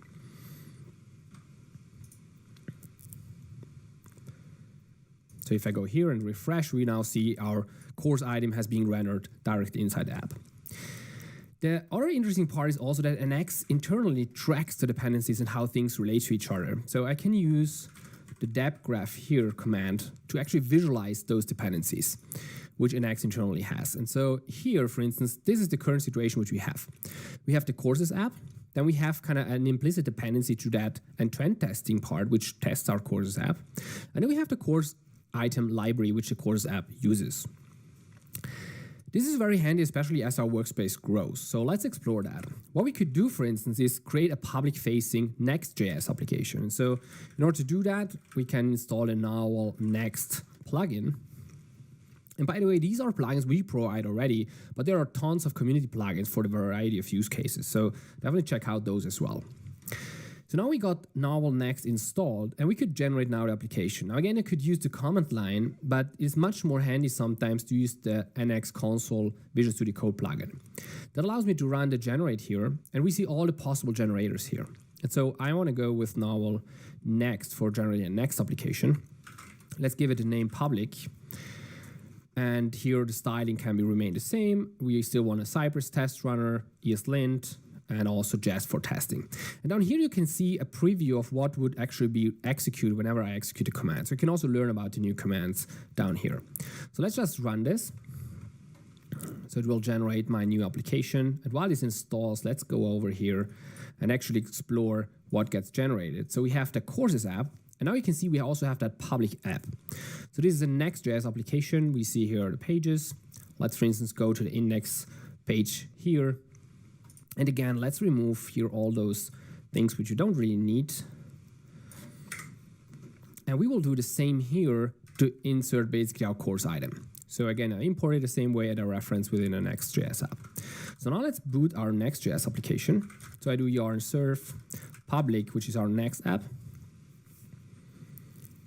And you can also see like the uniformity like of the commands. They're always the same regardless of whether you use like a React setup, a backend node setup, or here a Next.js application, which is also very important in terms of like the learning that the team has to do as you scale. And so now you see here the public application now being served. So this is our next app, which also uses that course item.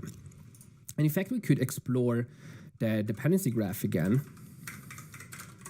So if I use NX dep graph, we can boot it up here.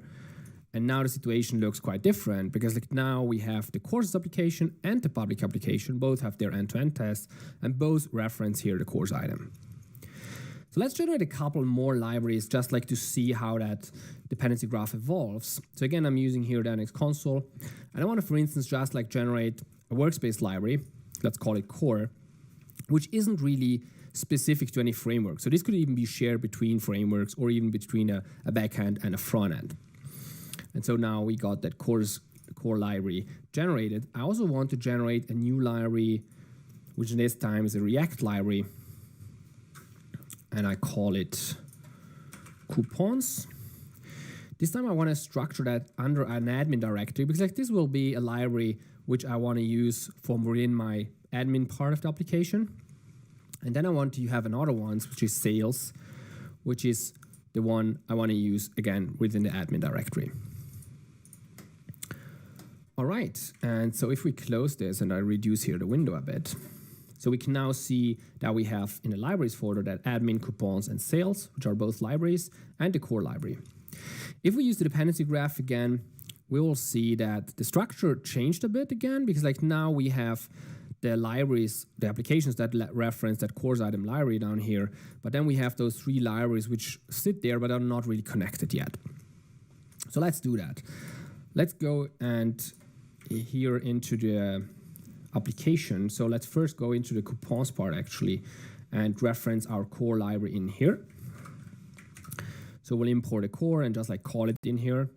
The same for the sales. We will reference it here as well. And then finally, we go up here into the courses app and we reference it from within our application.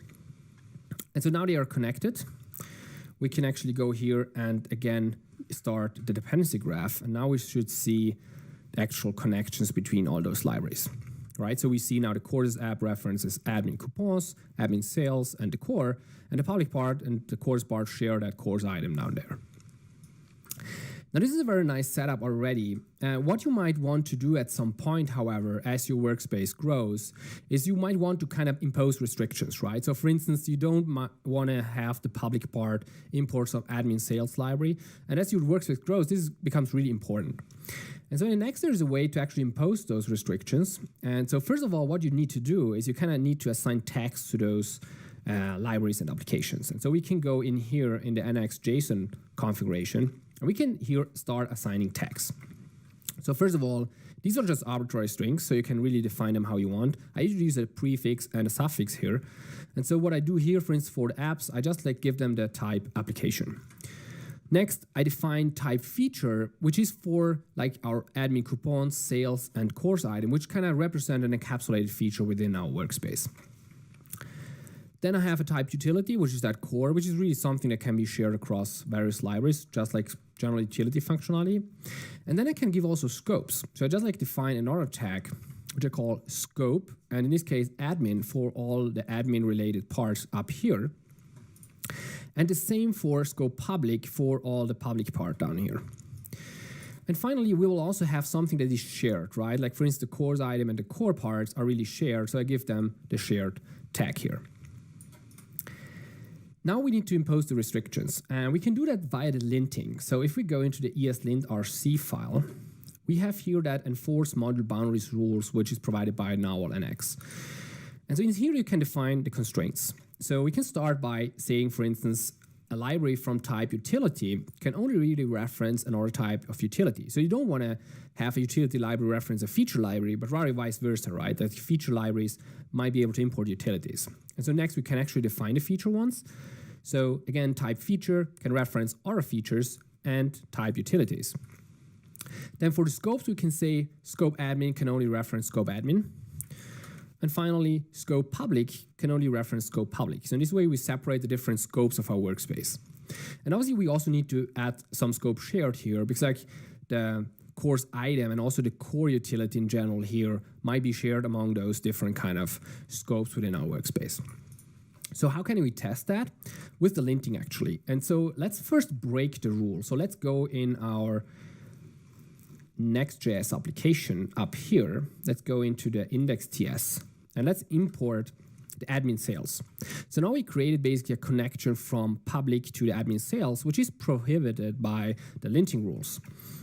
And so if I now run nx lint public, which is our public next.js app, it starts the linting.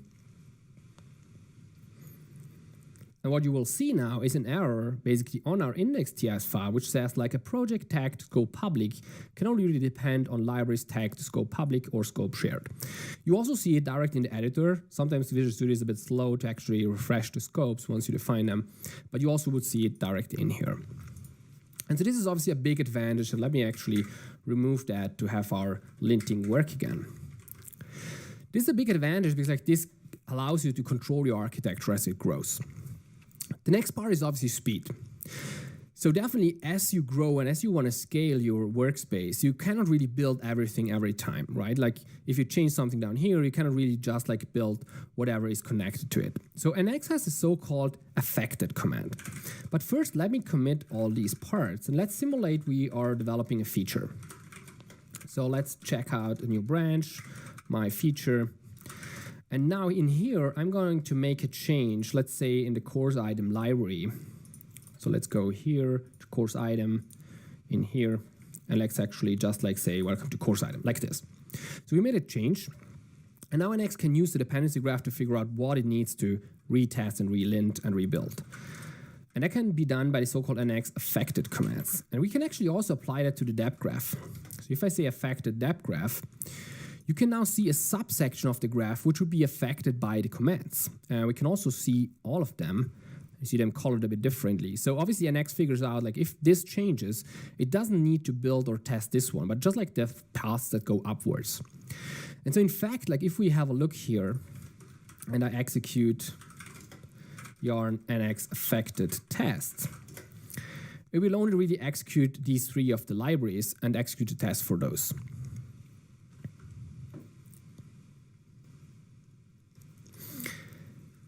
The interesting part is also, if I rerun this, there's another concept that improves speed, which is our caching. So if I rerun this, you see it is immediate, because like all the three projects got taken out of the cache. Now this cache by default just lives locally. So in the node module folders.cache.nx, there's the caching actually, which figures out like what it needs to rebuild. But you can distribute that, and you can go directly, for instance, to NX Cloud. And if I go to nx.app, you can connect the workspace. And I just like click here once I'm logged in, connect workspace. I don't have NX Cloud, so I'm just using the command here to install it. Since I'm using yarn, this would be what I would be using. So let me just paste this here and then execute it. So now it installs the NX Cloud library.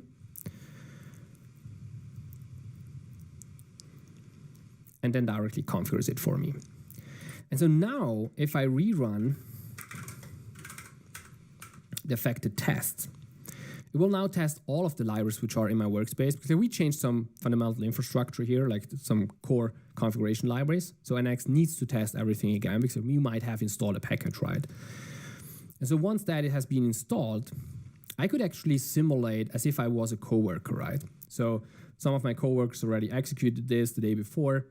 The cache is distributed in NX Cloud. So I'm going to actually clear that cache and re-execute it again. And so now you can see the run is basically immediate, because like all of the projects got pulled down from the remote cache. And you also get a nice view, some more information basically on NX Cloud about the view, what got built, whether that was a cache hit or not, and much more. So what we cover basically is how apps and libs basically differentiate NX from traditional workspaces, how you can define boundary rules to improve that architecture and basically guard against like some spaghetti referencing. Also how you can visualize dependency graphs, like dependencies with the dependency graph, the scaffolding abilities via the generators, which are super powerful, because like you have already generators which you couldn't show due to the time limitation, like setups for Cypress, for Jest, for Storybook, which automatically generates your stories out of your components and much more. And then finally, obviously, the speed improvements via the affected commands and also the distributed caching by NX Cloud. But as I mentioned, we really just like scratched the surface, right? There's much more to explore. So these are some of the core information which you can use, like our nx.dev website, NX app for the NX Cloud part. And by the way, for NX Cloud, you can always get started with it. Like it's completely free. You don't have to use any credit card, so you get 5 hours per month saved for free. And then obviously you can opt in to actually pay for more as you like the product. There's also our Novel YouTube channel, the official videos of our Novel YouTube channel, and also an egghead course, which is completely free, which you can use to dive in more into the details of how NX works. So to get started again, like use npx create NX workspace to get a new fresh workspace setup. That obviously gives you the most benefits. But if you would like just to try it out, like especially if you are interested in the whole caching capabilities of NX, you can also use the npx add NX to monorepo to get started. And it will convert, for instance, an existing yarn workspace and enhance it with NX capabilities. And here are a couple links which explain basically how it works. And we also, for instance, converted a storybook repository and also the Remotion repository. So definitely check those out. So thanks for your attention. And if you have any questions, definitely connect with me on Twitter. Shoot your questions to me on Twitter and let's connect there. Thanks.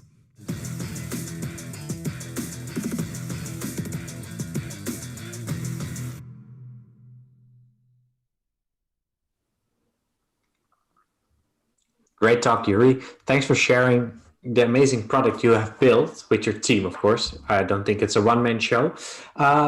Let's have a look at the results of your poll. So Yuri asked, Yuri, can you join me on stage?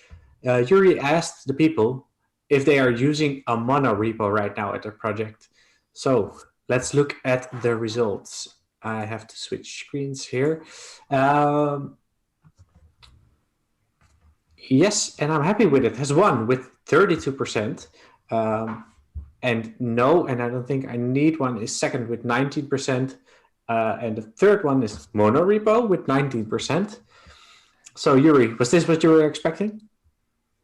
Yeah, it's pretty interesting to see. And I think like the distribution is pretty what I expected, yeah. Mm-hmm.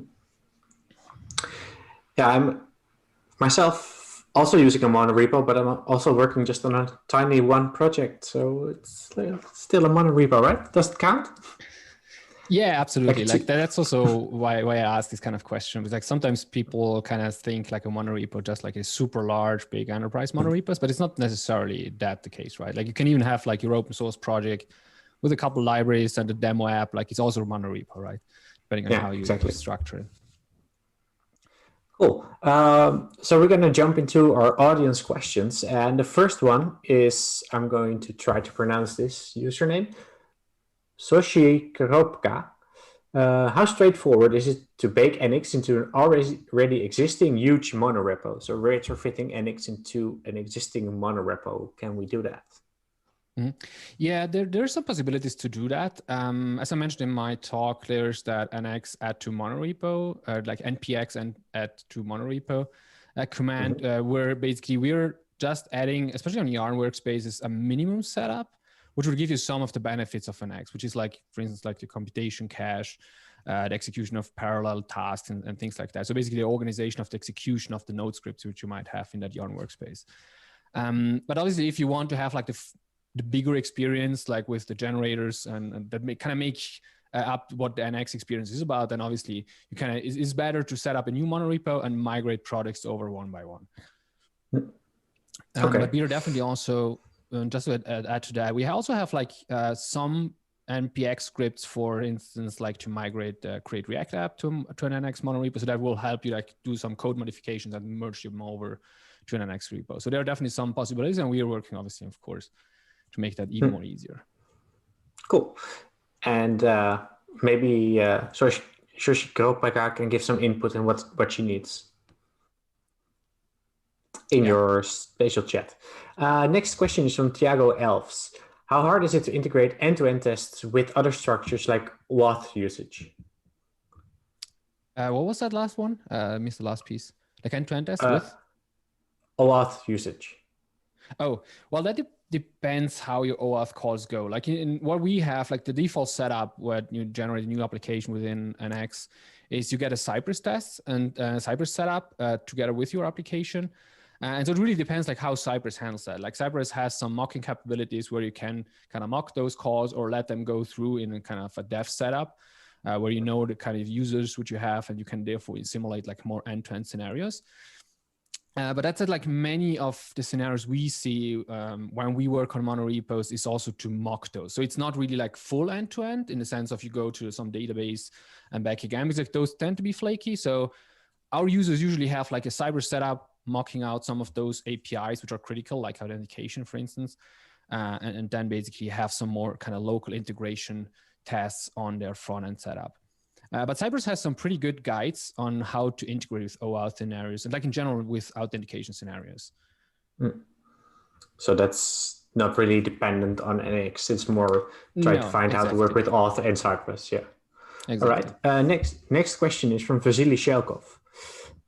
You have these multiple apps created by NX. Typically, our apps deployment and development are independent. Does NX have tools to help with CI/CD to still have the benefit of delivering apps independently? Yeah, sure. Like in the end, like every of those applications in a monorepo kind of lives on its own. Basically, it's just that the libraries allow it to share some code with others. And so you can always deploy the single application. Now, we don't really have any specific integration with like CI or CD deployment. We have some deploy scripts, for instance, to deploy to Vercel, which we kind of try to help and optimize there. But in the end, NX is kind of a CLI which like issues commands. And so in the end, you can kind of customize it and tailor it down to what you need, and even extend it in the end, like with your custom commands, like add your custom deployment script to actually be able to build the app, test it, whatever, and then deploy it to the environment you need to. Okay, cool. We have a question from Arek. Are there abilities to publish versions / libraries? Yeah, so if I understand the question properly, like you imagine like publishable libraries. Like in NX, usually what you have is the default setup just generates so-called workspace libraries. They are not intended to be published to any NPM, but you can decide what type of library you want. Like you might want one that integrates just with the apps you have, but is also publishable for other people to consume outside the monorepo, right? And so in that case, you either convert an existing one. There are basically such generators that allow you to convert libraries into a publishable one. Or when you generate the library, you already pass like a publishable flag, an NPM scope, and then it will be configured in a way that you can publish it as well. And so in the end, that library will behave the very same way as an app. Like you can build that library. It has a build target. So it will end up in a dist folder. And then you just like do your NPM publish there and publish it out to some registry. Cool. Okay.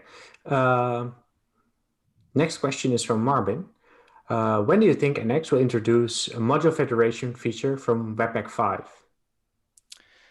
We are looking into it. Right now, we don't support Webpack 5. There are due to some like dependency constraints, but that's definitely something on our list to go into Webpack 5 and then support it as well. There are some people that have that already implemented, so you can kind of switch out a dependency, obviously, and force it to Webpack 5. It's just that we don't kind of support it out of the box and that we guarantee everything will work perfectly. But we have some community examples where that has already been used, and also like with small applications in there are kind of micro front ends that share code in a monorepo, but are then deployed as micro front ends and federate the code among them with Webpack 5. Cool. That sounds powerful. And really cool that it's like, I don't want to say extensible, that just changeable. Yeah, nice. The next question from Mark C. How would the React Context API work with the lib folder? Well, in the end, it would work the same way as you would have basically when you have like that specific functionality within the app folder itself. The only distinction, like when you move something in the lib folder, is that you kind of expose or you kind of encapsulate more the logic you want to expose to the application itself. So it's kind of more a composition pattern. It's not that that lib in some way is pre-compiled and you just like consume the compiled sources, but actually the app is a Webpack build and just like consumes from that position, like from that location in the libs folder, right? So in the end, it doesn't really change whenever you have it within a folder of your app, but within a folder of your lib, it's always kind of consuming that from the source. All right. Next question from Ryan Burr. Is there a good way to manage all of your tags, scope, and dependencies for large projects? How do you go about that? Yeah, it depends. Like there are different approaches to manage that. Usually we, as I talked, also showed in the talk, we distinguish between like scopes and types, right? Like with that, you can also already kind of get a good feeling and restrictions among your applications. But you can obviously also go deeper, right? Like the scopes can be defined, like they're arbitrary strings in the end. So you can really like tailor them down to a more granular level or keep them more coarse grained, like at a more higher level. The approach there really depends on your architecture setup. Like there are a lot of people, for instance, doing more the kind of domain-driven assign approach, where they have every lib is structured in subfolders, basically encompassing a well-defined domain of your whole workspace. And then you have dedicated libs, which are kind of the public API for that domain, which then have kind of facades or something that enters or basically exposes the functionality of that domain to other domains. And so you can really go like in super detail. I usually encourage people to use tags from the very beginning because adding them later is really hard because you have to do a lot of refactoring, of course. But then like start simple and just extend the tags as you go. All right. I think this is the last question we have time for, and it's from Imagine Wagons. Nice name. What is the flow of deployment and CI pipeline? So yeah, the deployment, so let's start from the CI pipeline maybe. The CI pipeline just builds whatever has been changed.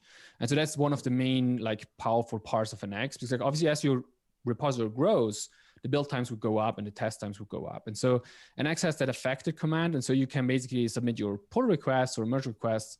And based on the comment you submitted there, it will compare what comments have been created with like the base branch, which is main master, however you want to use that. And then it calculates what changed. It identifies the libraries and then basically just executes the tests, builds and lints of those libraries. And then the deployment pipeline really like looks very similar. So if you build the app in that specific CI run, you just like get a distributed like package, a compiled package into this folder, and from there you pick it up and deploy it as you would usually do. So there doesn't need to be any change there. All right. Command center, do we have time for one more question? Sorry, Yuri, I have to cut you short. Yuri, thanks a lot for sharing this with us. If anyone watching still wants to ask Yuri some questions, I know there's a lot of questions in the Discord that we did not get a chance to answer. Yuri will be hanging out in his spatial chat speaker room, so be sure to go there if you want to join the conversation, continue the conversation with Yuri. Yuri, once again, thanks a lot and hope to see you again soon. Yeah, thanks for having me. Bye. Bye-bye. Okay. I want you to grab your phone or any internet-capable device and let us know, how did you like Yuri's talk? Open Slido and enter the code 1415 and let us know. Rate him 1, 2, 3, 4, or 5 stars. And yeah, just let us know so we know what you like and what you didn't like. And we know this for next editions so we can tailor the program to the talks that you like best. So I've been checking Twitter in between talks every now and then, and I see a lot of you have been tweeting your photos, which is awesome to see. But yeah, we want more photos. So just keep the conversation going on Twitter. Send photos if you haven't yet. How are you watching this? And as a reminder, you can win a GitNation multipass. You'll get access to 8 other conferences or 7 other conferences. So that's a really good value for just sending one photo on Twitter. And now it's time for a little break. We're going to be back in 9 minutes. I'm not going to say the time because time is different for everyone in every time zone. So just be sure to keep an eye out. 9 minutes and they start now.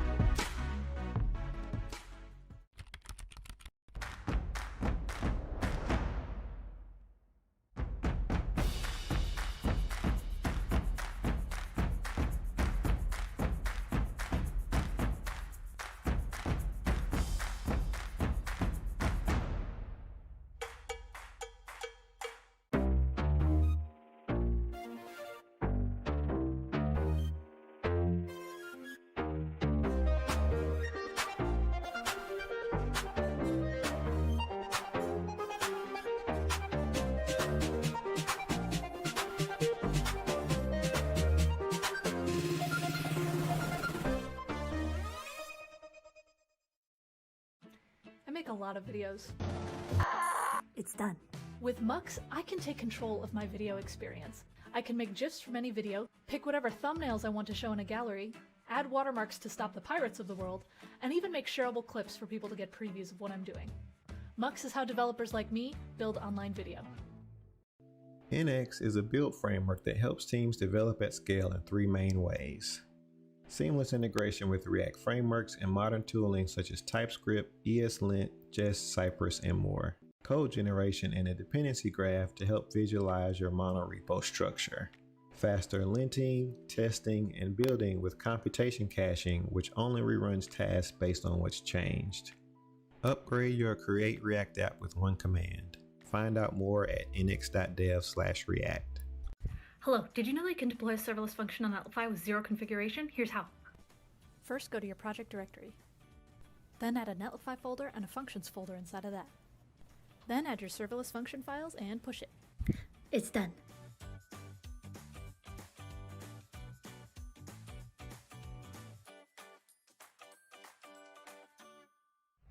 Hey everyone, I'd like to talk to those of you who make React websites for a living. I think that it's time that we stop shipping pages. Instead, we can ship a page builder for content teams. Let me give you an example. Look at this website. You can break it into sections, and each section would be a React component. So what if you could make these React components a page builder? Then your content team can use it to create all the pages they need without changing the code. Want to give it a try? Go to slicemachine.dev.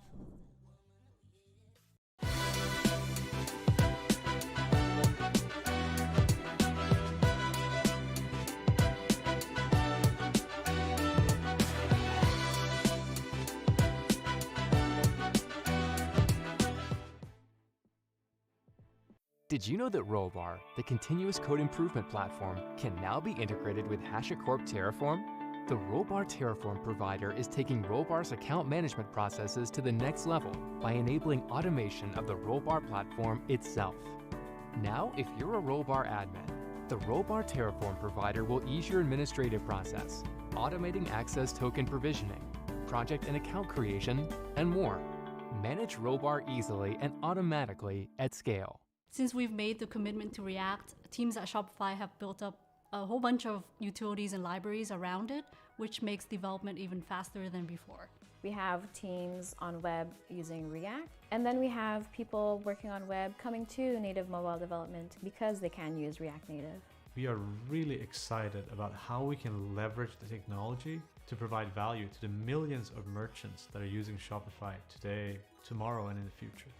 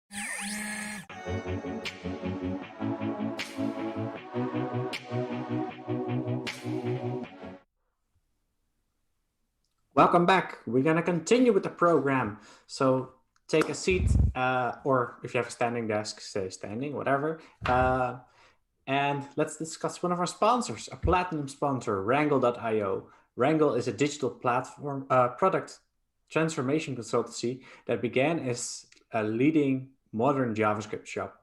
They partner with enterprise-level companies and scale-ups to solve their most complex challenges. The Wrangle team has delivered best-in-class apps in 3 months. This is why we love React's lightweight, component-based structure that helps our clients build scalable products at the speed of the market. Thanks a lot, Wrangle, for sponsoring this event and making it possible. Great job. Next up on our agenda is another panel discussion with some great panelists. We're going to be discussing the modern way of making websites in React. And hosting that is Alex from Prismic. So Alex, could you join me on stage and the rest of the panelists also? Yeah, hey, how's it going? I am Alex Trost, a developer experience engineer at Prismic. And I have a phenomenal group of panelists here with me today. And the goal of this panel really is to discuss some of the important aspects for developing excellent React components, as well as the decision-making that goes into that process. Like I said, we have a wonderful panel of experts here. I'm going to quickly ask that they introduce themselves. I'm going to start at the top with Nader. Go ahead. You just introduce yourself, name, where you work, and what you do. Yeah, absolutely. Nader Dabbit. I'm a senior developer advocate, or actually, I guess now I'm developer relations. I was with AWS for a little over 3 years, and now I'm at a company called Edge and Node, and we're doing crypto stuff, we're doing DeFi stuff, and decentralized finance, and all kinds of cool stuff. Awesome, thanks. And Aaron? Hello, I'm Erin Fox. I'm a software engineer at ConvertKit, primarily working on the builder for emails. I like cats, so I just got a dog, so I like animals, I guess, but I'm still a cat person. I won't tell the dog. It's between everyone here at the conference. It's fine. Next up is James. What's up, everyone? I am James Q-Quick, and I've got a dog in the background. So Sevi is joining me today. I'm a JavaScript developer, a speaker, and a teacher, and specifically a developer advocate at Auth0, where we focus on making it as easy as possible to add authentication to your applications as a developer. Awesome. Thanks, James. And last but certainly not least, Sadek. Hey, my name is Sadek Drobi. I'm in some way or another, I found myself to be the CEO of Prismic. So I was a developer, and I saw that CMSs they were not great for doing anything. And I thought, like, okay, can we make them good for developers? And I guess we succeeded some way or another to do that. And now I'm thinking, like, okay, let's make CMSs good for components. So that's what I do. And, I'm still a developer, and I trust that developers are good for the CEO role. let's see what happens in this panel. Awesome. Well, thank you to everyone for joining us. That's usually how you sign off a thing, but I'm kicking it off with that. Thank you to everyone for being here. It's just a great group of people. So for today, I want to talk about building components and specifically kind of around the topics of design, reusability, dynamic content and logic, and then actually the maintenance of a component after you've created it. So to kind of start it off, Erin, I want to go to you first. How much at ConvertKit, for instance, how much is the design team involved in the actual component architecture? Like, is it a waterfall process or is it more collaborative once you get to coding? How are the designers involved there? Or maybe like two words about ConvertKit for those who don't know. Great call. I mean, of course, everyone knows it, but Of course. So ConvertKit is an email marketing company where we help creators earn a living online through email marketing, and we also have digital products or commerce that you can sell.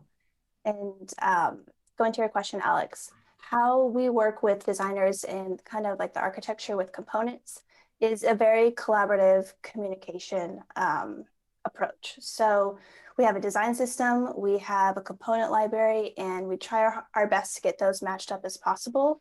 And I think one thing that we both, within both departments or both teams, the design team and the engineering team, is we always try our best to have a futuristic approach when creating a component or designing a component, because if styles change, if colors change, if we want to change a button to a dropdown, we want to have those conversations early on. We even loop in products sometimes. So in the beginning of the creation process, it's very much collaborative, and what's the end goal, and is this aligned with the business goals as well? Awesome. And I should have said it at the jump, but to everyone, if you want to jump in after something, add something on, that was a question kind of more specifically about how ConvertKit works, but in your experience, how was the design team involved in the component architecture? Like, are you discussing the actual API of what might be needed down the road? Anything like that? Does anyone else want to jump in on top of what Erin said? I could add one more thing real quick. Awesome. Yeah. We are very fortunate enough to have some designers that know how to code and have built a lot of our components in the beginning. And that's a huge win for us. Dylan on our team, he helps design and comes up with colors and components and things like that. And he's just more aware of kind of how the structure of components are and kind of the life cycle of them, if we need them, if they change. So that's kind of been my first time working with a designer that is aware of the actual component architecture of it. So that's definitely a plus. That's so useful when you have those things across the different disciplines. Go ahead, Sadek. I mean, I guess we are like, okay, I'm old enough to have witnessed the dream of components since long time. And we always wanted these components and to build things with components and stuff, but it always failed. I've seen it failing so many times. And maybe I can recognize that this moment is different than the other moment that I've lived, because I've lived this kind of promise of components so many times, so many, like Microsoft and everyone threw themselves into like, okay, let's build these things with components. But now it's very different. Imagine a design tool like Figma has components built in, and they tell you use components. Sketch went into that kind of, everyone is now into the components. So it's a very different thing. So now you tell me, should designers, if the question is like, should designers be involved since the beginning? Of course. And that the proof is in Figma, the proof is in Sketch. And our designers, they since the beginning, they okay, we need that. But not only about the micro component. So our business is a bit different, or maybe, I don't know, Erin, you have a similar thing, but we also not only talk about these kind of small components of like buttons and, text areas and stuff like that, but also these kind of sections. Like if you look at a website, you have these horizontal sections, right? Like a hero and the other sections that you have in a website. So we call them macro components. We call them slices as well. But these things also, so the whole design system should be talking about the small components and also the big ones, the sections. Now the designers will be involved in the micro and in the macro components, but even the editors, I think we can stretch this kind of metaphor of components to the content writers. They could also think about components and build things with components. So I think like it's components all the from the beginning to the end. I really think that it's very exciting moment where components are getting the success that we wanted to have with this approach. Alex, I've got a quick example of something that maybe is the complete opposite of what we're talking about here, but just for awareness of like how opposites attract, James. Go for it. Of how some companies work. So when I was working at FedEx before I joined Auth0 as a software engineer, we didn't have any designers at all. So just like kind of raising recognition to like some companies and some teams aren't fortunate enough to have designers involved. So Aaron, to your point about having people that have a little bit of background in both, like even if you just dabble, even if like as a developer, you pay attention when things look good and you start to ask yourself why, like those sort of skills and that practice of just trying to become more aware can really make a big difference, especially when you don't have someone that's able to do that handoff for designs and tell you exactly what it should look like. If you're able to have a little bit of that knowledge yourself, it'll help hopefully kind of bring it along even without having dedicated designers. What kind of knowledge? What kind of things you're talking about? I mean, basic design principles, right? Like white space, consistent fonts and sizing and just spacing in general.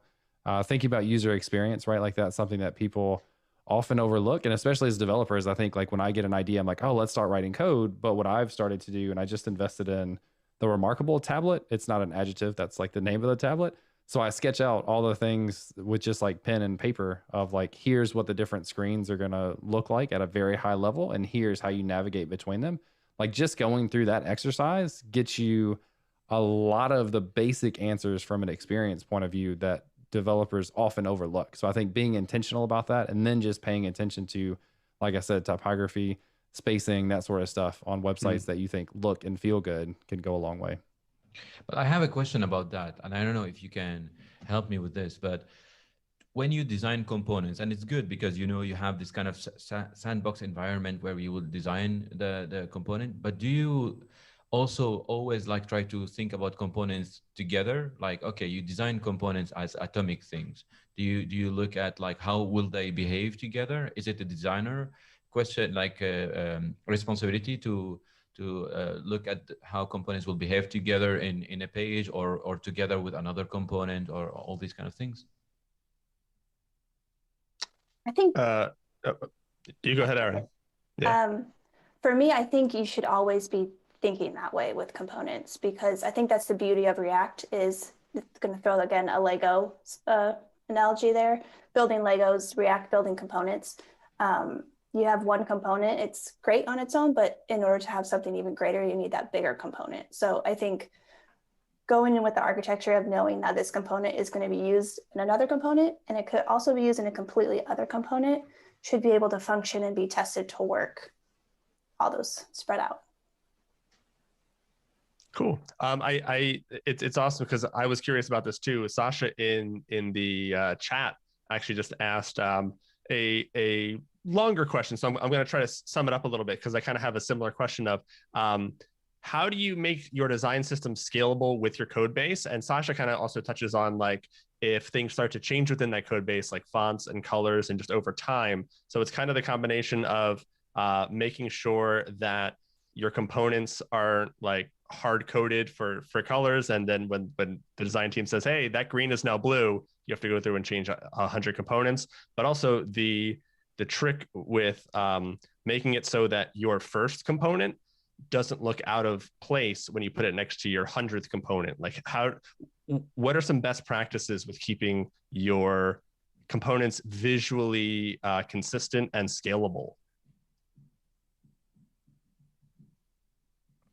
Nader, do you want to hop in on that? Yeah, sure. I mean, I can kind of speak to some of the experience. So I honestly haven't worked on a lot of teams using like React as an engineer in the last couple of years.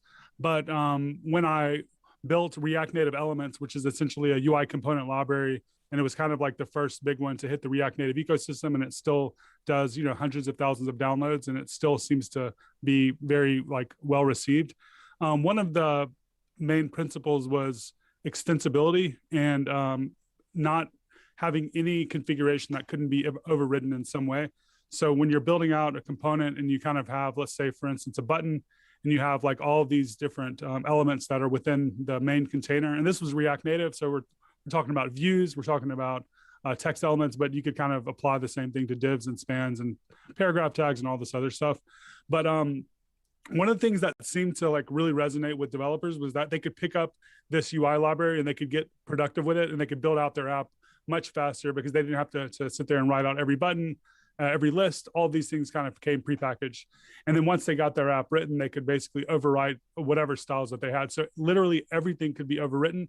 So I think that seems to scale really well, as long as you're creating things that even if you need to kind of override something later on, you're never kind of constrained by the API. You kind of have every single thing available to the developer, but with smart defaults, right? Like something that kind of works out of the box and doesn't break, but at the same time, if you do want to update it, you kind of have that API surface extended to the user. Awesome. Well, thank you. Yeah.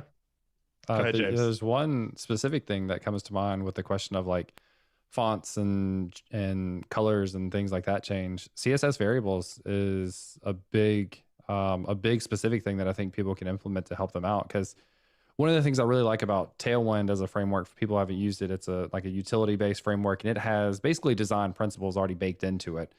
But it gives you that consistency, right? Like you have this many different font sizes that you can choose from. You have this many different shades of a different color that you can choose from. And the equivalent of that, if you do it by yourself, is you translate that into CSS variables and use those. So at the time, if you use variable, you probably wouldn't call it orange, you'd call it like accent color or something, and you have it all throughout your application. Now you can update that thing in one place, or the font sizes or the box shadows or things like that. If you go back and update those CSS variables, now you're able to scale just like you would in like programming, right? Like we don't hard code things, we use variables as much as we can.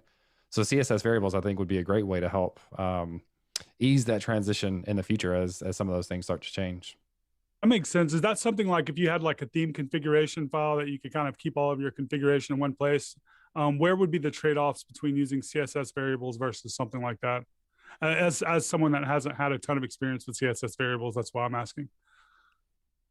I guess that would, I'm not sure I'm the best to answer that. I guess it would depend on like what kind of CSS you're doing. Like if you're doing like styled components or like other CSS and JavaScript or like other tools, they might have their own way to do it. I think more or less it accomplishes the same thing, right? Having that centralized, like here's this, and then just reference that thing instead of hard coding the variable or the value over and over again. So I think it accomplishes the same thing, although I guess it probably depends on like what you're actually using specifically. Okay, that makes sense. Awesome. For consistency, I don't know if I can add to that, but I think one of the major thing that so basically what we do is that we so a lot of like our users they kind of pushed us into like components. You need to do something about components, right? And I was like, okay, what do you want us to do? And the first thing they asked us like, hey, like we have this, because often our business is like to connect data to some kind of content, some kind of data into components, right? And they tell like, okay, first thing they wanted the model to be next to the component, so that like you don't have them to live in different places, like the queries and the data model for a given component, like what things go into the component. They want it to be living together with the component, next to the component, basically as part of it.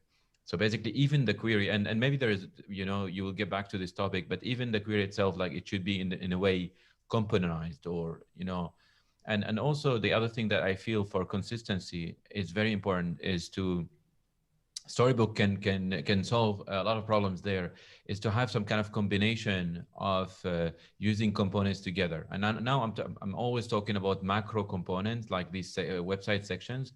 Like we try to have a variety of storybook stories where they combine kind of randomly the different sections to see like, okay, are they still working well together? Do they work together? And I guess these stories, these bigger stories that will combine components will allow you always to see like, okay, are they consistent? Are they breaking together? I guess it helps you always have a view of how things combine together. I don't know if you have that experience with Storybook and combining things into stories. So I think that like Storybook is fascinating. I think we could definitely dig into that. I do want to move from design onto some of our other topics, but I would love to have a follow-up panel with all of you just talking about the design and consistency aspect. There's a lot to get into, but so kind of shifting to reusability.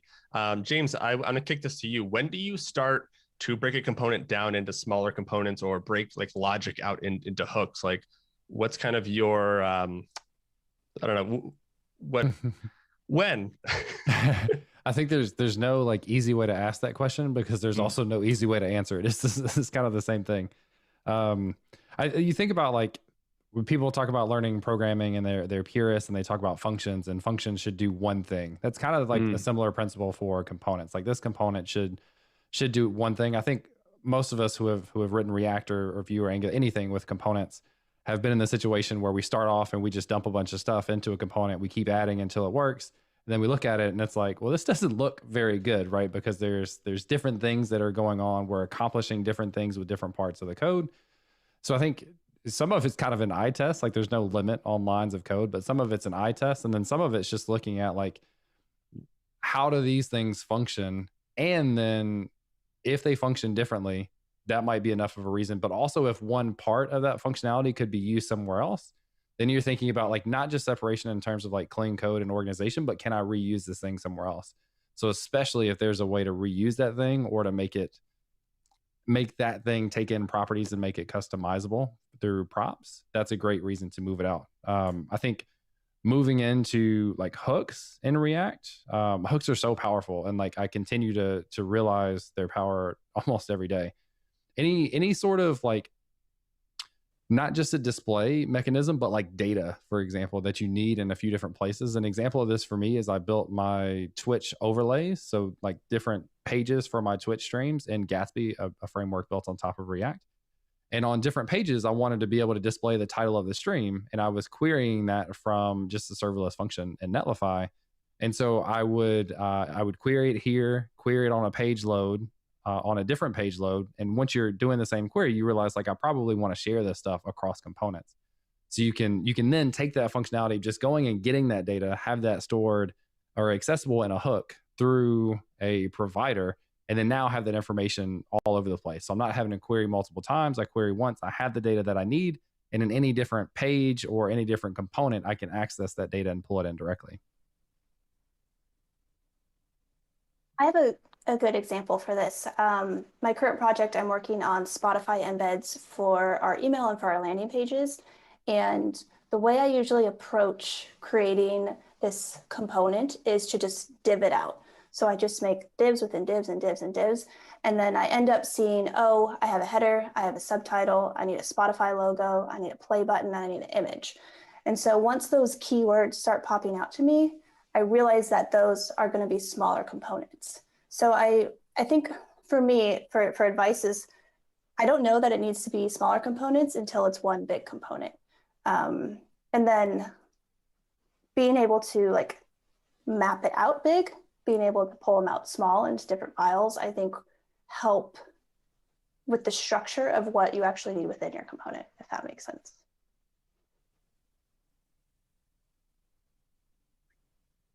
Yeah, absolutely. I'm just giving that little bit of space in case anyone wants to jump in, because it, without it being in person, you can't make the eye contact like you. So there's always that little bit of awkward pause, but I want to make sure I'm not stepping on any toes or sidelining any great additions there. But Nader, I actually have a question for you. How do you kind of decide whether or not you're like with a compound kind of component? How do you decide if you're going to be baking in other components, or if you're just kind of leaving a space for children components to be passed as a prop? Like what kind of a judgment call do you make there? I mean, I guess kind of just always keeping the idea of like extensibility and scalability, and if there's any chance that they're going to use this by itself, then make it to where that it's not going to be affected by having a parent. I don't know, like everything that could be standalone should be enabled to be maybe standalone and that sort of thing. I know that like at AWS, we were building and supporting a UI library that kind of allowed people to just spin up like authentication flows and image pickers and stuff using using React components and just like maybe one line of code. And some of those things were kind of like relating to that. So for instance, for authentication flows, you could like spin up, you know, the entire flow with a single component, or you could kind of like nest within those components, individual components to kind of like configure things the way that you wanted it. But we made it work either way. So you could use these components standalone, or you could nest them together. And yeah, it seemed to work out pretty well that way, I guess. Awesome. Cool. I know we are running a little short on time, so I want to make sure we kind of hit all our main things. So I kind of want to move on to dynamic content and logic, just as kind of a broad topic. But excuse me. Do you have any like best practices for bringing data into your components? And Sadek, I know that you think about this a lot in terms of yeah, just in terms of how to get data into those components, ways to make that still reusable and dynamic if needed. I mean, yeah, it's a big challenge, and your components could mean a lot of things. And often, what we deal with, as I told several times already, we deal with websites, right? And a component could be part of any page, basically. So as I said, like maybe the most important thing is like to have a way to componentize the query, right? But you don't want to do like 10 queries or 20 queries if you have 20 components. So you need to kind of get one shot all the content and then break it into different things. So we have a concept for that, but you know, you can do it also with GraphQL. It's a very good way also to break the query into smaller parts, but then you can, you know, form a bigger query. But the important thing is like, it's important to think in components even when you're talking about data, okay? Like, and then, you know, there are different kinds of components. Like you can have a page itself could be a component, right? The whole page is a component, is a page component. But then each section of it is a component, and then the small buttons and things that you show inside that kind of macro or section component or section are as well. So you need, so it's often is, so we try to make like, okay, best practices. We see what matters. Like it's matter of at which stop we should stop breaking things into smaller parts, right? So I think that for us, at least for our experience, there has been like the section level is the middle ground. Okay, so let's break the data into these smaller sections, and then that's it. You know, each section will manage its own data and its own components, because it seems to be in websites this is how it goes. So it depends on the logic on the app or what you're doing, right? But it seems like sections are more or less independent, and you can take that kind of, make that kind of assumption and say like, okay, we break them into these kind of macro things, and then everything else will get from these data. So this is what we do often, right? But the important thing is like you have, as I said, the model of the data should be next to the component, because otherwise it will be a mess. If you do a big query and then you will throw that data and hope that the component will find their data, that could break. That's so fragile, that can break so easily. So that's why even when you're modeling your data, you say like, okay, I'm modeling that component, that section, instead of like thinking about the page as a whole. I don't know if that's clear, but that's what we, at least what we understood from our clients. There's a couple tools that are useful as well for like caching and cache and validation.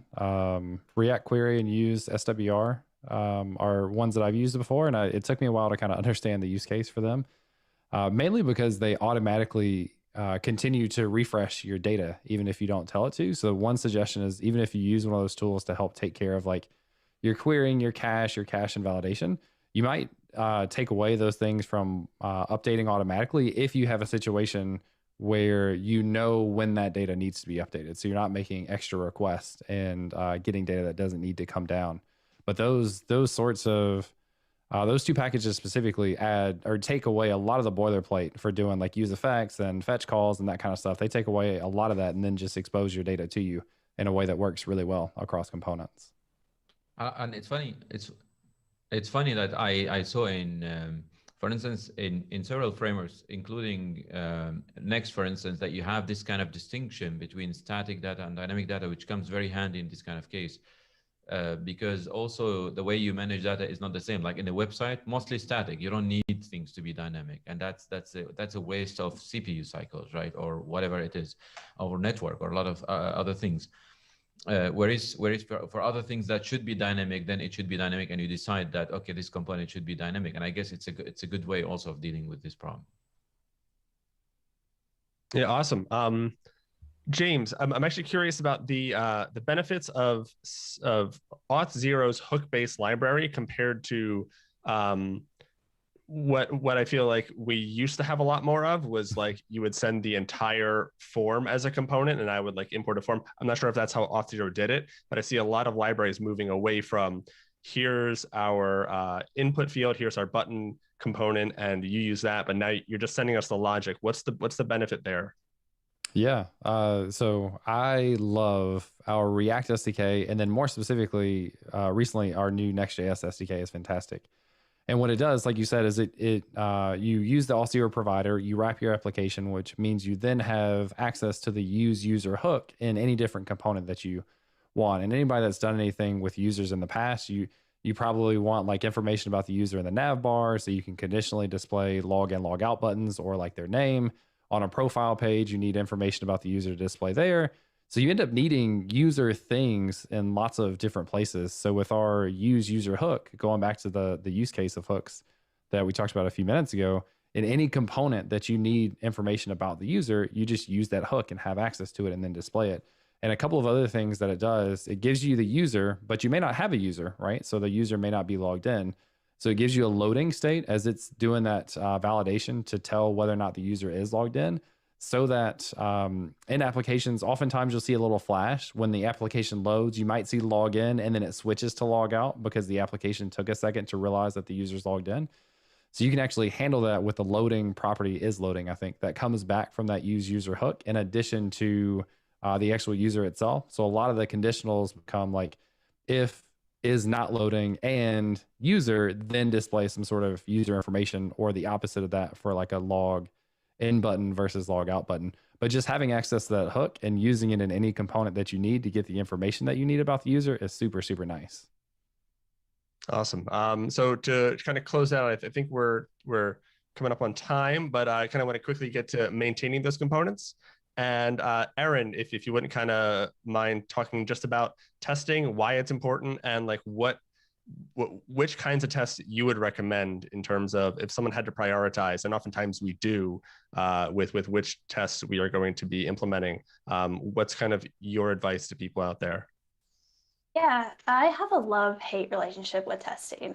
I want to love it, and I know how valuable it is, but it's just such a process. And test like TDD is such a thing, and I think it's great, but I haven't got to that level yet, maybe one day. But component-wise, I think being able to test, React testing library is what I'm most familiar with, and to be testing at a smaller component level and then growing up from there, I think makes you more secure in these core like primitive components and to be able to use them throughout your app. So being able to have tests there are super valuable.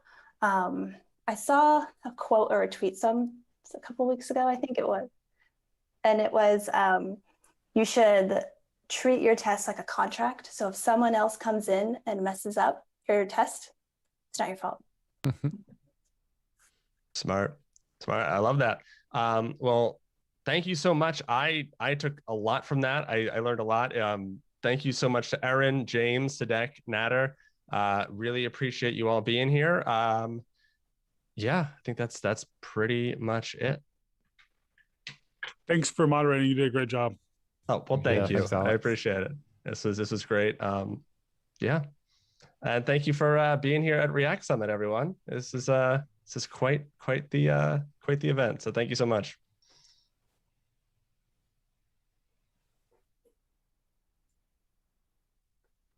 Hey, we're doing an event and I muted myself. Great. That's the life now. Didn't we all have this experience? Don't laugh at me. I'm sorry. So thanks all panelists and Alex for hosting, of course. Great topic. And I really liked seeing the people also discussing along with you in the Q&A channel on Discord. Really cool. So let us know on Slido. How did you like it? I rated 5 out of 5, of course. I really enjoyed this. But let us know, how did you like it? And with that, Kathleen, I want to give the word to you.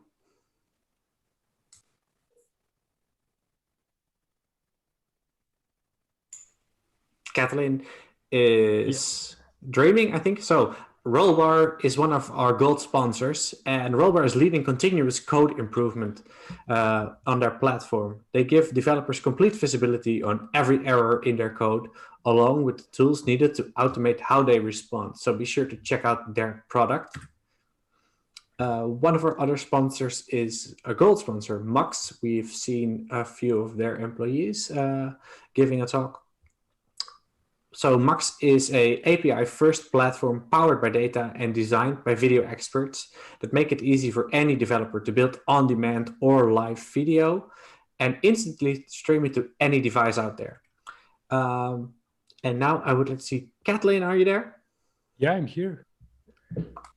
All right, I had to talk. Oh man, I was listening to you. It's like incredible.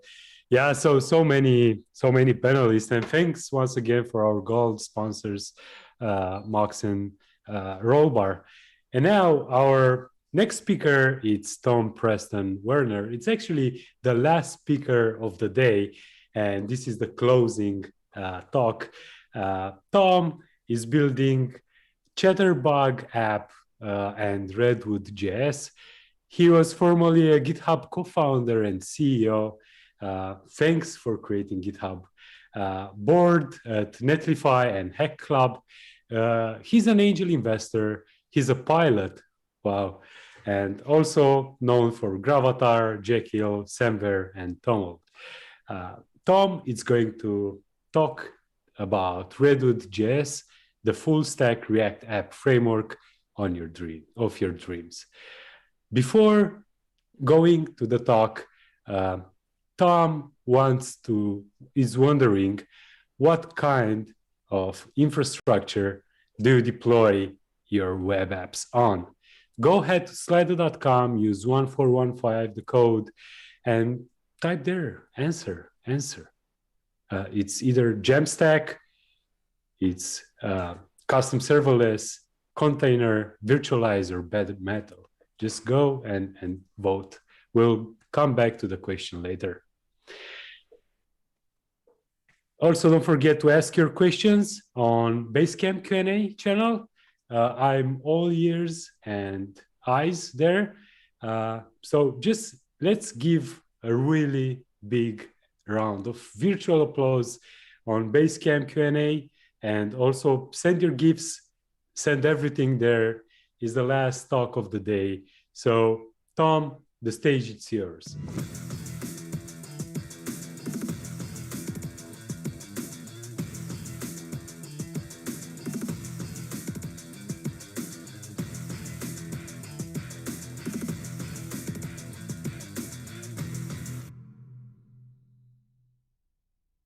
I know what you're thinking. I want to make a web app. So I'm going to need React. I'm going to need Prisma on the back end to talk to a database. I'm going to need Apollo to talk from the front end to the back end. I'm going to need Jest so I can write some tests. I'm going to need Storybook so I can design, code, and test my components in isolation. I'm going to need Webpack to glue this whole thing together. And I'm going to need Babel so I can compile, transpile ES6 down to ES5. That's the web app. But I'm going to need to figure out how to deploy this thing. Maybe it could go to Netlify. They're really into Jamstack. Maybe it could go to Vercel. They've got a cool triangle logo. What about Render? Maybe then I could use containers and get long-running requests and GraphQL subscriptions. Or maybe I need the full power of AWS. I haven't decided yet. In any case, I'm going to need some kind of authentication, so I could use Auth0 for that. I'm not going to write my own. Got to go further than that, though. I also need authorization, so I'm going to need some role-based access controls. And what about logging? I'm going to need really good logging, send that to the provider of my choice. I'm going to have to code to split this thing so the browser doesn't get too much code at any one time. I'm going to need OG tags so this thing will unfurl on Twitter and Facebook. Got to have pre-rendering probably in order to do that. And I'm going to need accessibility right out of the box. So this thing works in screen readers. All right, let's do this thing.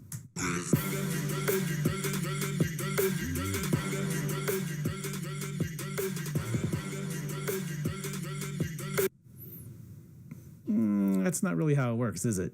It's more like this. All right, Google, my old friend, create React app. Okay, there you are. What's this? There we go. npx create React app. All right. Oh, what am I to call this thing? Globnox? That works. All right, we'll let that do its thing for a while. Let's learn how to use Prisma. Okay, Prisma, here we go. Nope, not that one. Nope, not that one either. Aha, found you. Yep, here we go. Prisma, docs, quick start. All right, in this page, you will learn how to send queries to a, okay, great. All right, this is going to take the rest of my life. But despair not, because I'm here today to tell you about redwood.js, the full-stack React app framework of your dreams. Now, I know what you're wondering. Who's this bozo telling me what to do? Well, I'm Tom Preston Werner. You can find me online at Mojambo on Twitter and GitHub.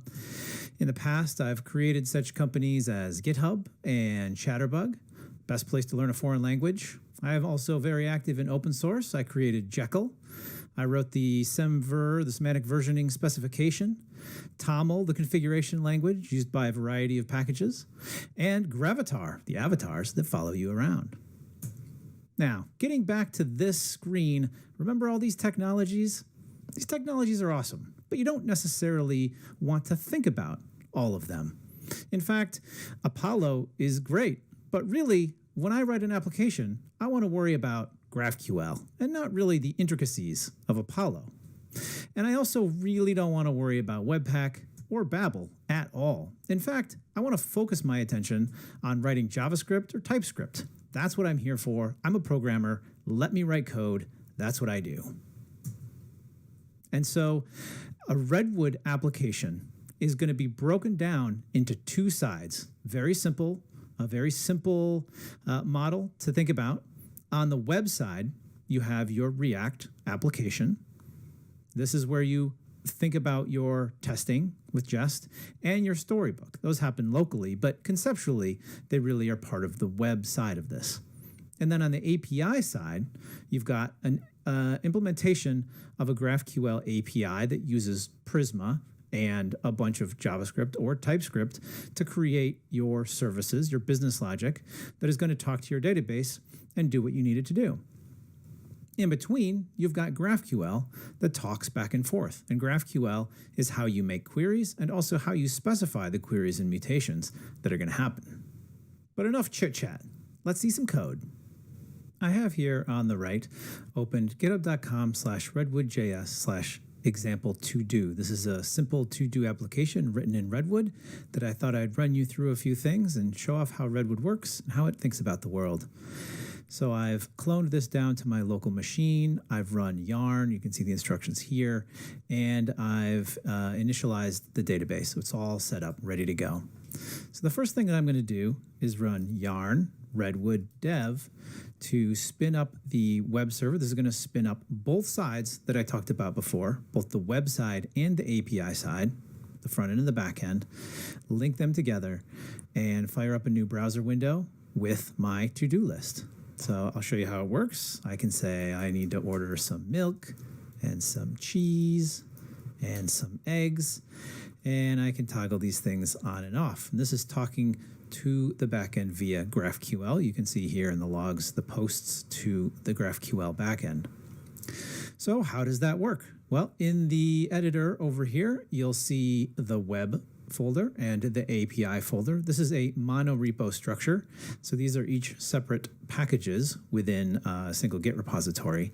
So let's start where everything starts, which is with the routes. So in the routes file here, you can see that we have a router, and within it we have a route for the home page and a route for a not found page. This is essentially the 404. So this is our home page. And in Redwood, we have another directory for pages, and it's very easy to find things, very organized, the directory structure. So this is the home page. This app is using styled components, which you'll see here. And it's just standard React. So this should look very familiar if you know React. So here we have a wrapper, we have the title, to-do list, and then we have a to-do list cell. Now, Redwood has a really special concept called cells. And cells are a way to declaratively do your GraphQL data fetching. So let's go look at that. To-do list cell is in source components, to-do list cell. So source components, to-do list cell, and here's the file. And how this works is you simply export a certain set of variables from here, constants, including the query. So you start with your GraphQL query. You just type it out here as a GraphQL query, or you could have a mutation in here as well, which you can actually see here. And then you have different states, and you just export these states as components. You have a loading state and a success state. You can also define a failure state and an empty state. Right here, I've just done a loading. It very simply says loading, and a success state. And so what this does is really simplify and focus you on what you're building.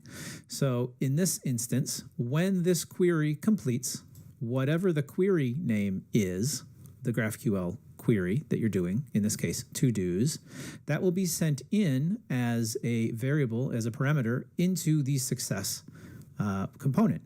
And then within that, you can do your work. So this is doing some optimistic updating, which you don't have to worry about too much for Apollo.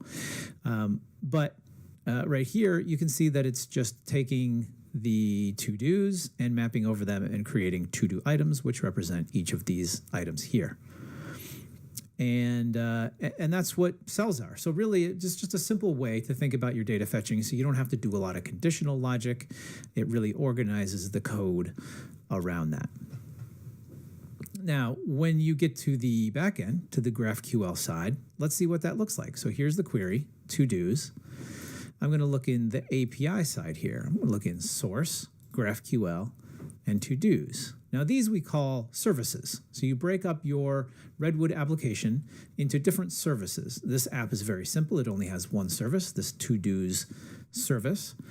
A larger application, you might break it down into different services for the different responsibilities that your application has. So here we see an SDL file that is defined in a JavaScript file. And here's the SDL. So if you've written GraphQL before, then this should look very familiar. This is straight out of the box standard SDL, so the schema definition language. And here we're defining a to-do object and queries and mutations. And the nice thing is each service can have one of these files, and they can all be separate, and Redwood will do the hard work of stitching them together and presenting them to the world. So let's look for what we were talking about. To-dos is going to return an array of to-do items, which are defined here. And when you're normally writing Apollo, you have to think about writing your resolvers, and there's a specific way that you do that, and they all end up in the same file, and it can feel very messy. It feels like a lot of boilerplate. So we've eliminated all of that in Redwood and said, well, let's just match things up by name. And so if you come into the services directory and look at services to-dos.js, what you're going to see here is a constant to-dos. This is the same name as the GraphQL query being exported, and Redwood is smart enough to match that up and say, this is the implementation, this is the resolver for that GraphQL call. And in it, we're going to use Prisma, which we just import here. DB represents the Prisma database, and now we can do any of our Prisma calls on that. In this case, we're just doing a find many. So a really fun way that we can explore that, as you may be already used to, is with GraphQL Playground, and Redwood, of course, ships with one of those, and that's going to be at localhost 8911. And we can try this out. So I already have loaded up this same query that we find in to-do list cells, just the to-dos query, ID, body, status. And if we run that, then we can see that we get back exactly what we expect: milk, cheese, eggs. And everything is as it should be. And really, that's all the code that it takes to do the front end to the back end. So, all right, that's cool, you say. What about doing this from scratch? Having it all there right now is one thing, but what if we want to do something from scratch? Well, let's give that a try. I'm going to close all of these, and I'm going to switch over here. And what should we implement? I think it would be fun to have a page that just showed me the count of to-dos. Maybe something else needs that for some reason. It's a simple thing to implement. So we have the ability to generate certain things in Redwood. So I'm going to run yarn redwood generate, or just G for short, page, and I'm going to call it the count page. I'm going to run that. And what I'm going to see here now in my routes file is a new route has been generated, /count, takes that from what I typed in here, and it has created a count page for me. So let's go look at that count page. It's also creating stories file for Storybook. This is integrated out of the box, and a test. This is the just test. So we're beautifully integrating all of these different elements. Right now, we can go look at this in /count. And here we go. This is just the generated page. This is what it looks like. If we make any changes in here, then they will be immediately reflected over on the website. So you can go back and forth very, very simply and do this.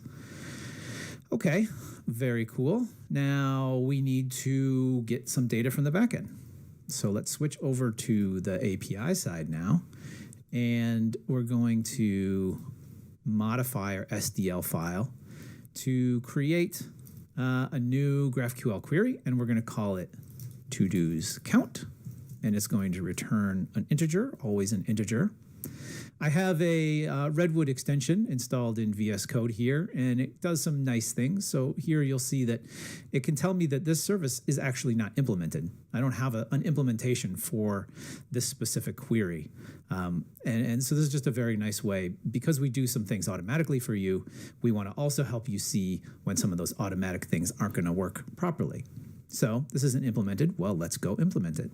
That's in services, to-dos.js. We're going to create something called to-dos count. We'll do that right here. Export const to-dos count. That is going to be a function, and it's going to just be db.todo.count. Okay. Well, let's see if that worked. We should be able to run it and see if it worked. And here we go. All right, there we go. See, I added 2 lines of code, and I created all of my GraphQL infrastructure that's necessary in order to get the back end working. So there we go. We have a new GraphQL query defined, ready to return some data and be consumed by the front end on this count page. Well, we're going to need a cell. We're doing data fetching, so we need a cell. So let's create a cell. Yarn redwood generate cell to-dos count. We'll let that run, and we're going to find this in components, to-dos count cell, right here. Now, it's generated this, and it's guessed what I'm going to write as a GraphQL query, but it's a little bit wrong. Let's make it correct. It's just going to be to-dos count, like that. The loading state is fine. The empty state, this is what I was talking about before. These are all predefined. We just change these as we like, an error failure state. And the success state is just going to, by default, just do a JSON stringify on whatever comes out of here, which is just going to be an integer. And that's fine for now. We like that. And now we're going to use this in the count page. So let's see in here. Why don't we say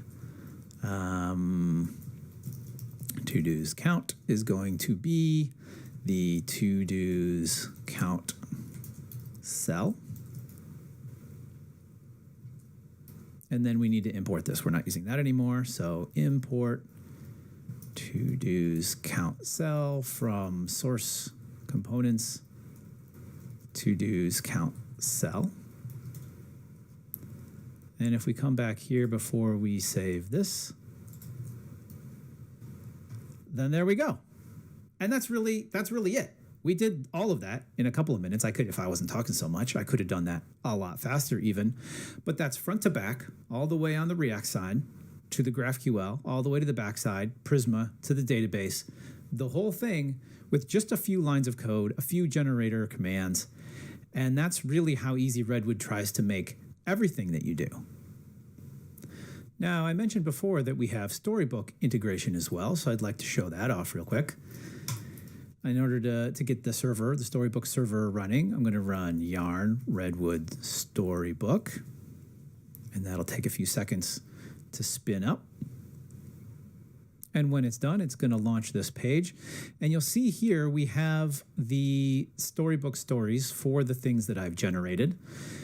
We have the count page, which is generating. And check this out. It actually has some data for the count that's coming back. But that's interesting. 42, where did that come from? And why does it say ID there? That's a little bit weird. Well, the reason that that's happening is that it's pulling it from here. So the count page is that whole page, is pulling from this count cell. And one of the things that we do for you, if you were paying attention over here when we created this, and I came into this directory, is you'll see this mock file. And this mock file is going to make it really easy for you to see your cells in Storybook, because mocking out your data fetching in Storybook is one of the real challenges to getting Storybook working really nicely with your application. Again, Redwood tries to make it really easy for you. And so we have the concept of mocking your data fetching. And in this case, we've just said we think that to-dos count is going to return an object with an ID. You might remember that that was what we guessed you were going to do. But it's very easy to come in here and just say, oh, it's actually just returning a number, and save that. And now you'll see that the success state of this updates, and indeed the page itself will update. So all of these components can use these mocks, the cells. And that means that when you have a page or you have a cell or a component that has a cell in it, anytime you have one of those, if you use it in your Storybook, it's cool. It's just going to pull this mock data and it's going to include that. So it's still very easy to visualize your components and work with them without the hassle of trying to think about how you're going to get that data mocked out in there. And again, you can very easily now work on the loading states of these things. So to-dos count cell has these various states. I might want my loading state to just say, just wait. I can save that. And now, instead of trying to be in my app and clicking refresh and being like, oh, what did it? What does it look right? Oh, I see it. It's there for like a 100 milliseconds or something, even less. That's kind of a pain. And I can go to my inspector and I can make my page really slow, and that's annoying. But that's why we have Storybook. Now I can come in here and I can stare at it for as long as I want, and I can make it work. Or the empty state. What does that look like? What happens when I get an error? If I want to make an error happen in my application, I have to go into my implementation probably and add some kind of a syntax error so that it's going to throw some kind of error.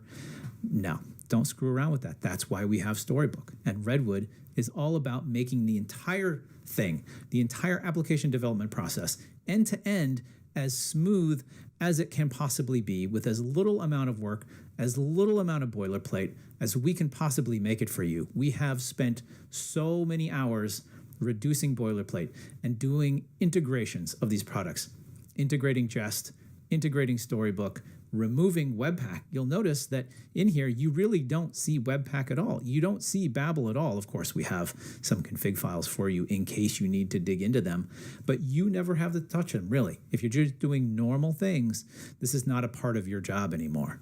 Let the framework do the heavy lifting for you so that you can focus on your business logic.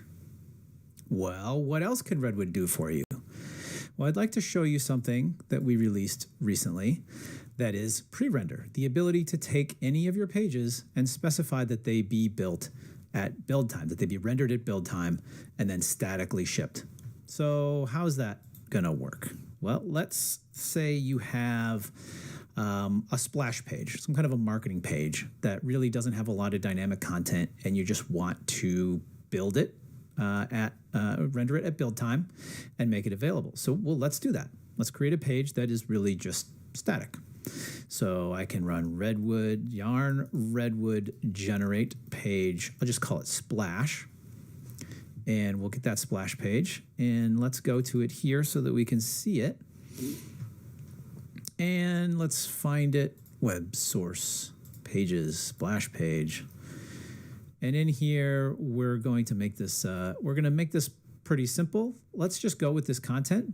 But what I want to show you is how the hydration is going to work when we do this and how easy we make that as well. So let's make this a button instead and give it an on click. That is just going to be a function that runs an alert. Hi.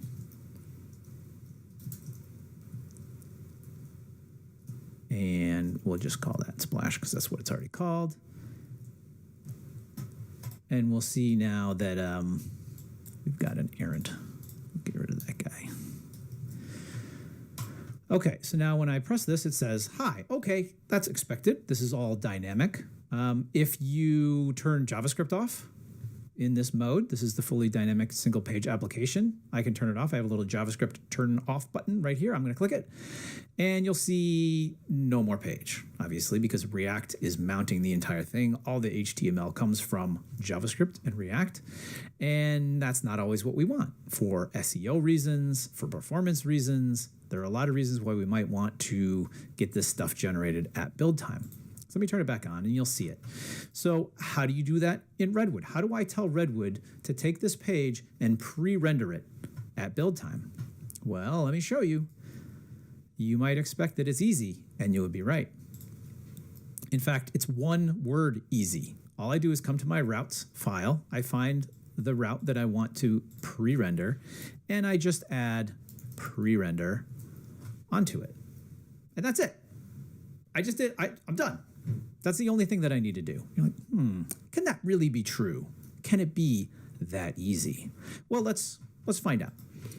So I have this specified now, and what that means is during the build, it's going to pay attention to that and build a static file for that. And so I'm going to show you how to run a build, and then you can inspect it. And in Redwood, you just run yarn redwood build, and that's going to do all the steps necessary to actually deploy this. This is really what happens during the deploy process. It goes through the website, it goes through the API side, and then it has a pre-rendering step. And during the pre-rendering step, it's going to look for any routes that has been specified to be pre-rendered, and it's going to render them. So let's look at the web dist directory. That's where the web side of this ends up. And you can see that there's the index, there's the favicon, there's the normal stuff, there's static files. This is where the JavaScript lives. This is where the CSS lives. It's all chunked up, Webpack, right? We did all that for you. All the code splitting and everything happens via that mechanism. And then we have a splash.html page. And we can look at that and we can see that this is the text that we see here. My default route is etc. And here's the link to me with the button splash. But look at this, button splash button, right? There is no JavaScript in this page because it's static. There's going to be no JavaScript. The expectation is that there is no JavaScript at this point. But what we want to be able to do is hydrate that page after the HTML is loaded and you have the content on your browser, and then layer on top of it using React's hydration the functionality. So let's see if we can make that work. Well, I can show you how this works by going into the web dist directory and I'm just going to run serve, which is just web server. It's going to spin that up. It's going to copy the URL to my clipboard, and it's going to send me into my app. And unsurprisingly, the homepage doesn't work because it is a full app and there's no backend. And the error here is I can't find my GraphQL. Okay, we expect that. But what if we go to the splash page? We have our content. Indeed, we do have our content. And now I want to show you that it's real by turning JavaScript off. So I just did that. JavaScript is currently off. So when I press this button, nothing happens because there is no JavaScript on this page. But what if I turn JavaScript back on?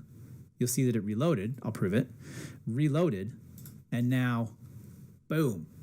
It's still dynamic because it loaded the HTML and then it loaded React and layered that on. And that's a beautiful thing. This is how you can get a statically generated pre-rendered page that can still be dynamic, but you get all the benefits of SEO because this is what Google's getting right here. Google's going to see this. So if you have SEO concerns on marketing pages, then you want to pre-render that. It's one word in your ads file. Remember this ridiculous screen that I assembled before? Redwood has a solution for every single one of these things. All of the stuff in the application, authentication providers from Auth0 to Netlify to many others, a bunch of deploy targets, including Netlify and Vercel and Render, and the ability to deploy your API side to AWS.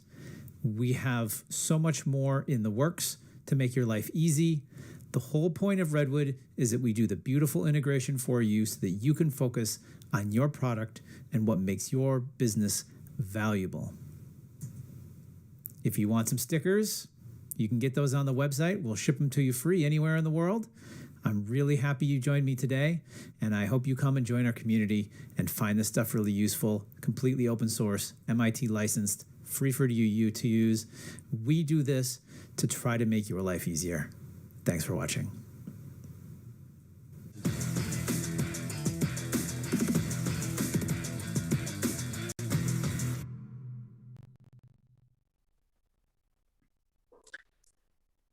Such an amazing talk, also funny talk from Tom.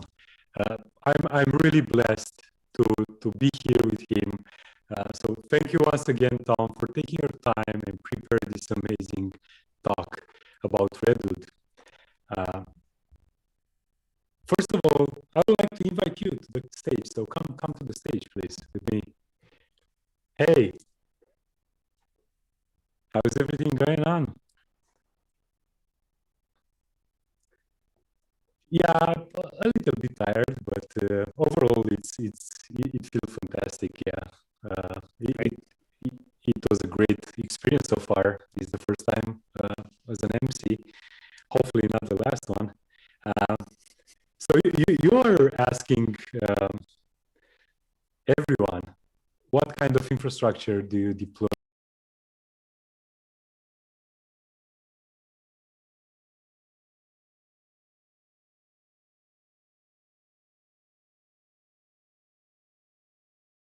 Which is Render, Begin, Fargate, Cloud Run. And on the third place is Jamstack. I have to admit that in my opinion, I'm using virtualized just because I can get my hands on the virtual machine. But what are your thoughts about those votes? Well, I think this is really interesting also because there isn't one clear winner. There isn't one that really super dominates the rest. And I think that's super interesting. So an interesting fact about Redwood, when I started working on it, was really envisioned to be a full stack web application framework for the Jamstack. But as we've been working on it, we've found that exactly these results are kind of the case of how people are thinking and operating. And so we need to adjust our homepage and our marketing now. But really the goal is to target all of these equally and kind of follow you where you want to go. And depending on your application and what your use cases are, you might choose different ones for different reasons.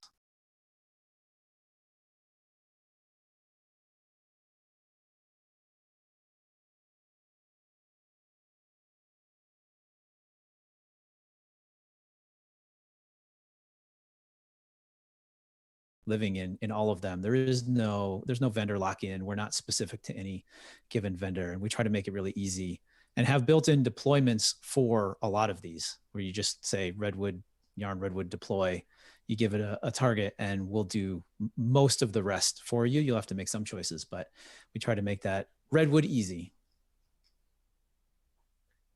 Oh, great. If we are going to talk more than 2 minutes, having this Slido, I think it's going to be evenly distributed for the first 3 places. So yeah, it's pretty obvious. It seems that IC2 are like virtualized one, but as you said, it's morphing based on your needs, right? Yeah. All right, so let's see what are the questions. Let me grab a couple of them from. We had lots of questions for you, that's for sure. The first one it's coming from Der Mohammed. He's saying, what's the difference, the main difference between Redwood and Blitz.js? Yeah, it's an excellent question. I think Redwood and Blitz both live in a similar space. We're both trying to be full stack web application frameworks that are on top of JavaScript, TypeScript. I think one of the big differences you'll see is that Blitz is based on Next. They've kind of used that as a starting point to build the additional functionality off of, where Redwood, we have not really built on something that is quite as sophisticated as Next. So for instance, we do our own routing. So we have a custom routing solution that allows you to put all your routes into one file. Some of these things are inspired from what I really loved about Rails. And that was a big one for me, was the simplicity of kind of the routing layer and how that allowed you to trace your code trivially.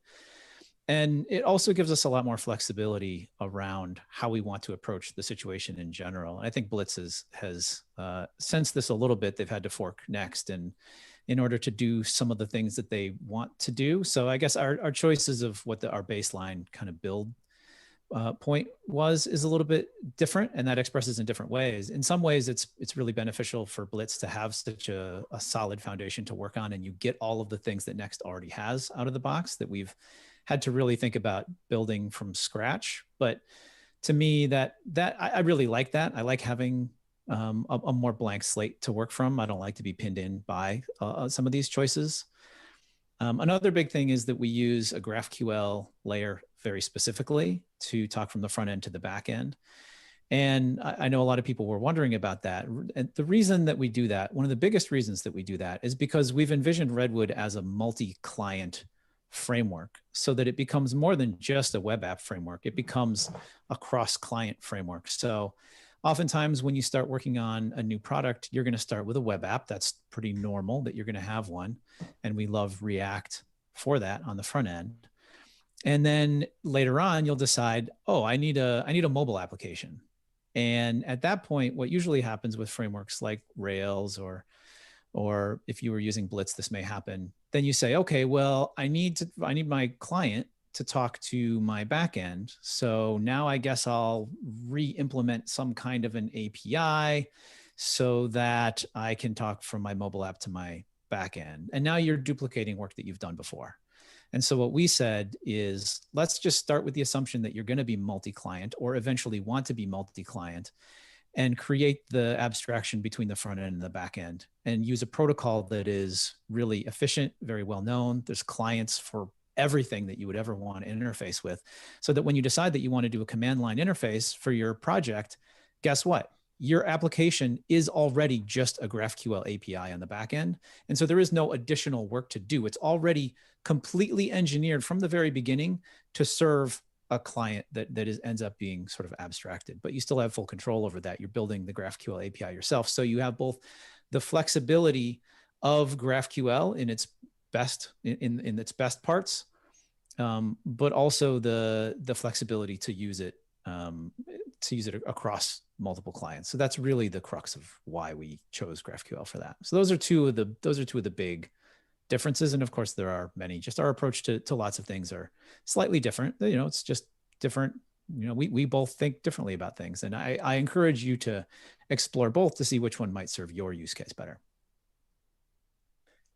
It's really fantastic. I mean, it's you took inspiration from Ruby on Rails, which also have generators. Your redwood.js also have generators. You have services like the layer that communicates with things and the backend. It's fantastic. I have a question. Since you also touched the next.js part, the question from Vlad F is, how is Redwood handling SSR? Since next.js is handling SSR, how redwood.js is handling SSR? Yeah, I think Next has really made itself a real winner in this area. So super relevant question. These are questions that we've had to kind of reimagine from a Redwood perspective, thinking about, like what we really tried to do is think from first principles, like what do you need as an application developer? And so we're starting to really think about these problems from what is the problem that you have and how can Redwood solve them for you in the most elegant way possible? And in the talk, I showed our pre-render support. So that's one portion of what SSR might do for you. You have this problem where you need to have content generated that you don't want to generate it at build time, but you'd like to have it cached and served. And you might do that for various reasons. One of those reasons might be because you need to have OG tags and support for that. And so this is where pre-render, and pre-render is just the first of many features that fall into a category we call Redwood at scale. Because all of these things, if you think about them, all of these strategies, things like SSR, are really about caching. They're really about performance at scale. And that almost always boils down to some form of caching. And so when we think about caching in Redwood, pre-render is the first implementation that we've started along that path, where we say, what do people often need? They need the ability to statically generate marketing pages because there's no reason to do them dynamically. But it would also be nice if they could be rehydrated so that any small bits of interactivity on the page will still function. And that's what pre-render is. And as you saw, it was a single word in order to enable that across multiple different deployment platforms. And so that's really what we want to do for the rest of it. So we will eventually have solutions for something that looks a bit more like SSR, or you saw Netlify today just came out with their solution for this that maintains atomicity around deploys and can make it a lot more easy to reason about. So we'll leverage those things on these different platforms and make them really easy to engage with, hopefully as little work as possible in the meantime. So our approaches will be different, I think, than Next. They'll look a little bit different, but they're going to be really specifically aimed at solving problems that web application developers have in the deployment and scaling part of application development. Great. Imagine Wagons is wondering, how about TypeScript? Yes, so we do have TypeScript support, so you can tell Redwood to generate you a TypeScript template instead of a JavaScript template. It's not quite done. You can do it. You can have it provide you a TypeScript version. And it's funny, in order to do that right now, we're still working on the interface for this. In order to do it right now, you actually pass a --no--JavaScript flag, which might seem a little bit weird, but it's because the template actually is already in TypeScript and we compile it down to JavaScript for the JavaScript version. But we don't have full TypeScript typing across the entire application yet. And so we'll smooth that out. 1.0 is going to ship with full TypeScript support in the way that you expect. Speaking about 1.0, Redwood hasn't released a 1.0 version yet. When will that happen? We're getting close. It turns out building a web application framework is more work than I expected. I already expected it to be a lot, but it's actually a lot more than I even anticipated. So it has taken us a little longer than we hoped, but it's because we really feel strongly that you need a certain set of features to be considered 1.0 for a full stack application framework these days. And we want to make sure that's all there and that you can rely on it and trust it, and that there's going to be no surprises, and we're not going to be breaking a bunch of stuff afterwards.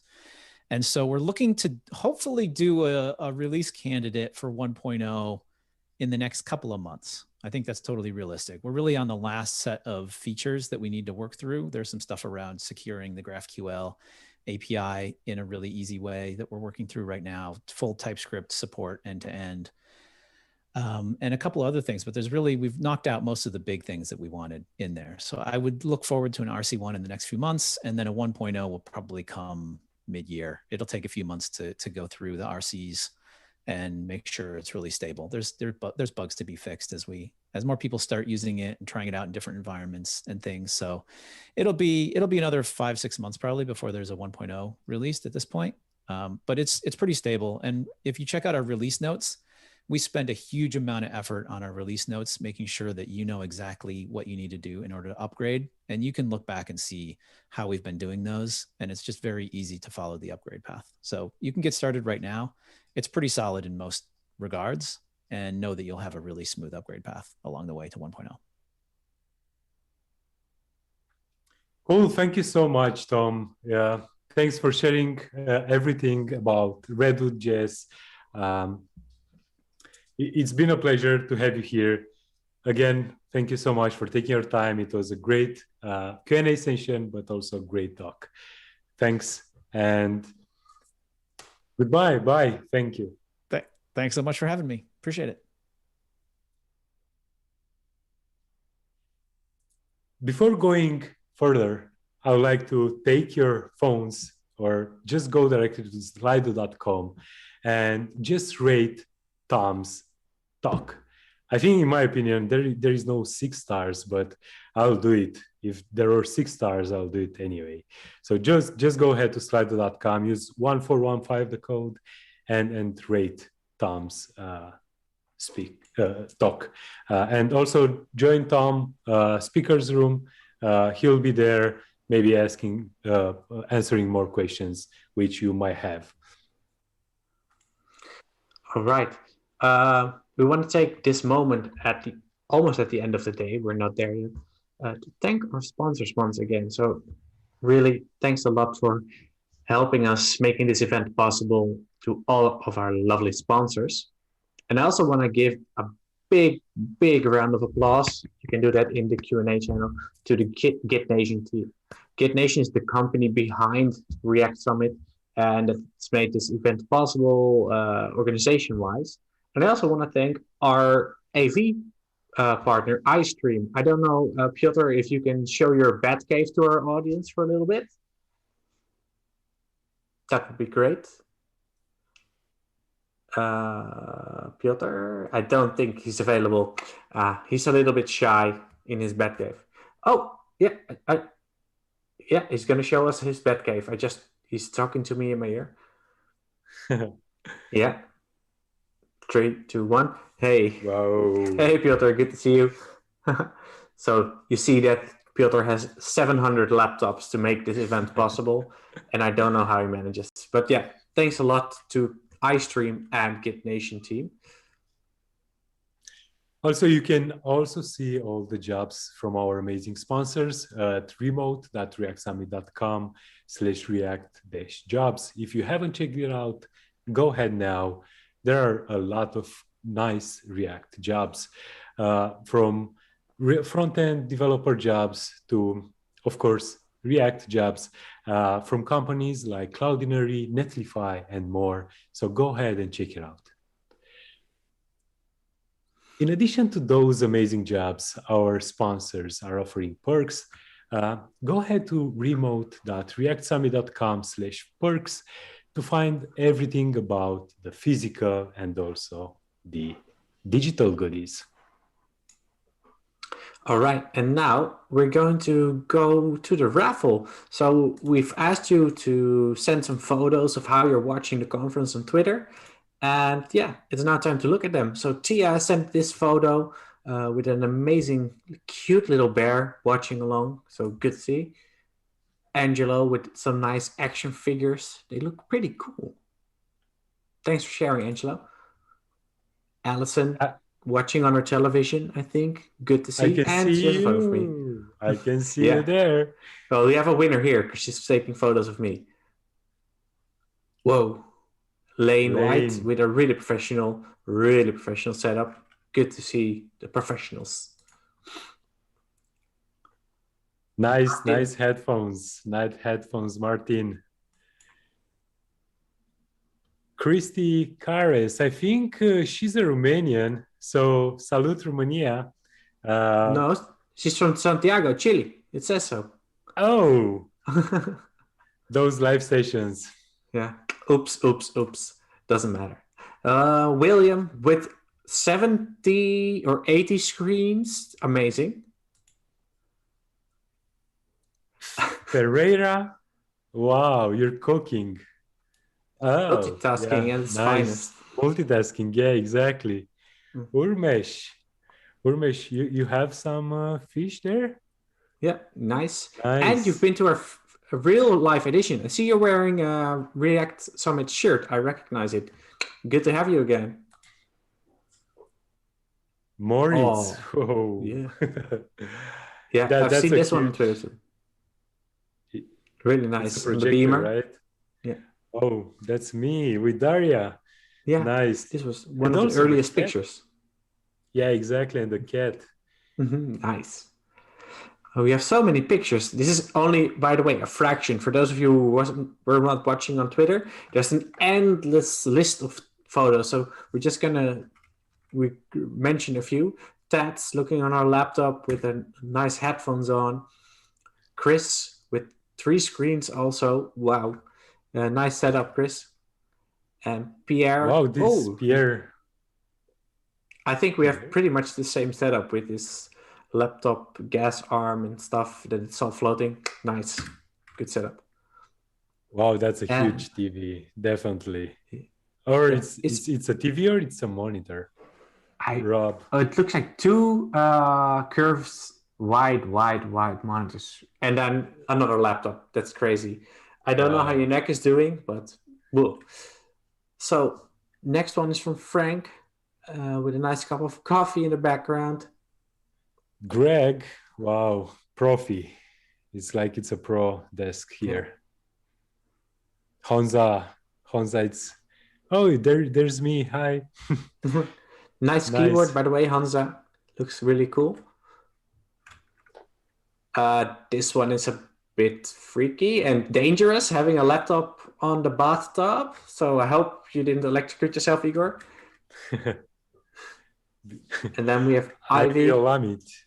Yeah, this is on laptop. Oh, you're staying in bed. Definitely you're a remote worker. Yeah, that's the life. Okay. We are now going to go and spin our Wheel of Fortune for our GitNation multipass. And if I'm not mistaken, we're going to spin it 3 times. So first spin is coming up right now. I'm going to click the magic button and we'll see.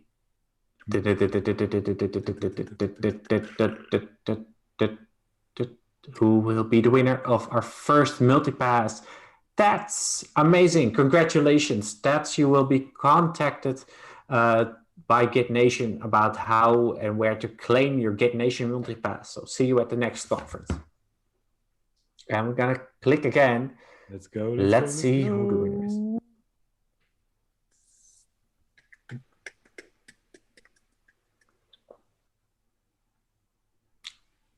Who is it? Oh, the photo with the cat. Congrats, Jan. Deserved. Well deserved. Well deserved, yeah. It's a really nice photo.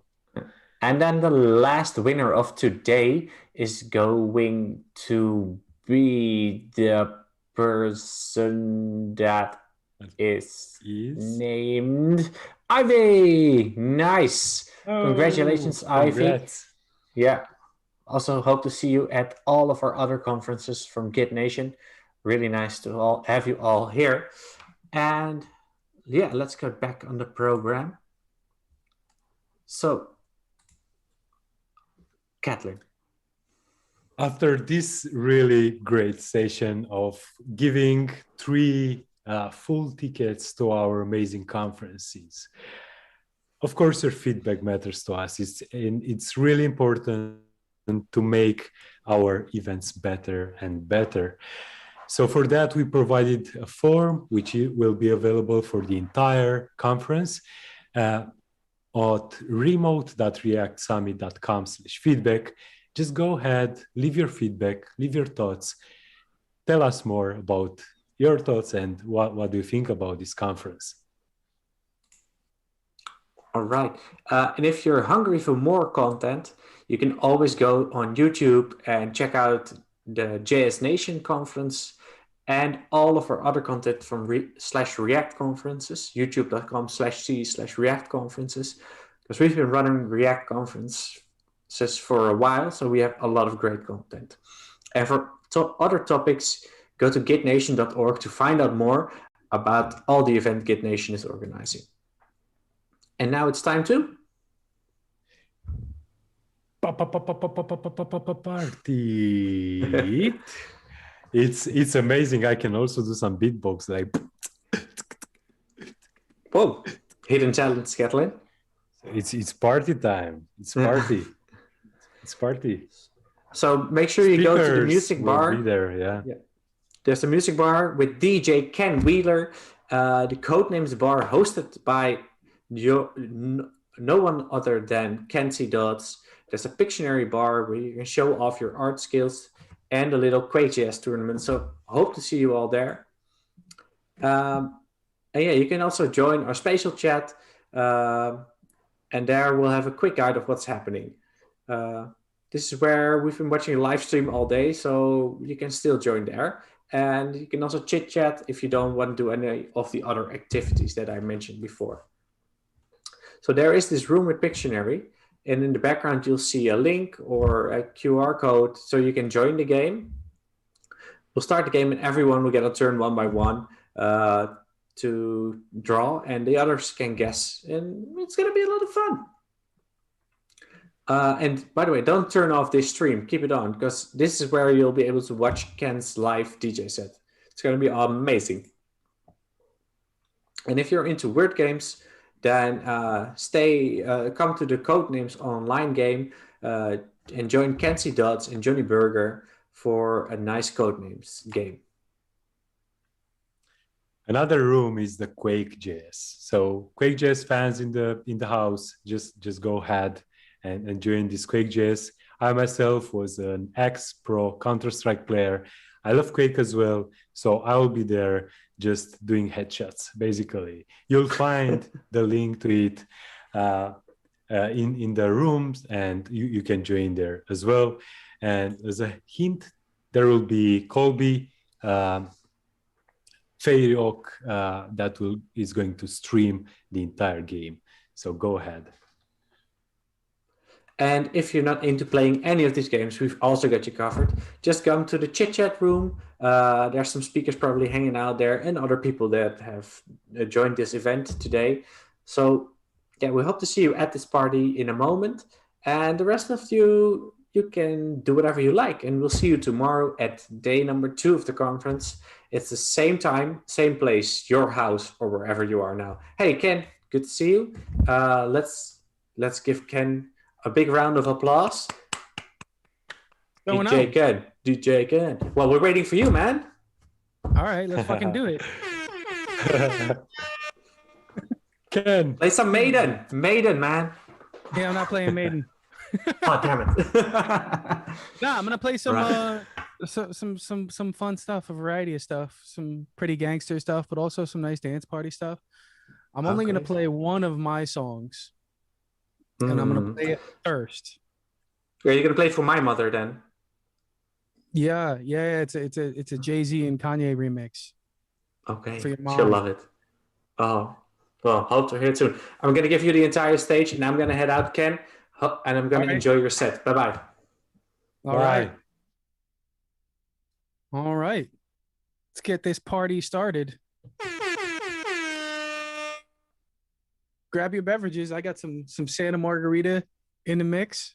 I don't know what you guys are drinking on, but pour it. Let's chill for an hour and listen to music and have some drinks. I'll be in the spatial chat talking shit Let's get it. Fuck it up one more time, Kenneth. Fuck it up. Fuck it up. Ball so hard, motherfuckers wanna find me. First niggas gotta find me.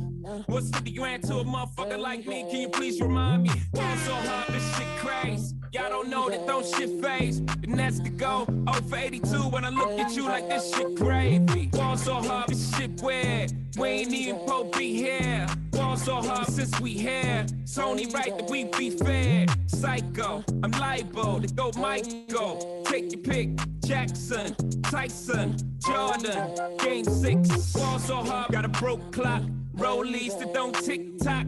All the Mars that's losing time. Hidden behind all these big rocks. Ball so hard, I'm shocked too. I'm supposed to be locked up too.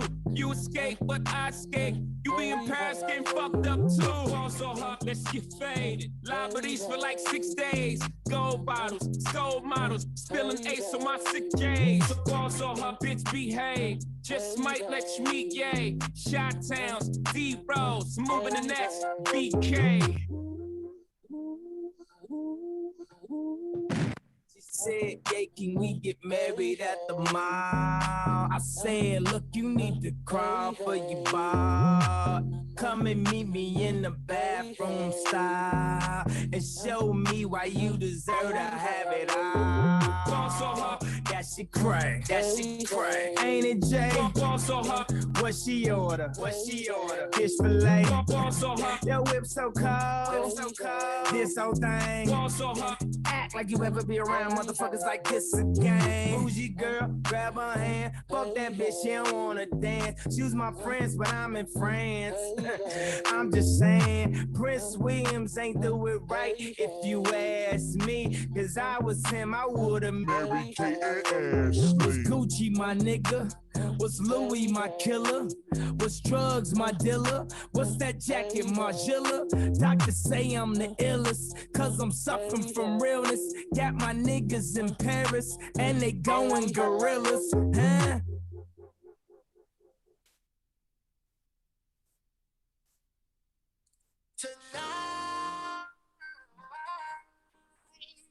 I just wanna take you away. Throw your hands up in the sky. Let's set this party alright.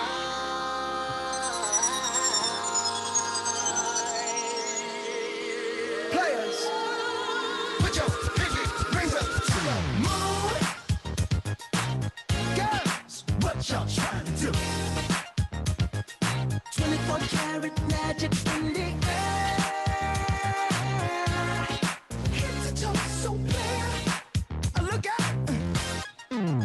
Pop, pop, it's showtime. Showtime. Showtime. Guess who's back again?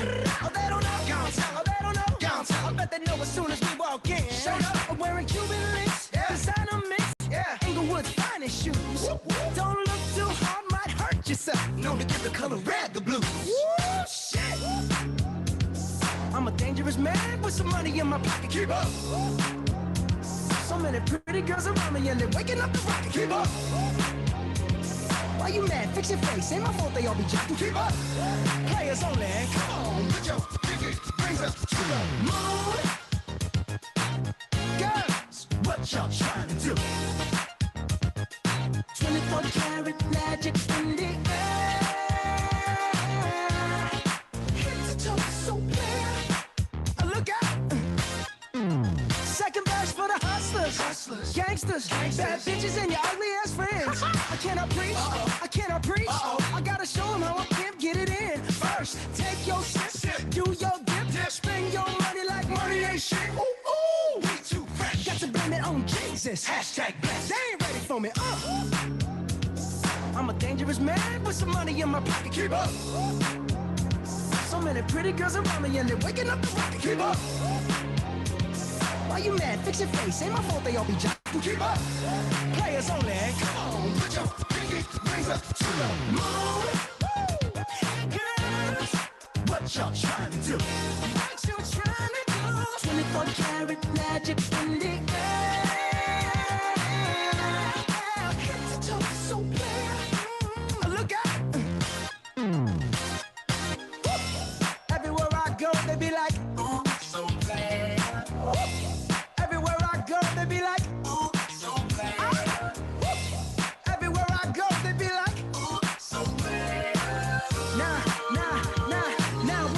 break it down like 24 karat. What's that sound?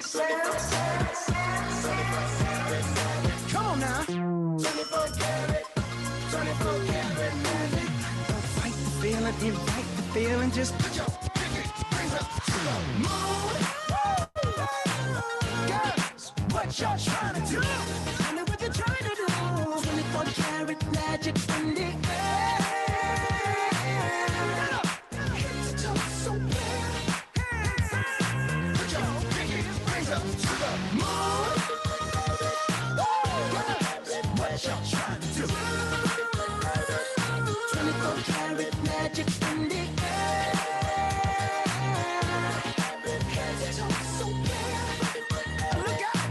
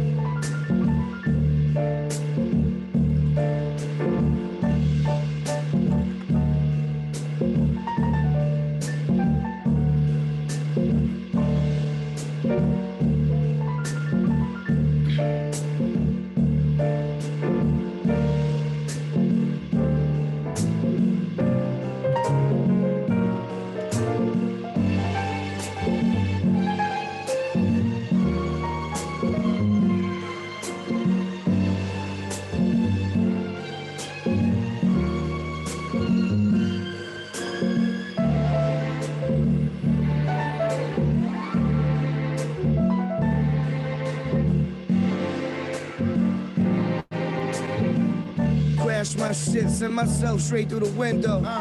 The lead actor in my life story, Delroy Lindo. The hash got me spinning like a hula hoop. Couple noodles loose from the chicken noodle soup. Hanging out the Porsche with the cape on. I'm the type of stallion you wanna put your cake on. What you doing?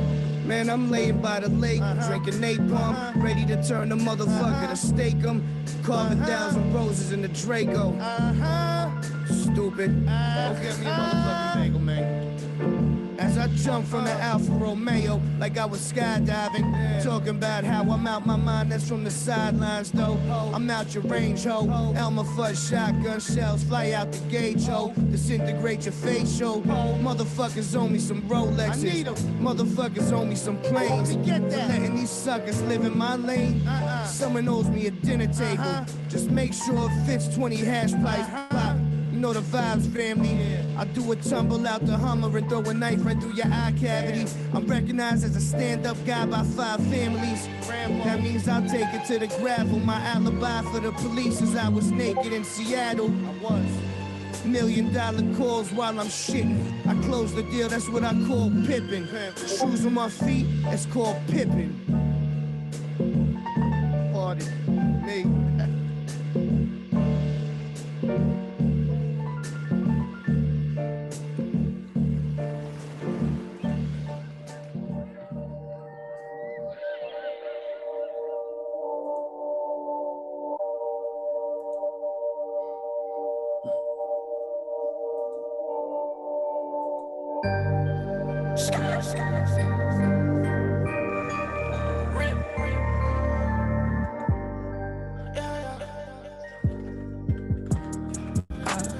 Ice all across my hand. I have traveled to foreign land. I have ice all across my hand. I have traveled to foreign land. I have ice all across my hand. I have traveled to foreign land. I have ice all across my hand. Big baller don't wait. Diamonds all over my face. Girl, got my own waist. Maserati on the way. 45 on my waist. Just in case. Could have signed with Tulane. Very briefcase. I shoot a jumper like Tim Lake. I shoot a jumper like Steve Kerr. I put a Bentley on the curb. I pull a four in a hurricane. I put a brick in the passenger. Just in case I might buy me a new plane. I made you double the price. I made you double your ice. Jody ain't got no wife. I need to buy more ice. I need more serpent Sprite. I got a dirty cup. Teeth is princess cut. Chain is Holly Huss. Only 10 of us. Prada tour bus. I have ice all across my hand. I have traveled to foreign land. I have ice all across my hand. I have traveled to foreign land. I have ice all across my hand. I have traveled to foreign land. I have ice all across my hand. You can skate on it, figure eight on it. Yeah, I say yes up yellow blue to my Russian bitch. I love you, and she love that shit. Yeah, then she suck my. Ooh, okay. Big ass rims on my ride. Yeah, rim. If I jump out the roof, I'ma die. That's suicide. I'm not no farmer, but my car's got horsepower. Sour Patch paint job, got these boys sour. I have ice all across my hand. I have traveled to foreign land. I have ice all across my hand. I have traveled to foreign land. I have ice all across my hand. I have traveled to foreign land. I have ice all across my hand. Rip. Yeah.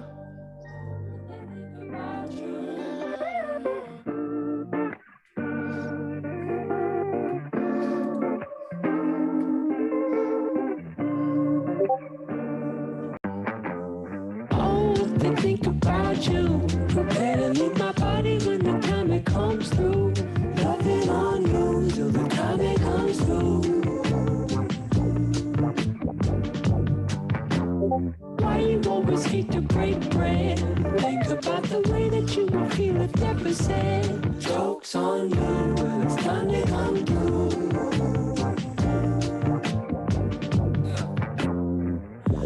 Well, if she had to choose me or her mom, I know I wouldn't last long, yeah. No problem with the truth. But when she made me laugh, doom doom, right to my tune. All of it's hard to be in a place where laughing's easy. Like, what the fuck is real? What the fuck is wrong? I think I can fit with your tone. Like, oh, I think about you. Better leave my body when the time it comes through.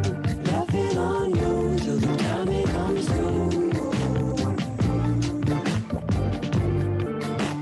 Why you always hate to break bread? Think about the way that you would feel if never said. Joke's on you, well it's time to come through.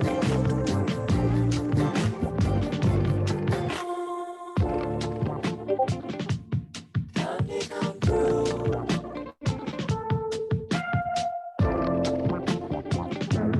Time to come through.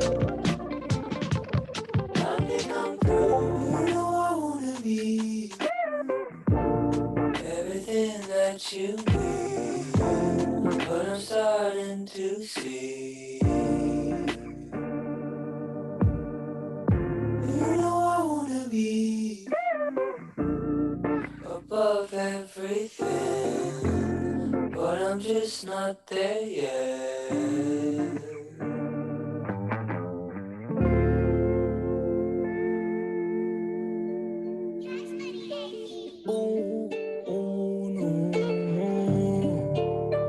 In that little top shop, Posted in front of the tribe, selling dope till the sun come down.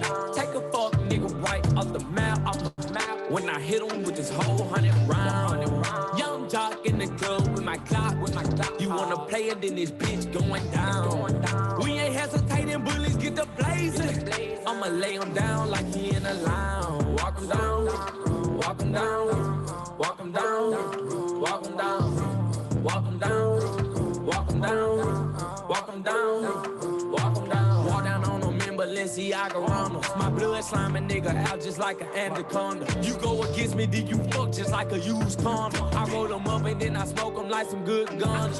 Hey, still doing drive-bys, but I wanna walk them. If I can't find them, you know I'm gonna stalk them. Caution tape up on the scene, I had to white talk them. Running from my gun, but my bullets had to hold them. Posted in front of the tribe, selling dope till the sun come down. Take a fuck nigga right off the map, when I hit him with this whole 100 round. Young jock in the club with my clock, You wanna play it, then this bitch going down. We ain't hesitating, bullies get the blazing. I'ma lay him down like he in a lounge. Walk him down, walk him down, walk him down, walk him down, walk him down. Walk him down, walk him down, walk him down. Nigga, I was posted on the corner where the J's at. Roll up in the 4x4, pull up at the corner. And I got red in my drink when I poured soda. I remember praying that the feds never take the Motorola. Chopper got the chopper, make him do a backflip. Pay my dog a down and walk him down, he need the racks, bitch. I've been drinking, I've been taking all this codeine to the face. Got a lot of M's in the safe. Caught a murder, then I beat the case. I was just about to do the race. Posted in front of the tribe, selling dope till the sun come down. Take a fuck nigga right off the map, when I hit him with this whole 100 round. Young jock in the club with my clock, You wanna play it, then this bitch going down. We ain't hesitating, bullies get the blazing. I'ma lay him down like he in a lounge. Walk him down, walk him down, walk him down, walk him down, walk him down. Walk him down, walk him down, walk him down.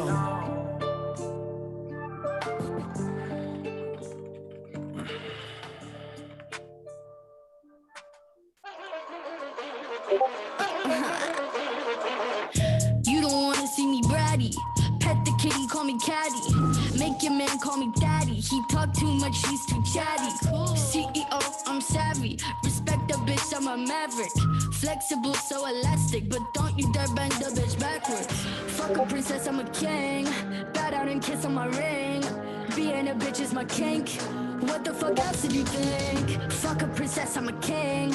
Bow down and kiss on my ring. It's gonna hurt, it'll sting. Spitting up blood in the sink. I'm crazy, but you like that. I'm right back, daisies on your nightstand. Never forget I blossom in the moonlight. Screw eyes, glacier with the blue eyes. I'm terrified.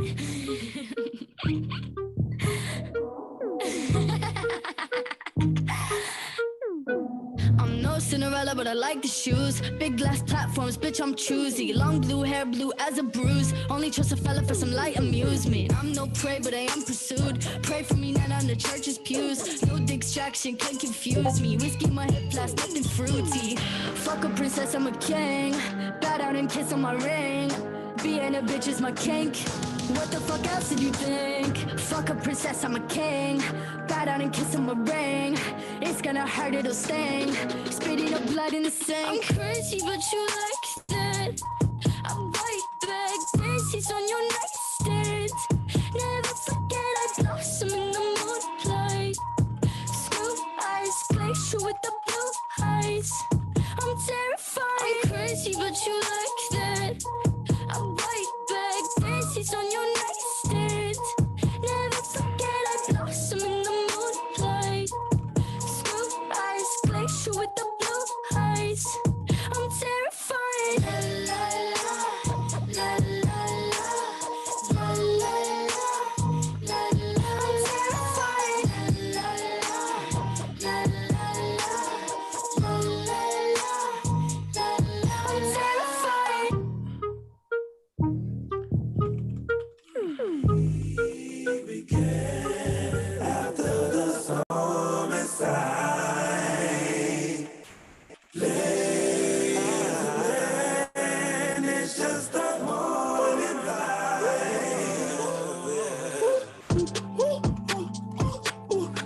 just switch your attitude. Go ahead, level up yourself. This that different latitude.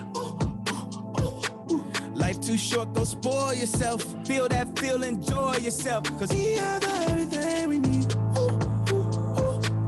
We have everything we need. We have everything we need. We have everything we need. We have everything we need. We begin after the storm inside.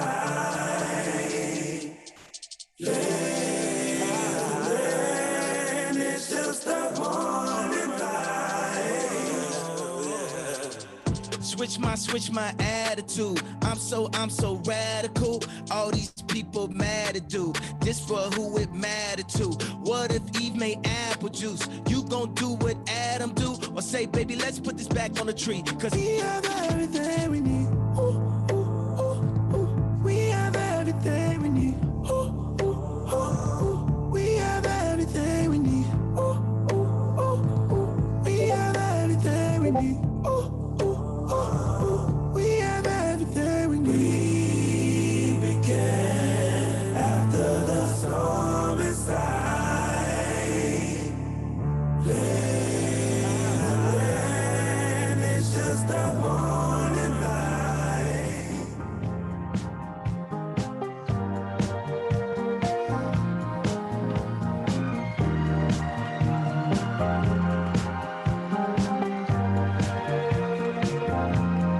Loving is easy, you have me fucked up.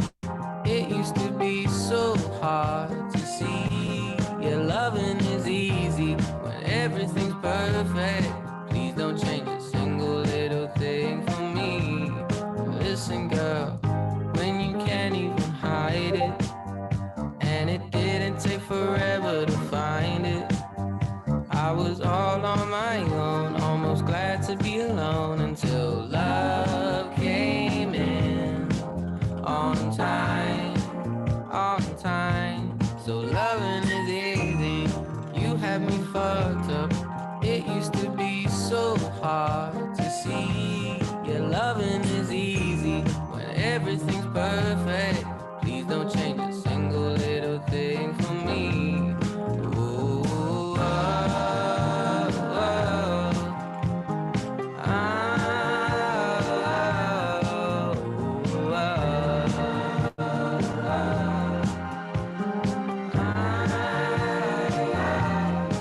So listen, girl, when you can't even hide it, and it didn't take forever to find it. I was all on my own, almost glad to be alone until love came in on time. On time. Loving is easy, you had me fucked up. It used to be so hard to see. Yeah, loving is easy when everything's perfect. Please don't change a single little thing for me.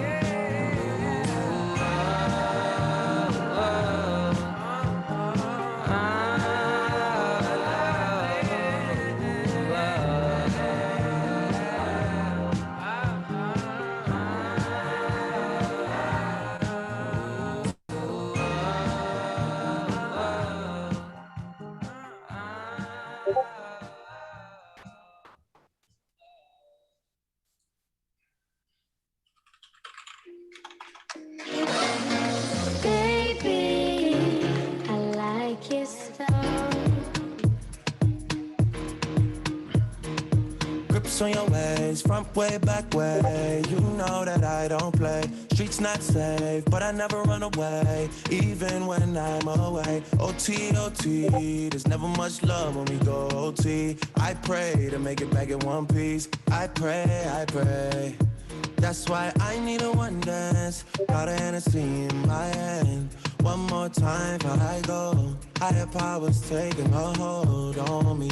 I need a one dance. Got a Hennessy in my hand. One more time before I go. Higher powers taking a hold on me. Baby, I like your style. strength and guidance. All that I'm wishing for my friends. Nobody makes it from my ends. I had to bust up the silence. You know you gotta stick by me. Soon as you see the text, reply me. I don't wanna spend time fighting. We got no time, and that's why I need a one dance. Got a Hennessy in my hand. One more time before I go. Higher powers taking a hold on me. I need a one dance. Got a Hennessy in my hand. One more time before I go. Higher powers taking a hold on me.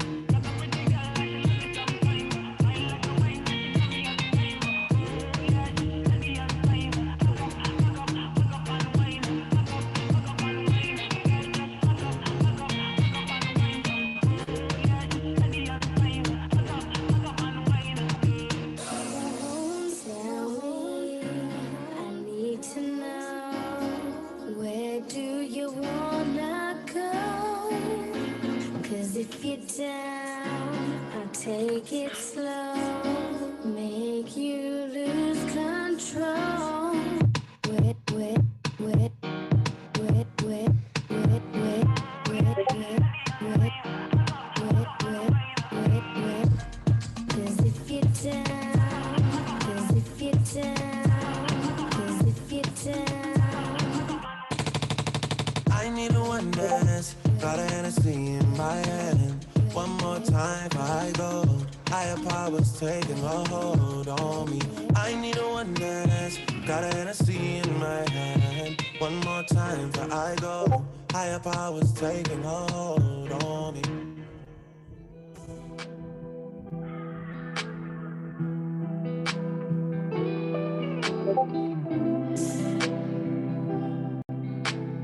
Loaded, what up? I'm a big dog, who you wanna be? Yeah. Diamonds on my wrist and on my I'm smoke Zaza, I'm in La La off them. Took the T-tops up the vet, I need her. Can I do the fucking dance like Nifa? I don't need a bitch with a bitch. She was up her X pill, now she want. She went up a Molly ramp and she went.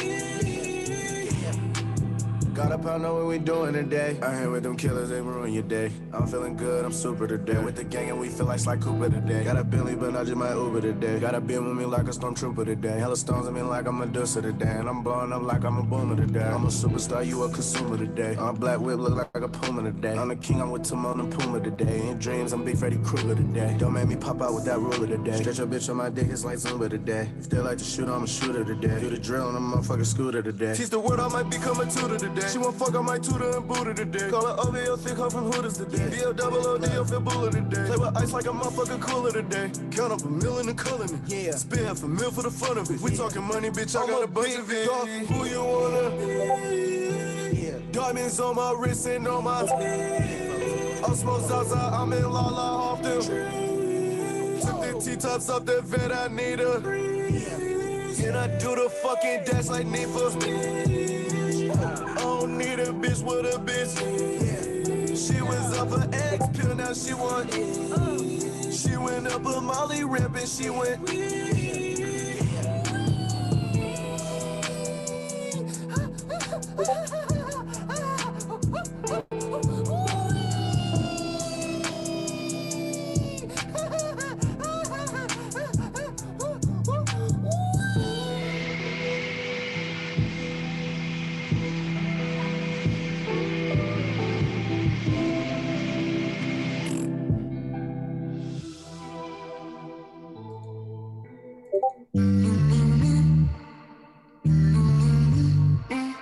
Everything for it. I know you don't do one night stands, so I'm the closest thing. Now can we fucking still be friends though? And if you ever fucked a friend, I'm just saying, I'd be the closest thing. So can we I'll be the fucking closest still thing. be friends though? But you can't be my girlfriend. Got a girl and my girl got a girl too. Scarface crib, it's my world too. My pillow recognize a perfume. Tell a man relax, she'll make it on by curfew. Time for cologne, I look like I'm on Playboy Mansion, honey, I'm home. Back door to Oracle, fuck it, I'm home. King of the Bay, getting dome on my throne. Oh, diamond in the rough, uncut gems. She not my girlfriend, no, we just friends. Somehow I fit 6 all in one bins. All of us fuck buddies, all fuck friends. Looking like a snack, she'll devour me. Your boyfriend's whole salary's my hourly. Throwing bands in Miami, it's showering. Bad boy, I'm the white Mike Lowry. Yeah. So I'm the closest thing now. Can we fucking still be friends though? Can we fucking still be friends? You know? And if you ever fucked a friend, I'd be the closest thing. So can we fucking still be friends? I'm just saying. Yeah. T-Raw, yeah. I could pull any bitch, man, it's automatic. Pussy, money, alcohol, I'm a big fanatic. Have my diamonds OD, chain so dramatic. Like I'm Adam Sandler, she call me Big Daddy. I'm insane in the brain, but you nobody. I got shawty in the friend waiting in the lobby. Logging in my account, that's my favorite hobby. I like a new bitch with a new body. Bad bitch, I need all that, all that. Here's my number, you could call that, call that. Tell your nigga he could fall back, fall back. I wanna make you mine, wanna own that, own that. Go shawty, it's your birthday, birthday. Simon says, do what I say, I say. Drink it up, I know you thirsty. She said, baby, make it hard, but don't hurt me. I know you don't do one night stands, so I'm the closest thing. Now can we fucking still be friends, though? And if you ever fucked a friend, I'd be the closest thing. So can we fucking still be friends, though? The mama thirsty, I said thirsty. Shawty, they ain't fucking with you on your worst day. If she cut a nigga off, give it first day. How the hell she fit the gym in a work day? I got wristwatch, I got big gloss. I got a bunch of pretty bitches tryna lip lock. See the rollie on my wrist and it on TikTok. If you nasty when I fuck you, let my bitch watch. I said right cheek, I said left cheek. Hit it so good, you gon' feel it next week. When I get a pussy, they gon' arrest me. I be looking at it like, don't test me. Say that ass on a nigga like that, that's that. I be all up in the pussy till there's nothing up there. In the nighttime, till the sun up, yeah. No pun intended, shawty, you will come up, yeah. I know you don't do one night stands, so I'm the closest thing. Now can we fucking still be friends, though? And if you ever fucked a friend, I'd be the closest thing. So can we fucking still be friends, though?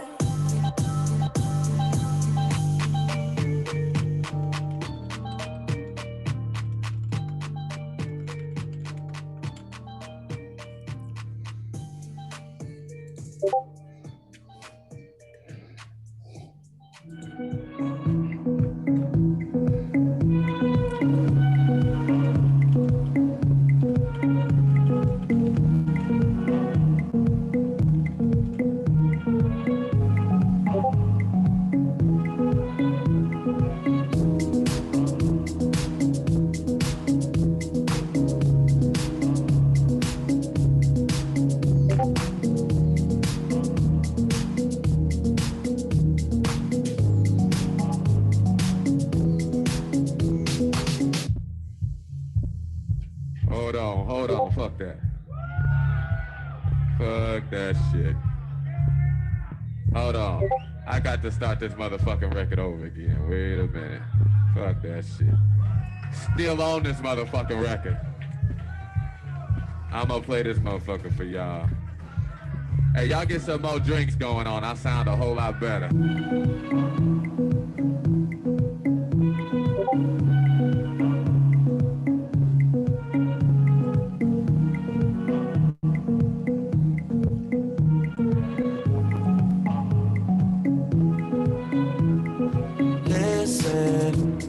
Seeing you got ritualistic, cleansing my soul of addiction for now, 'cause I'm falling apart. Yep, tension between us just like picket fences. You got issues that I won't mention for now, 'cause we're falling apart. Passionate from miles away, passive with the things you say, Passing up on my old ways, I can't blame you, no. No. Passionate from miles away, passive with the things you say. Passing up on my old ways, I can't blame you, no. No.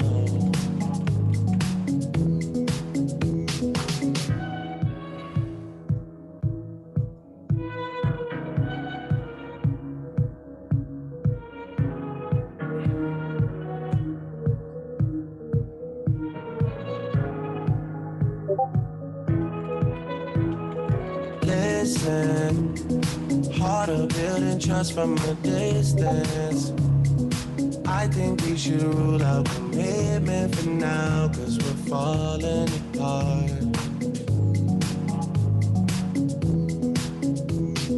Leaving, you're just doing that to get even. Don't pick up the pieces, just leave it for now. They keep falling apart.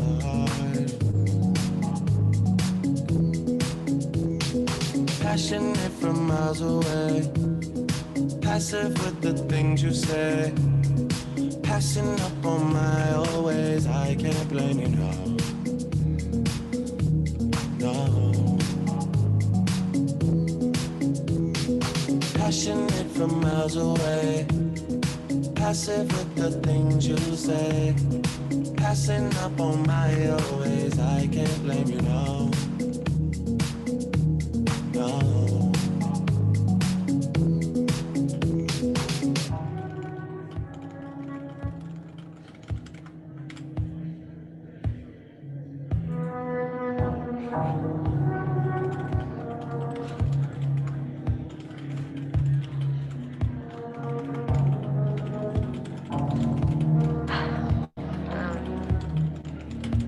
Trying to think of the right thing to say.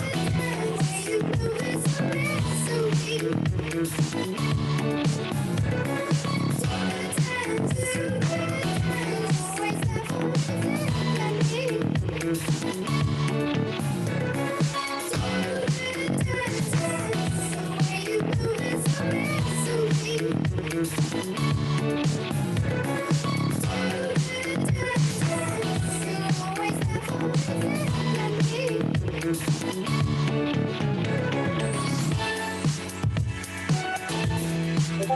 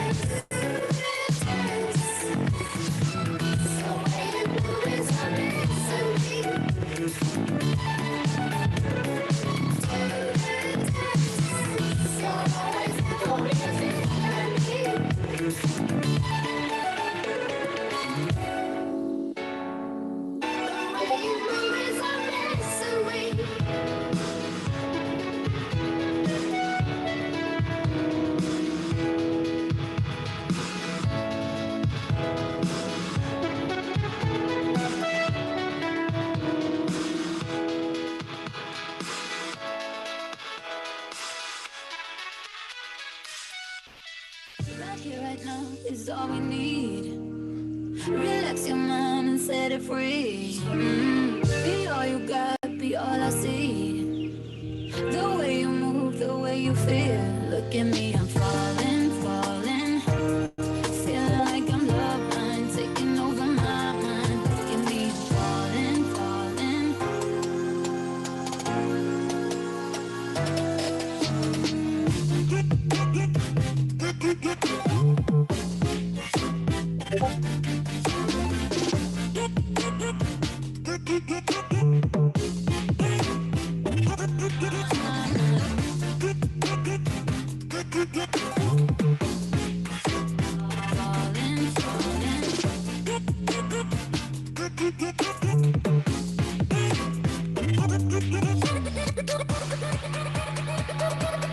Feeling like I'm love blind, taking over my mind. Look at me, I'm falling.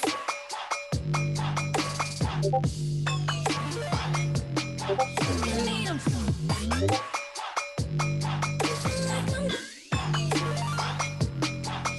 Like I'm love blind.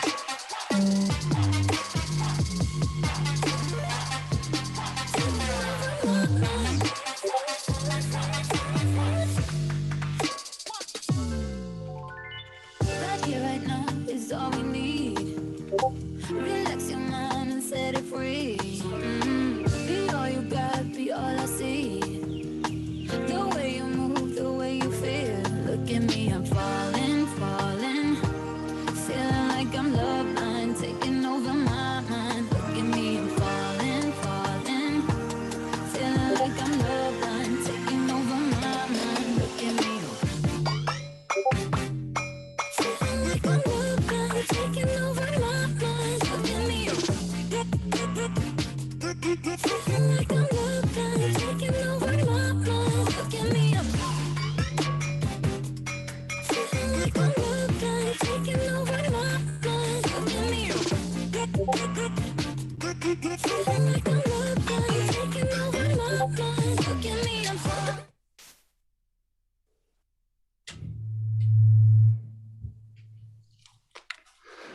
Yo. Yo.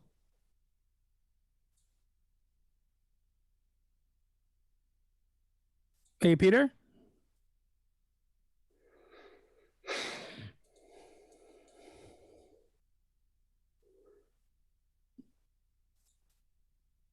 Yo.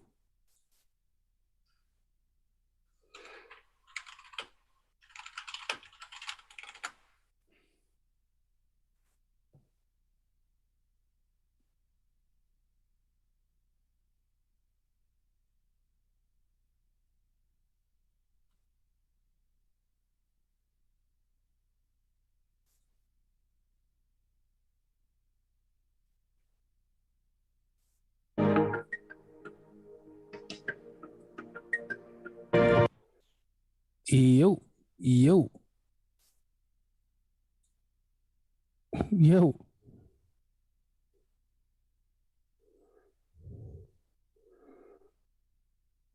What's up, guys?